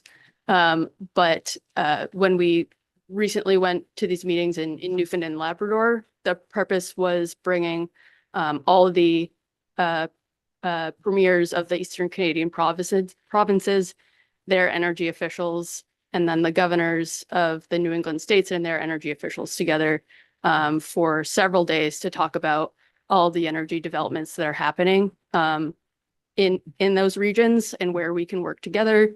So I don't know that we've been to that specific site where this development is happening, but we've spoken to the energy offices from those areas. Did the eastern provinces, do they include Ontario? Really testing my geography. Yeah, I don't know. Okay. Any follow-up, Senator Lawrence, or did that answer? No your- follow-up. Okay, thank you. Before we move forward, does anybody else have any questions for the representative from DOER, Representative Foster? Thank you, Madam Chair. Thank you, Ms. Colin. So if going back to the original sponsors amendment, the white copy, can you tell me what you think it would take for the DOE to look at these items that were already there, along with what has been added by the sponsor as far as requiring to look at nuclear? Can you tell me what you think it would take for a report that came back and said, we've looked at, and you mentioned a couple of possible avenues for finding information that, you know, I don't think anybody here is saying you've got to use these sources. What it would take to come back to this committee when I'm not here and say, we've looked at this, and due to these different categories at this time, it's not something we think is viable for me. Yeah, so there's been a lot of different versions of this bill between last year and this year. And we've tried to be responsive to where the committee's been trying to identify where your focus is. So we've provided our feedback on several versions. On this version, I believe our general suggestion was we are happy to look at SMRs. We suggested that given the evergreen issue, to not, I guess, just list SMRs, because we thought that would be an area where people would say, okay, now next year I'm going to add this technology in the list and this technology. So I think just making it broader, saying emerging technologies, works better for a clean statute. But the other suggestion we had from this amendment was we suggested doing one-time unallocated language that specifically said the 2027 energy plan would look at SMRs. So we fine with that option. If you want to have that one-time language and then also have this broader emerging language that would be fine with us. Anyone else have questions for our representative from the DOR at the moment? Don't go far. Thank you very much. Appreciate your time. Okay, Representative Paul, thank you for waiting. You had a question or comment? I just want to give everyone a chance to kind of share their thoughts before I process all that. So I appreciate the efforts going into this amendment. I'm sure there took a lot of discussion, a lot of compromise, whatever word you want to use. And I do appreciate the good faith effort here. I do share concerns with the language as is in the summary and in the title.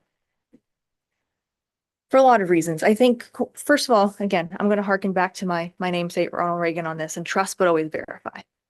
And while I think at first glance this seems like a good faith effort, I do think there could be a question of clarity and intent in the language based on this referring back to the Clean Energy Standard.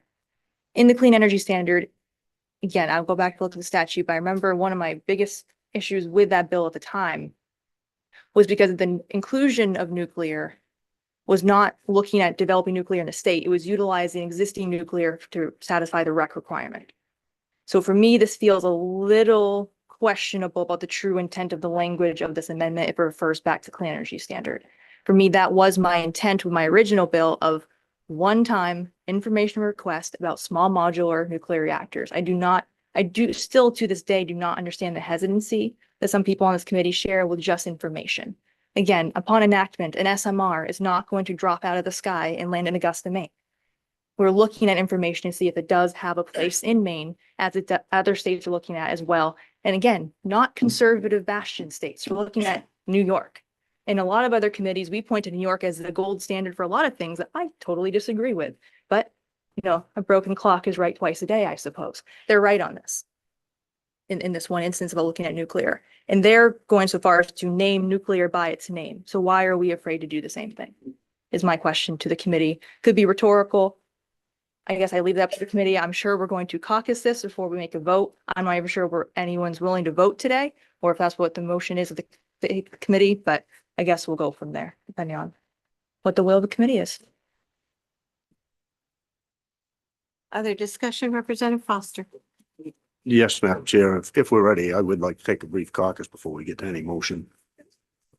I'll just ask to see if there's further discussion from the committee before we break. I will say that I did look at the amendment of 1030 offered by Representative Paul does talk about the state energy plan. I know Ms. Colin from DOER wasn't sure what else was there, but that is it. The amendments before you are within that state energy plan. So if you're thinking about any and all, this plank was just dealing with emerging. There are other discussions, but if you wanted to reference that, Representative McIntyre, this plank was just talking about emerging technologies. So assessment and identification of emerging technologies. So just want to make that informational point out there. I will say that I did try in my best faith effort to get to what you wanted, Representative Paul, the spirited discussions that we had, adding things like costs and potential appropriateness, as well as embracing all of, as Representative McIntyre said, all the electrons. So that really was my hesitancy. It's not about favoring one or the other any more than I have any of the other technologies that we have. So that was my good faith effort to try and encompass all of the intent of the committee as one does. Any last comments before we caucus? Representative Warren. Just super quick, I want to say we had a couple of robust debates, some of them floor debates around nuclear energy in the first regular session, and didn't get to a place where we would see a material impact on these technologies for Maine people for our future. And so I'm just trying to be laser focused on what can get us there and what can make a difference and move the ball forward. And this is very, very far from perfect, but I do see it as a step forward. And we can certainly debate on how small, but I I do see it consistent with the goals of various iterations of this bill, of which I've supported every one and would and do. So that's all I'll say. If it's more meaningful to support a different variation of this bill on principle, I completely understand and respect that. But I share those same principles and do believe that this is at least a step in that direction. So that's the only place I'd leave it there, although I absolutely respect for anyone faults on this bill. Representative Ketzler? Nobody mentioned the elephant in the room, which is that this is G1 and I cannot stand the number 1 on a fresh new statute. So this should be letter J or I'm not voting for anything. Okay. Duly noted. With that, we will take a, how long, 5-minute caucus, okay, folks? 5, we'll go for 5, hopefully file back in. Thanks, friends.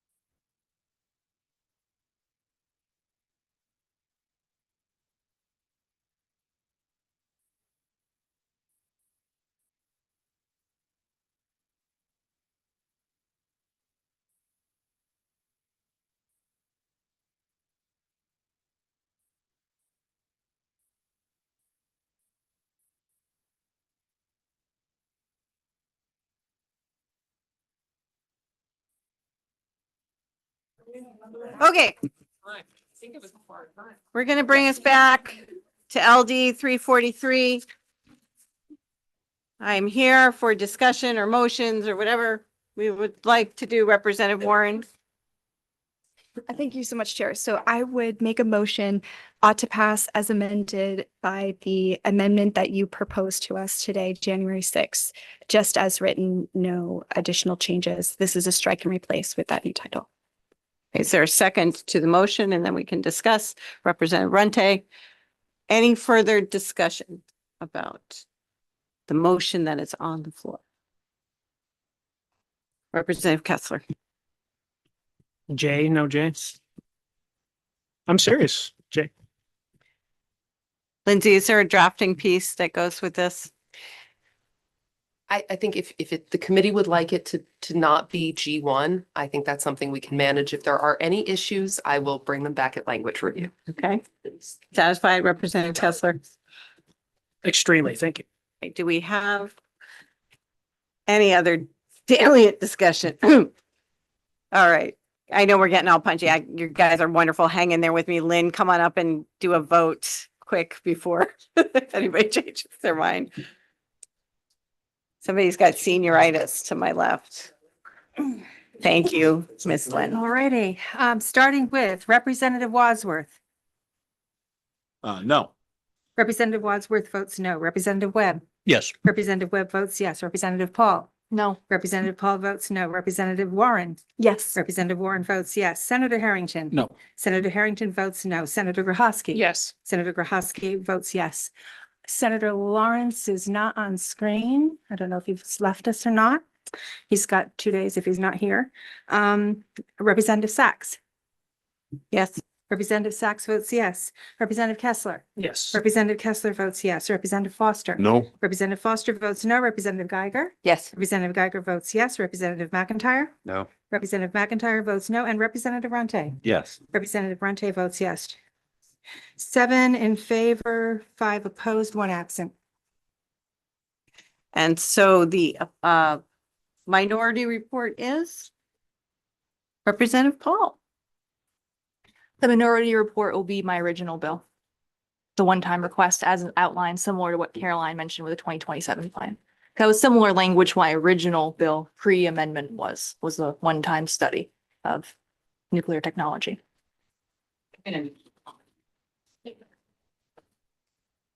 Thank you. I'm just going to make sure that we have the right version. So, because I think you had amended it even before this amendment. So I do want to make sure we have the right one that you are hoping for. Was it the one that went on the floor? This one, the pink one. The pink one. Got it. Actually, I don't have Okay. it. I knew it wasn't this one. I knew it was a different color. Yep. Okay. So we've comfortable with that. Is everybody who's in the minority on that report? Yes. Okay. We're looking at the pink. Good. Oh. Okay. Senator Lawrence. Senator Lawrence, you're still here. Yes. Would you like to What is the cast- motion? The motion is ought to pass as amended. And that's with Representative Sachs' amendment? Yes. Then I'm a yes. All righty. So that's 8 in favor and 5 opposed. Thank you, friends. Out there. All right. And now we will open up the work session for LD. I close the work session for 343 with my thanks for the robust conversation.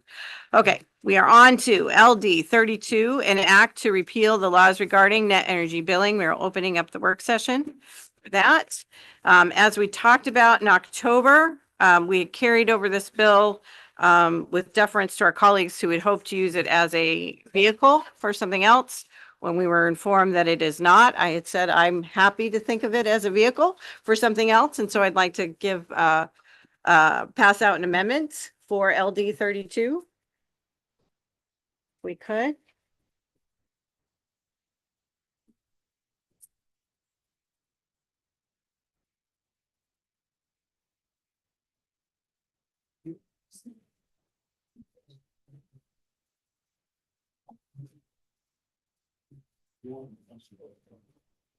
Okay.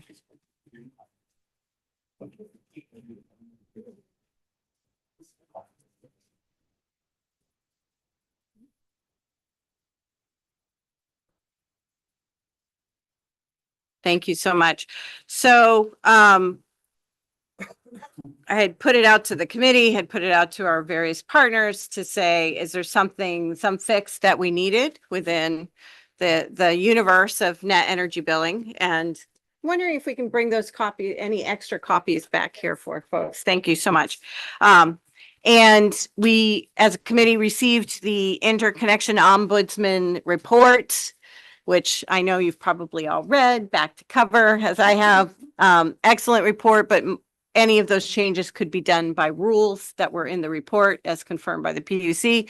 So in talking about that report, one thing that they did note was when the wonderful interconnection ombudsman who came before this committee and talked about all the good work that they are doing over there for both districts, noted that the position is actually appointed in statute when it was first created by the chairman of the PUC.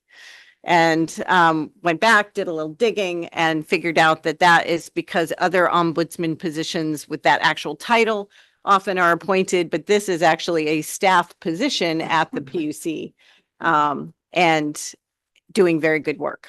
So in conversation with the PUC, had talked about their desire. They had thought at some other point to put in a bill to say, oh, by the way, the chair of the PUC, or good commissioner chair, should not be the person appointing this. This should just be like any other staff position. And so that is what this bill does, is just changes. And so this is what I propose to use this vehicle for, to make a common sense, small tweak that has to be a statutory change. It is not revolutionary by any means, but since we had the vehicle and I had said, okay, I'm happy to take a look and see if there's anything that needs a little help, this is what I came up with. So I lay this before the committee for your consideration, as we have litigated about repeal or not repeal. And I was so glad to see the work we all did together at the end of the session regarding net energy billing. I wanted to put forward something that is useful, helpful, thoughtful, small change. We can use this vehicle together to make some change. So I welcome comments, questions, discussion.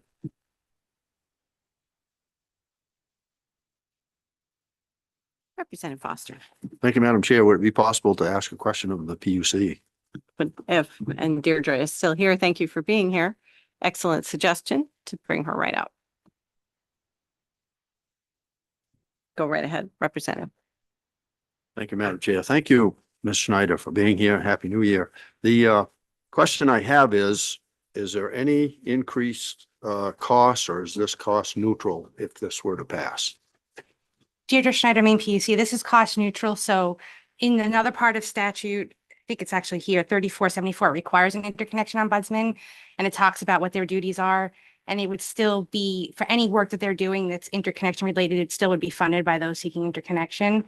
So basically you have to pay a fee when you're looking for an interconnection.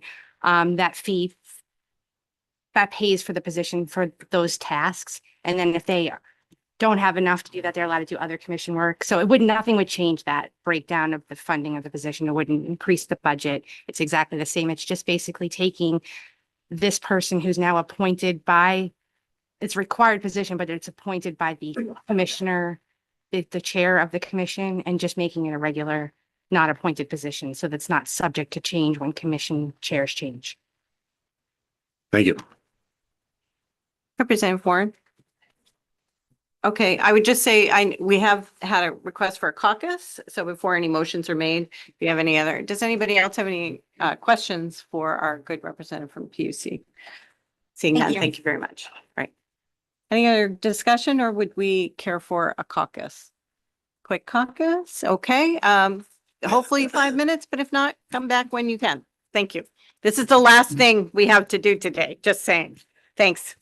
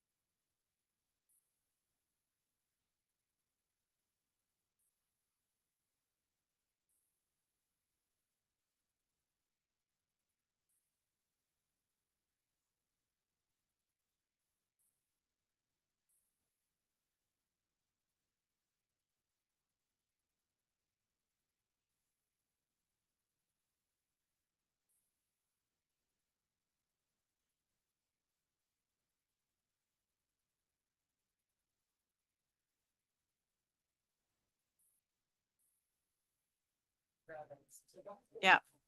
So folks, I just want to note that please fill out the travel and expense voucher because we're not actually, despite all the work you did today, you're not actually officially in session yet until tomorrow. Also, please note that session has been pushed off till noon tomorrow. If you haven't looked at your text because you've been so transfixed with what's going on here.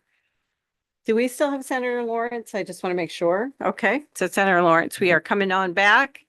So please pass these either to me or to Lindsay at the end of the day. Okay. We're back from our break.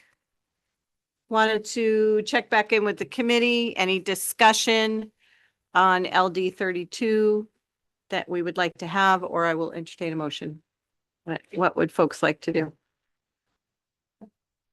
Representative Warren?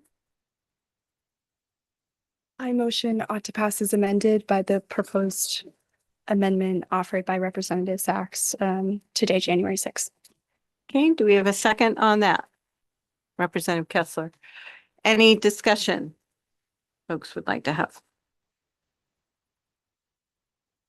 Seeing none, we will move to vote. And I just want to double check if Senator Lawrence is here to vote. Representative Geiger had to leave, but she knows she has 48 hours to vote. Thank you, Lynn.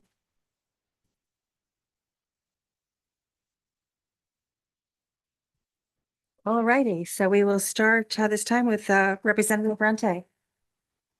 Yes. Representative Rente votes yes. Representative McIntyre? No. Representative McIntyre votes no. Representative Foster? No. Representative Foster votes no. Representative Kessler? Yes. Representative Kessler votes yes. Representative Sachs? Yes. Representative Sachs votes yes. Senator Grohowski? Yes. Senator Grohowski votes yes. Senator Harrington? No.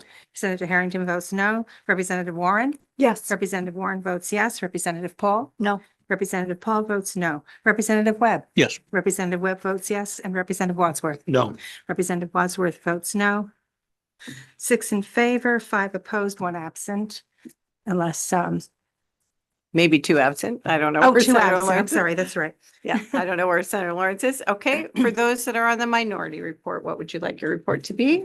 Senator Harrington? The report would be essentially the language from LD 515, repeal of NEB, leaving rooftop alone. However, adding in the, they will be paying T&D costs. So basically LD 515. And Senator Lawrence is back. His vote. Senator Lawrence is back. So there is an ought to pass as amended on LD 32 of my amendment offered today, January 6th, and the minority report, a vote no would be LD 515. Okay, I'll vote with the ought not to pass. I'm Nope, sorry. that's not. It's either ought to Yeah, pass. so your or motion was what? Ought to pass Representative as Sachs? amended. Ought to pass as amended using the proposed amendment. The majority report right now is ought to pass as amended using the proposed amendment offered today by me on LD 32. Okay, then I'm ought to pass as amended. Okay. Okay, Lindsay, is the minority report sufficient for I you? believe so. I think for the members on that report, if you're comfortable, I will work on language. And then if I have any questions, I'll touch base with you and bring it back for language review to make sure I got everything. Because I'm assuming you want this updated to, some time has passed. If there are any changes to make it more current, you would like that done. Excellent. Thank you. Thank you. We will close the work. Oh, Representative. Oh, okay. Okay, we'll close the work session on LD 32 and Representative Foster, you had a question. or a Yes, Comment. last minute, last time I mentioned, and I will again this last minute, mill tour of Sappi Fine Paper in Skowhegan. They are willing to take us at almost any time. If we can give them even just a 1-day notice, they will have to look at their shutdown schedules and things, but normally that wouldn't be a problem for an extensive tour. Now, they are having part of the bus trip in later this month is going to include the mill, but that will be the normal version, if you will, of a tour. EUT, I've asked for a much more comprehensive tour of especially the electrical generation facility there in the mill, boiler house, that kind of thing, which normally folks don't go there. So all we will need to do is look at what afternoon or even evening, when people are gonna be here, say overnight or whatever, that we could do it. If I can get some idea of a date that works for us, they need a day or two notice. If we can get that for them, normally they will provide some kind of a lunch type thing, and while they give a presentation about the place, and then tour the wood yard, paper mill, and pulp mill.